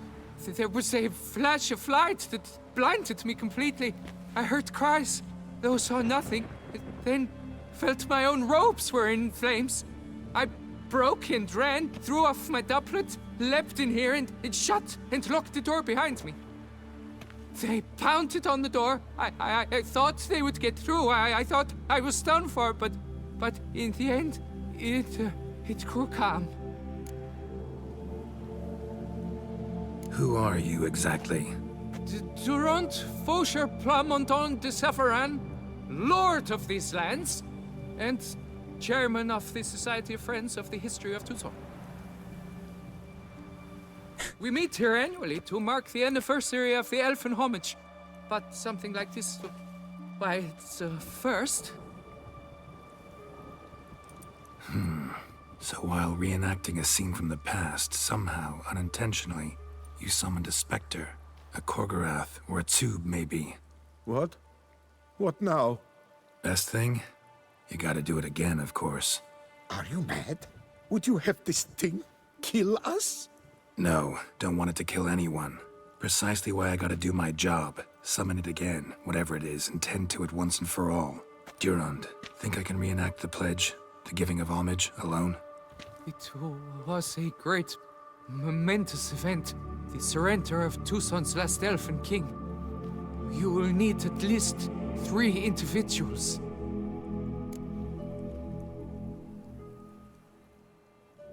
Yeah, I'm definitely gonna expose him to the danger. You know what I'm gonna ask for. Need your help. But I'll understand if you turn me down. No objections? Good. Let's get to work. Start by clearing the corpses. Got some time. Won't start the reenactment before nightfall. Things of this sort are a lot more likely to work after dusk. One last thing, though. My pay. Don't work for free, you know. Understood. Just keep the danger at bay, and I shall be generous. Through and through. Gotta make sure to at least keep him alive. Otherwise no one is gonna be able to pay us. I will stand, or rather, sit in for King Ludovic upon the elfin throne, while you, Witcher, will play the Enche ruler. We must don the costumes. All must be just right.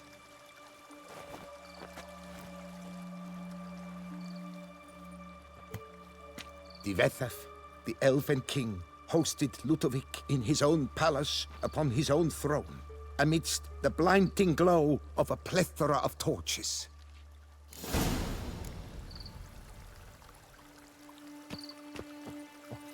Don't interrupt.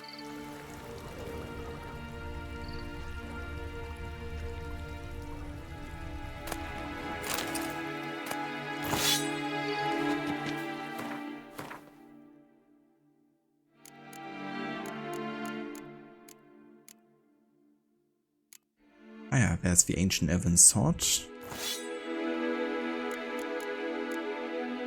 And we also have a shield.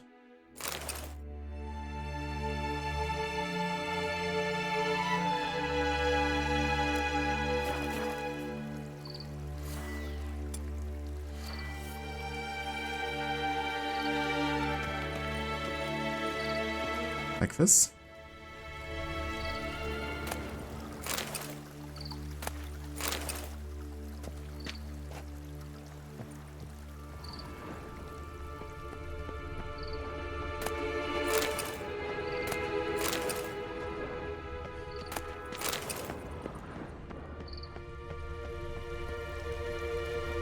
And what now?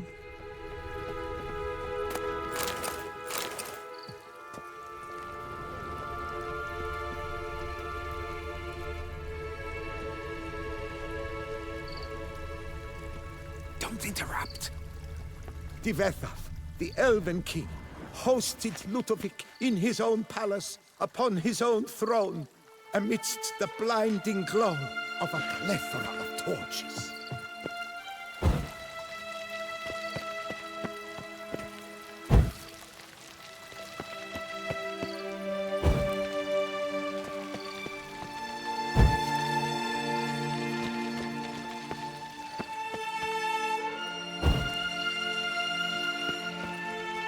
Betheth laid at Ludovic's feet a loaf of binnen and elfin bread, thus granting humans rule over seat-yielding lands. Betheth filled the ornate ceremonial bowls with elfin wine, Gwinoet, the sweetest blood of the land that had been torn from him. At long last, the elfin king grasped his sword and shield, thus symbolically passing command of his armies to humans.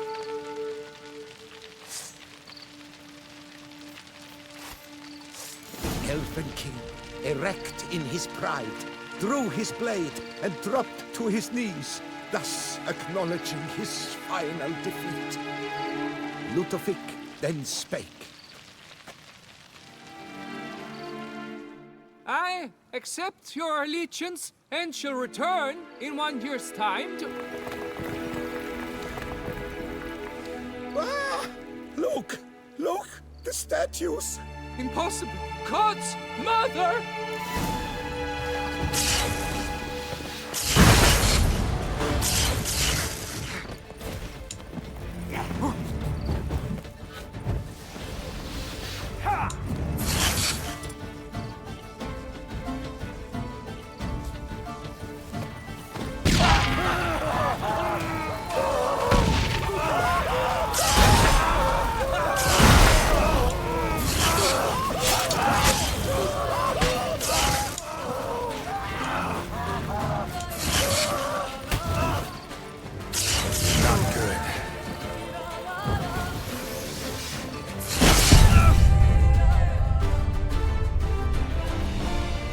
Yeah, this is kinda tricky, even with the HUD in dialect so quickly here because of the sorceresses.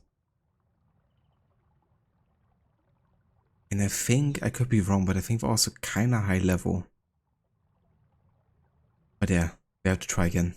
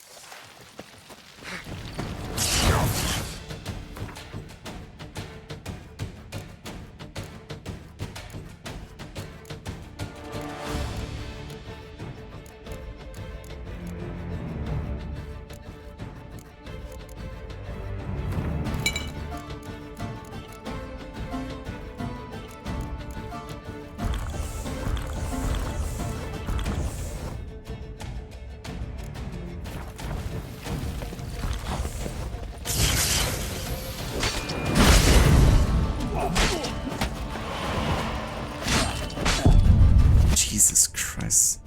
Okay. That like so freaking quickly here. I've also thrown like super overpowered enemies at you all at once.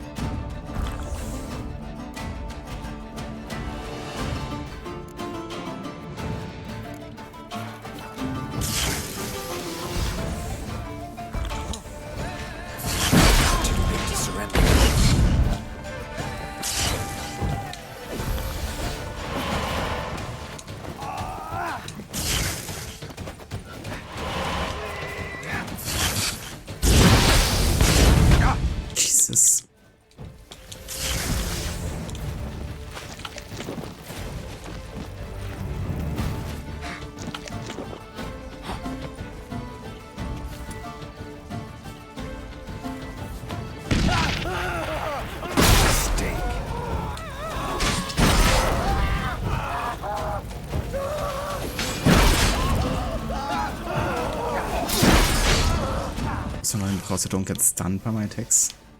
At least not always. Okay, they can be killed relatively easy. Okay, that's another one down.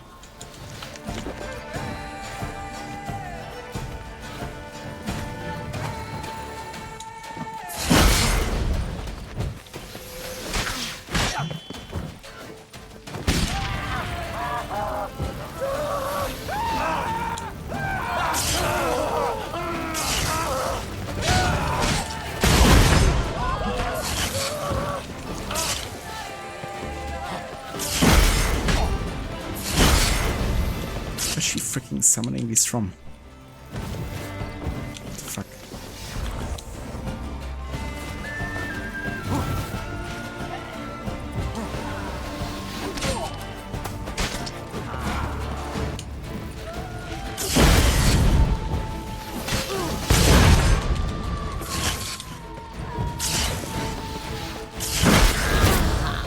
Okay. The sculptures, they came alive. By what witchcraft? Dunno. Specialize in killing monsters. Reviving them, not so much. I may know what happened. The statues, you see, once stood in the palace of one Defethov. I acquired them a month past because perhaps I should start at the beginning. This Defethov was to pay tribute to humans, producing statues of this sort each year. Yet he did so but once, for he perished in the massacre of non-humans at the foot of Mount Gorgon in the year 782. It's fortunate he did too, as Defethov had planned Ludovic's downfall, for he sculpted not statues, but columns that masqueraded as such. Columns activated with words said in homage. Columns that would have turned the king and his bodyguards into so much colorful confetti. Typical. Treachery embodied. Elves. Psheh.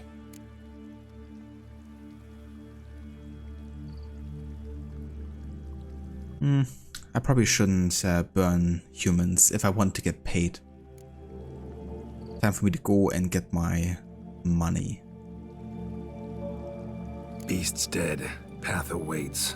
High time I was on my way. Hold, master. Please, take this. A safe journey to you, Witcher. Granite crowns. That's alright. Some decent pay here.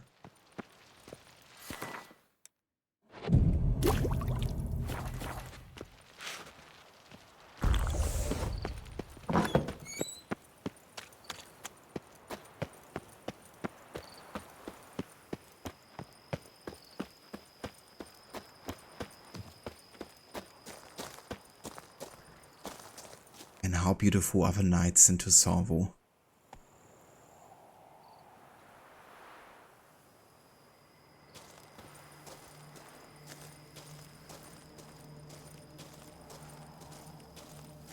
The moonlight is falling on Beauclair as well.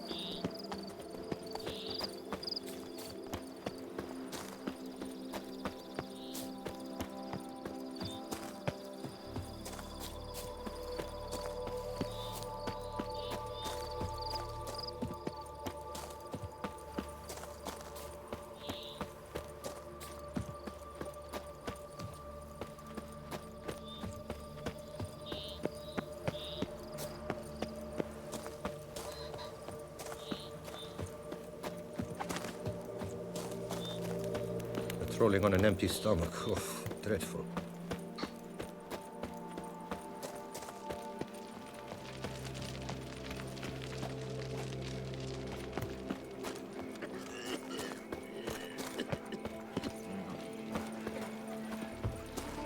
Drink, sink, have your fill of fun. Just take care You not to can't grab pull your butt. one over on me, Witcher. I can see you're a kid.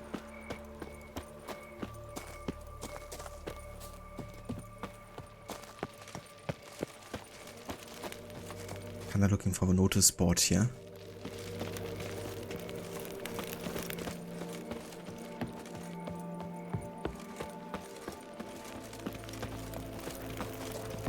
Ah, wer das? A cockerel in your cut piece is worth two in the bush.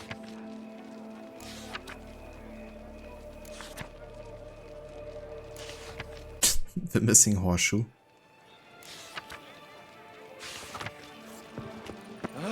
During the tourney, one knight got stuck in his armor. Greetings. So bent out of shape it was from repeated blows. How much it all? The whole team of smiths worked half a day to put him out. Yeah, drink. Welcome to my humble establishment. What land do you hail from? Been on the road so long, don't know how to answer that. Let's just say I'm from the north.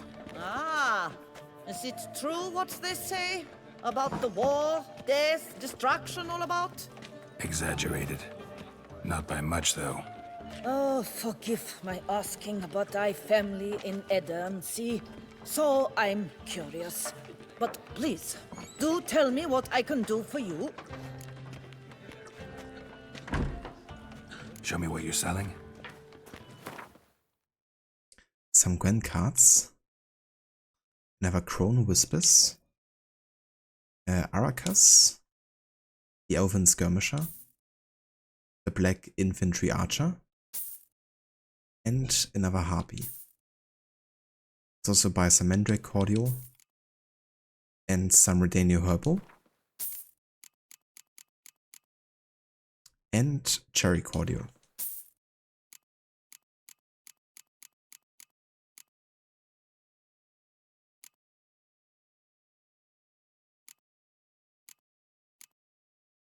I could sell some Evolusi actually, because I don't really need it.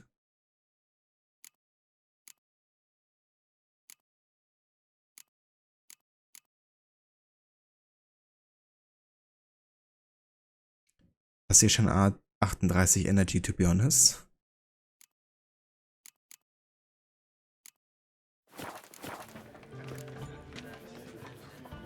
We can play some more Gwent. Hell yeah. You play much Gwent? Up for a quick match, maybe? Yeah, drink, food. Any words they know.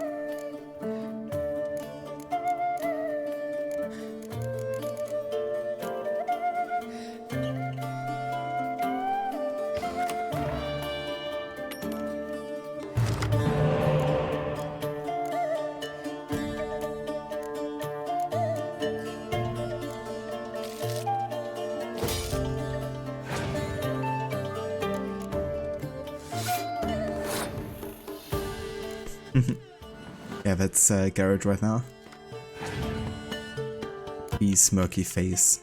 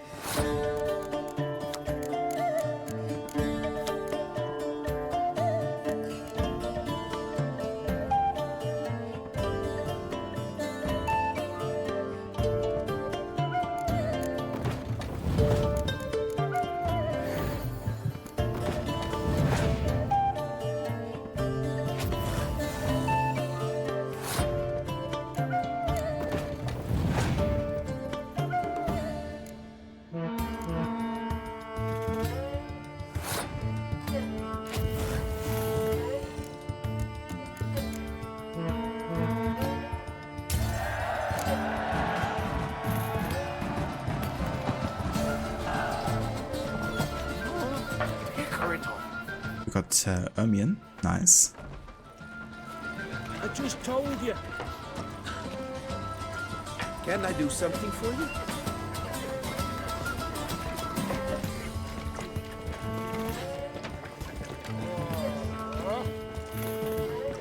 My hand shakes so bad. Very I well. cannot hold my Well tools. met. There's sure lots of people here enjoying the tavern. Summoning a witcher? Was that truly Yes. necessary? And our knights would have... We gotta give it to CDPR, you know, they know how to create like a lived-in game world. I just have to think of the clubs in Cyberpunk and how well they are created as well. A cockerel in your codpiece is worth two in the bush. Actually quite looking forward to replay Cyberpunk because that game was excellent. Oh, shoot. And I think it would be definitely a cool game to do like an HUD run on as well. A cockerel in your codpiece is worth two in the bush. There's naught to be done about them.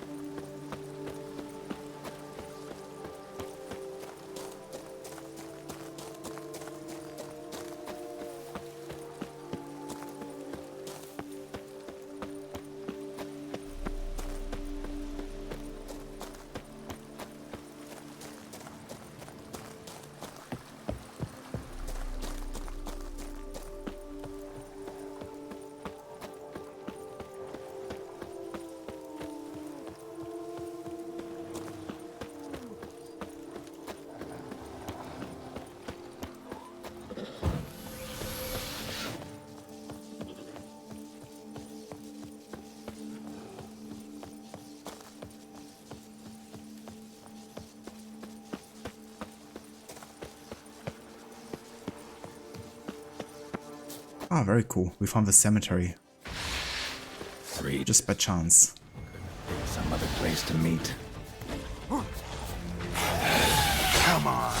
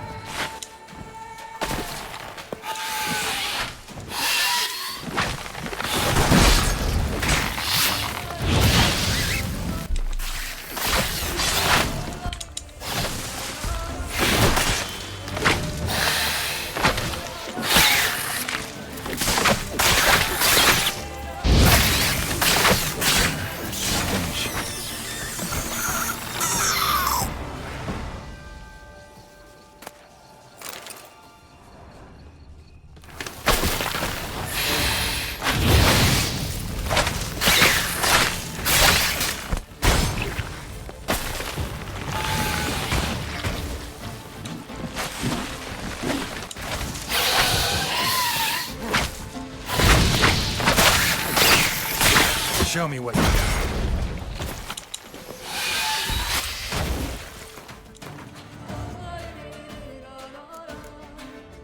Okay, it's definitely potion time here.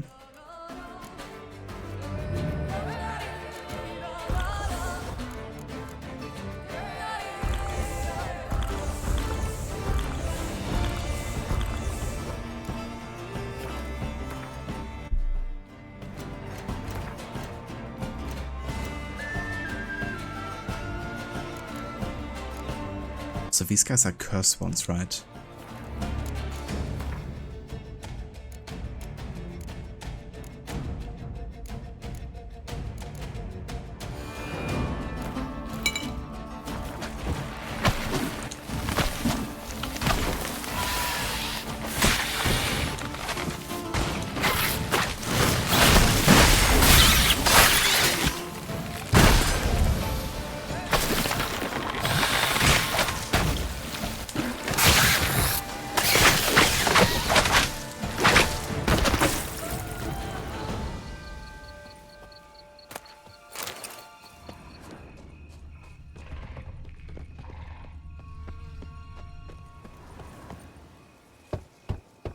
Regis! Damn it. Locked. No way I got the place wrong.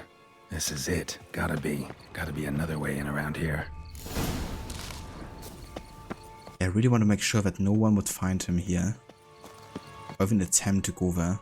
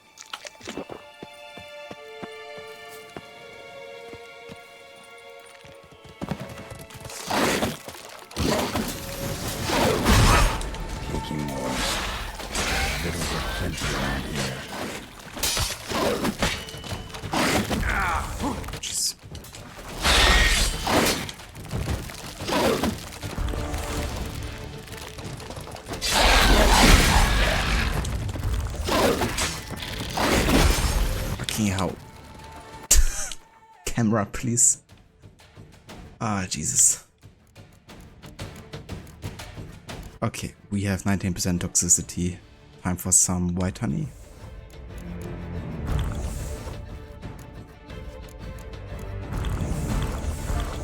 Definitely golden Oreo here.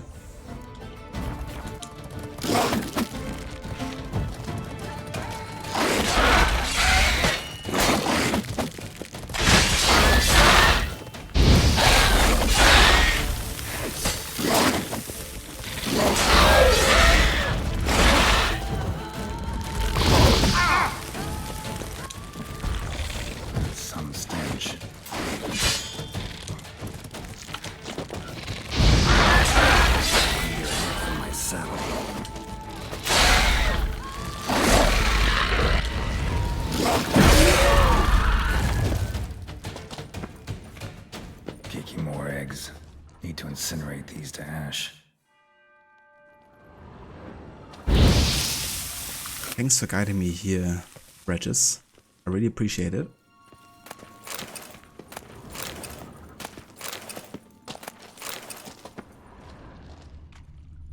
Decaying bones.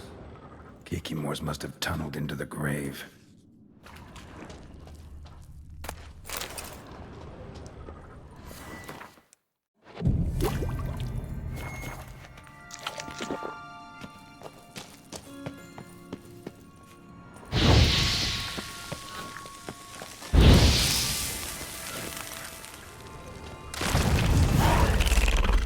Oh. Big Daddy.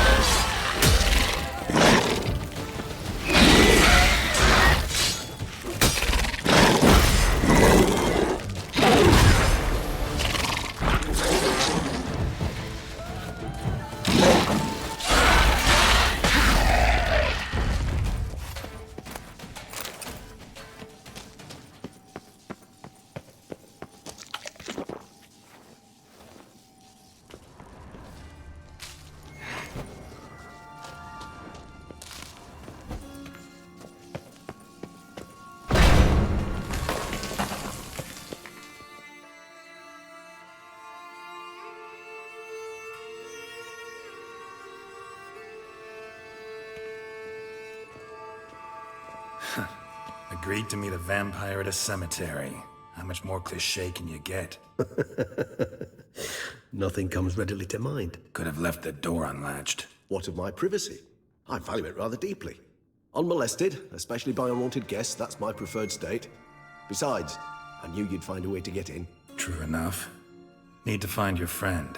I'm hoping you'll agree to help. I shall do whatever's in my power.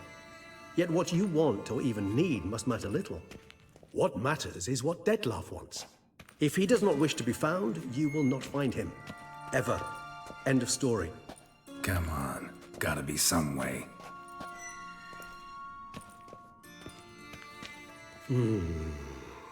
Vampires can evade detection by the senses, and no divination magic works on us. Even the most precise megascope would be useless. And this?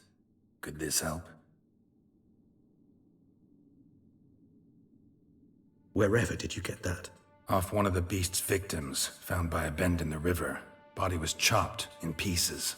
3 of those pieces were hands. Hand with the ring seemed the odd one out, but Bruxa had taken an interest in it.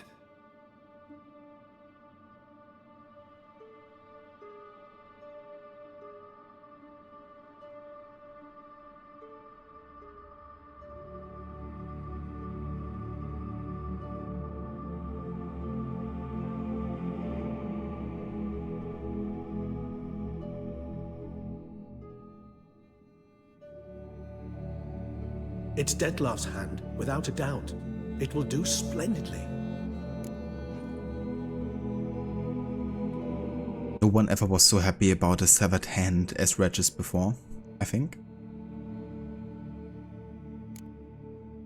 Ring's pretty intriguing. Made of no metal I've ever seen. And the ornamentation. It comes from our home, where we lived before the conjunction of spheres. It's actually mine. I received it from a dear old friend. You might call him a humanist. He saw us vampires as guests here, guests who owe their hosts, meaning you humans and the elder races, respect. Respect? Meaning not to treat us like cattle to be slaughtered for food? Precisely. And the reason why I, in turn, gave it to Dettlaff. To remind him of the ideals my old friend championed.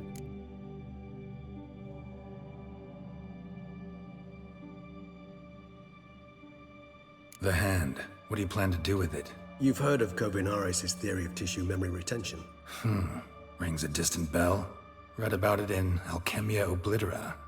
There's a copy at Kaer Morhen, tattered, nearly disintegrated. But if memory serves, Kovinaris never managed to prove it worked. He did prove it, just never managed to publish his findings.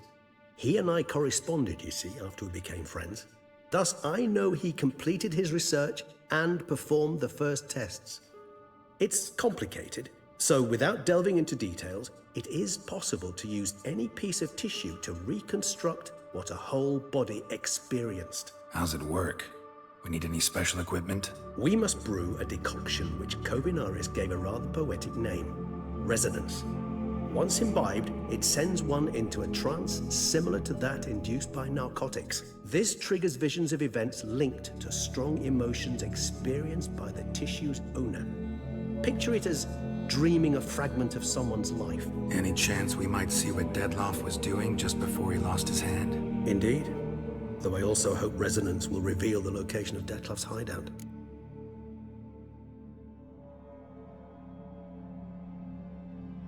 Could say they're creating the same decoction that ENVOYS said they're using to get into the memories of an ancestor. Yeah, no, not quite. But definitely like, you know, experiencing the memories of another person type of deal. Kovinaris spent half his life proving his theory. Wild guess.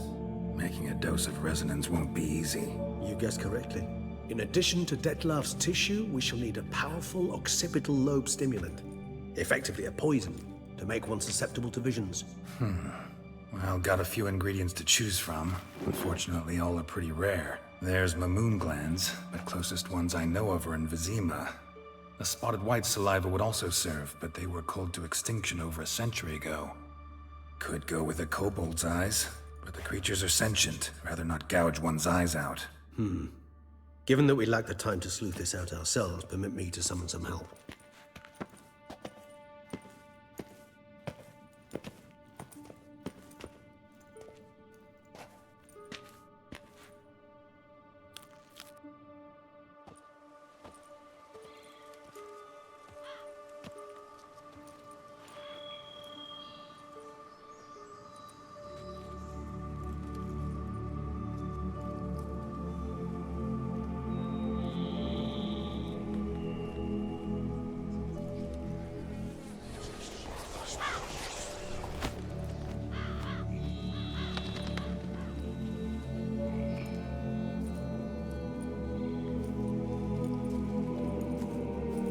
was that?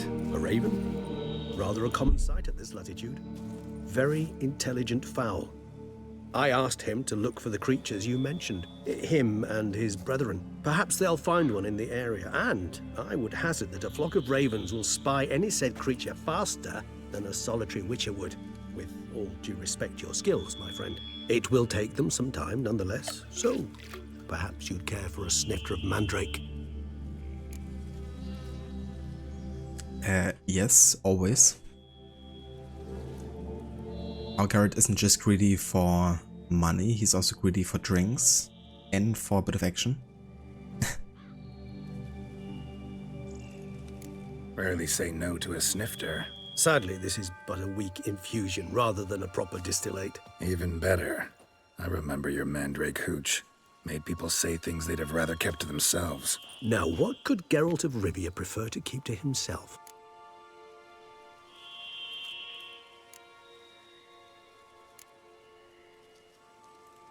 Everyone's got some secret. I agree wholeheartedly. I also believe it wise at times to share one's secrets, unburden oneself to those one can trust. This your sophisticated way of asking me if I trust you? I prefer almost always to ask indirectly. It seems a test of intelligence, one you just passed. Maybe you should go first. Reveal one of your secrets. After all, you vampires lead very interesting lives. Anything in particular interest you?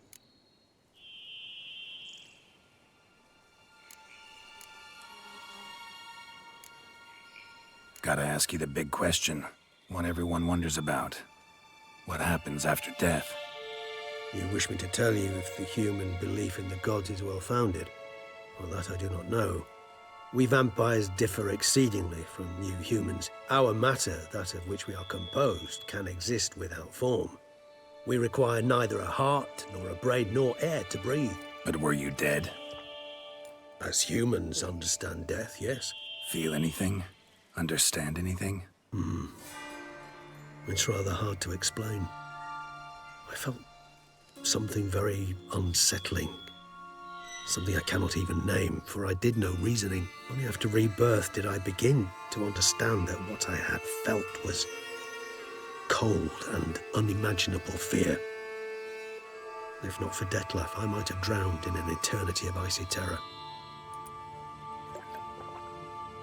Can't have been alive then. Sheesh, experience like that must be vicious. Indeed, it's hard to compare to anything I know. Yet you are aware we don't see death as you do. The way you cling to life, we find it entirely peculiar. You are mortals, ergo it's a foregone conclusion. You will die. It's but a question of time. Thus, I often find myself wondering why you try so very hard. To die at 20 years, 40, even 100, what's the difference? They're all but the blink of an eye. Depends on your point of view. Man who's got 1,000,000 crowns to spend can't possibly understand one who's only got 20. Very true. One's outlook can indeed change much. It's kind of interesting, it doesn't even have any relation to what it would be like as a human, you know, living for like 40 years. Like obviously living 20 years or 40 years would be quite a difference. Or living 100 years, you know. But yeah, if you have lived for thousands of years, then that might be different. But remember reading that Regis was in the Witcher novels?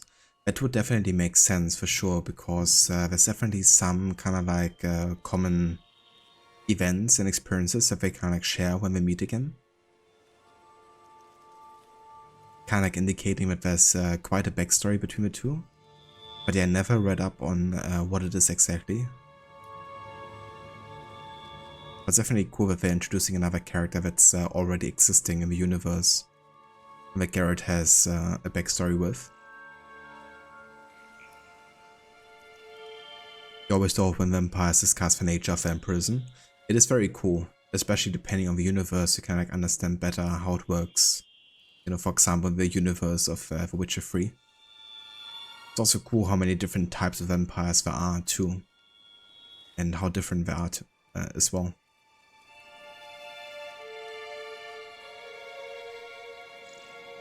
Imagine the longer you live, the less important when you die becomes. Exactly. It's definitely very much in relation.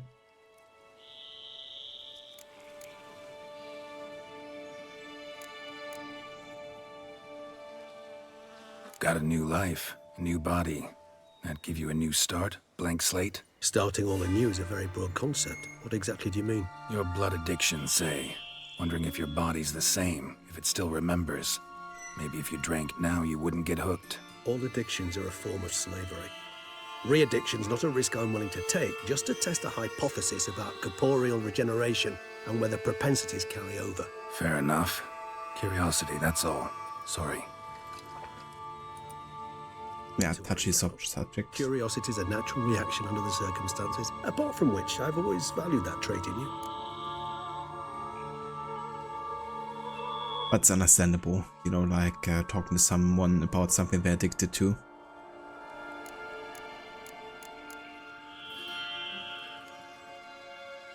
Always fascinated me the way vampires can regenerate. A hand growing back is one thing, but Detloff recreating you out of a wet smear? Something else entirely. A difficult and laborious process, but one that's possible, as my presence proves. But I've heard you too had quite the adventure. They say you lost your memory. For a bit, but Triss helped me get it back. Actually, pretty damn lucky I only had amnesia. Yes, you humans are rather buggered in those terms. To strip you of life is, well, it's just plain easy. I've always pitied you in that regard. We vampires are much harder nuts to crack. If a member of another race kills one of us, we can be reborn with the living higher vampire's help. However, if one of our own strikes the deadly blow, death is permanent. There can be no rebirth. One of the chief reasons why vampires long ago swore never to fight one another. It's one of the great things about them is you can mix and match strengths and weaknesses. That's true, yeah. You can also make them quite unique as a result. Alright, give you one question. What do you want to know? One question to ask one as fascinating as you, Geralt. Cruel parsimony, I'd say, but I shall do my best to make it count. If you were to die and be reborn as I was, in your new life, would you choose to be a witcher? Yeah, I'll be a witcher. Another evil, greedy, capitalist Geralt witcher. Because it pays to be a bad witcher, I should say.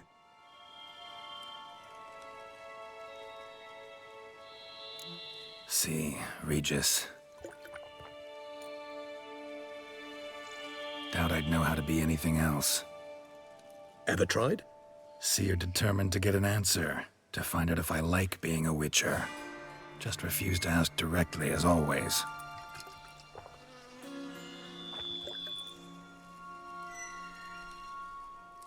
I like being on the path.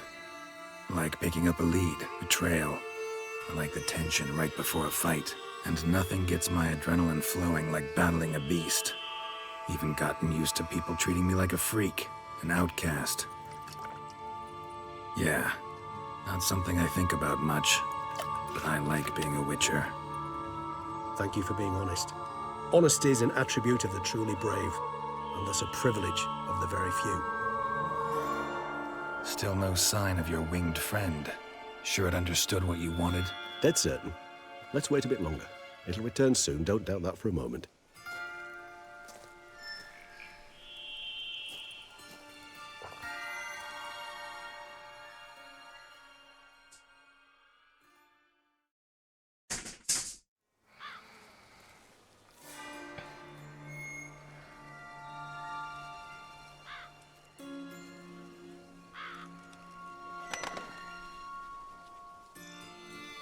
Ever vigilant, even in his sleep. Quite vampire-like, in fact. Are you absolutely certain they don't administer a few of our genes during the trial of the grasses?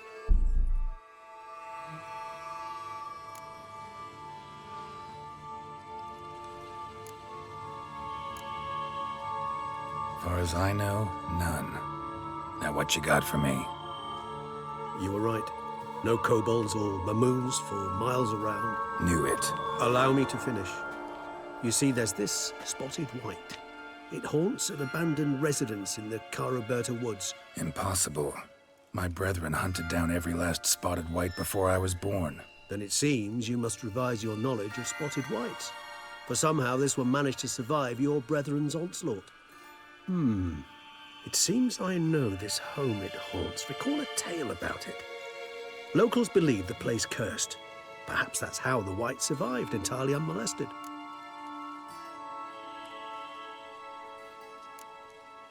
Whites rarely appear in the woods, even less likely to find them in abandoned human homes. They inhabit remote wildernesses, old abandoned cemeteries. What's your point? This might not be a spotted white after all. Your little helper might have made a mistake. I sincerely doubt it. Ravens are devilishly intelligent creatures, and they've highly developed observational skills. What exactly did they observe? The area around the estate. It's covered in spoons. Spoons? Spare me the skeptical smile. I'm but the bearer of this news. Or perhaps this spotted white is a hoarder. Or the spoons are somehow related to the curse. The spoons. Yeah. The spoon, of course, is one of the symbols, I guess, that also is often associated with Gaunter Odin. We also used one to impale someone with, that kind of like annoyed him at Garrett when they were talking.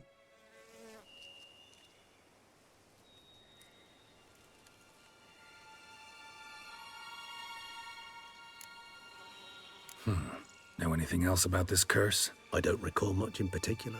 Really don't attach much importance to such things. It was mentioned to me as an anecdote, no more. Come on, search your memory. Something, anything could be important. I believe it had a relation to hunger, or, perhaps greed, rapacity. Someone was punished for something... Textbook definition of a curse, pretty much. Sorry, Geralt, I try not to clutter my mind with the details of every far-fetched tale I happen to hear. What are your thoughts? A specimen of a species thought long extinct, and a curse in one place. That a coincidence, or are they related? Ah, professional curiosity. Personally, I've nothing against you delving into this dilemma, but please remember we need the white's saliva. Nothing beyond that. Let's do this. Start making your decoction while I go get some saliva from that white. Uses it in its brews. Do you imagine the white will simply sell you some? Worst case scenario, I'll bring you its salivary glands. They ought to do as well. For a moment there, I imagined you asking the white to spit into a vial. Quite amusing as a thought, but the salivary glands will do fine indeed. So, see you later. Yes, till later. I shall start by perusing some tomes. Tomes? Thought you were gonna make this decoction. We require one last ingredient. Alas, obtaining it could prove a trifle toilsome. Thus, I hope to identify a suitable alternative. All right. Good luck. And to you, my friend.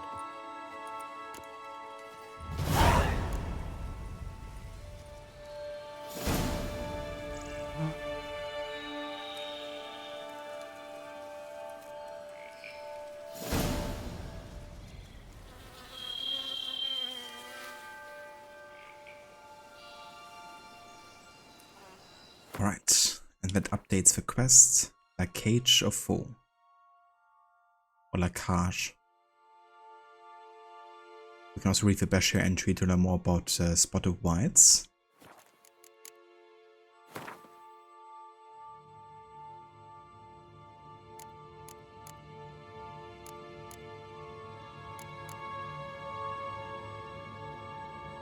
Spotted whites were a subspecies of white which the Witchers drove to extinction. They were larger than the unspotted kin and owed their names to their numerous blotches and effusions. Spotted whites would most often dwell in derelict cemeteries and empty wildernesses, yet at times took a living in abandoned human domiciles. There they would indulge in their greatest passion, creating brews from their own emissions. When not disturbed, spotted whites would not act aggressively. If threatened, however, they became very dangerous indeed. In the colder months or when faced with an unseasonable chill, they would slip into a state of lethargy, making them easy targets. Even during their active periods, it is said the Witchers found a surefire way of besting them, based around careful casting of the Jürden sign, or at least so claims Witcher lore.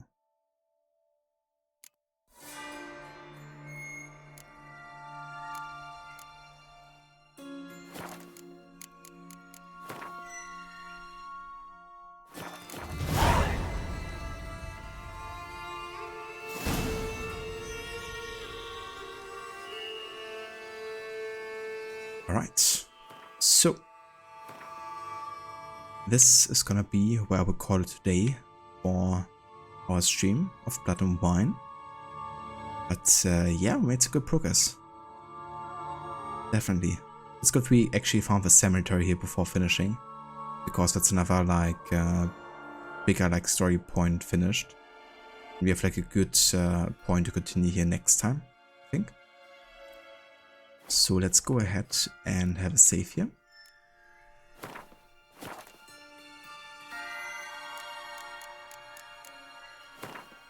And exit.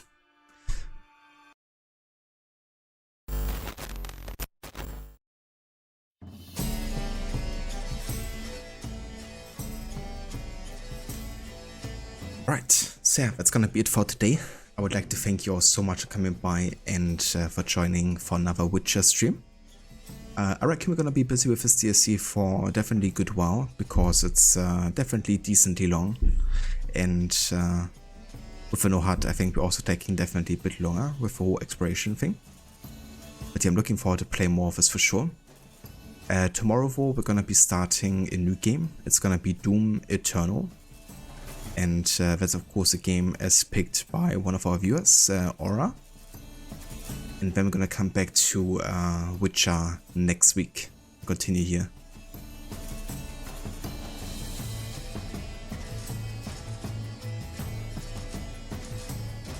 No worries, Leo, thank you for being here, dude. I hope the guitar playing went well. Thanks for the lurk as well, and for chatting earlier. No worries, Rod, thank you for being here as well, Senny. Thanks also again for the raid earlier. Catch you next time, Casper. Take care, dude. That image of Regis. Yeah, he looks quite happy, doesn't he? He looks even more like a vampire here than he does in the game.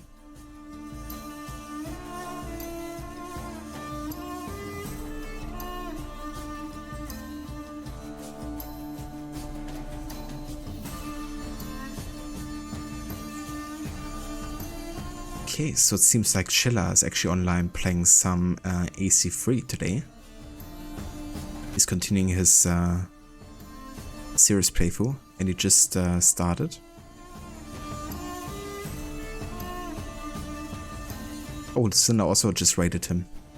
Well, I guess we're gonna do double raid then. Send all the love to Schiller today. Let's do it, shall we? Thanks for posting raid emotes, Rod.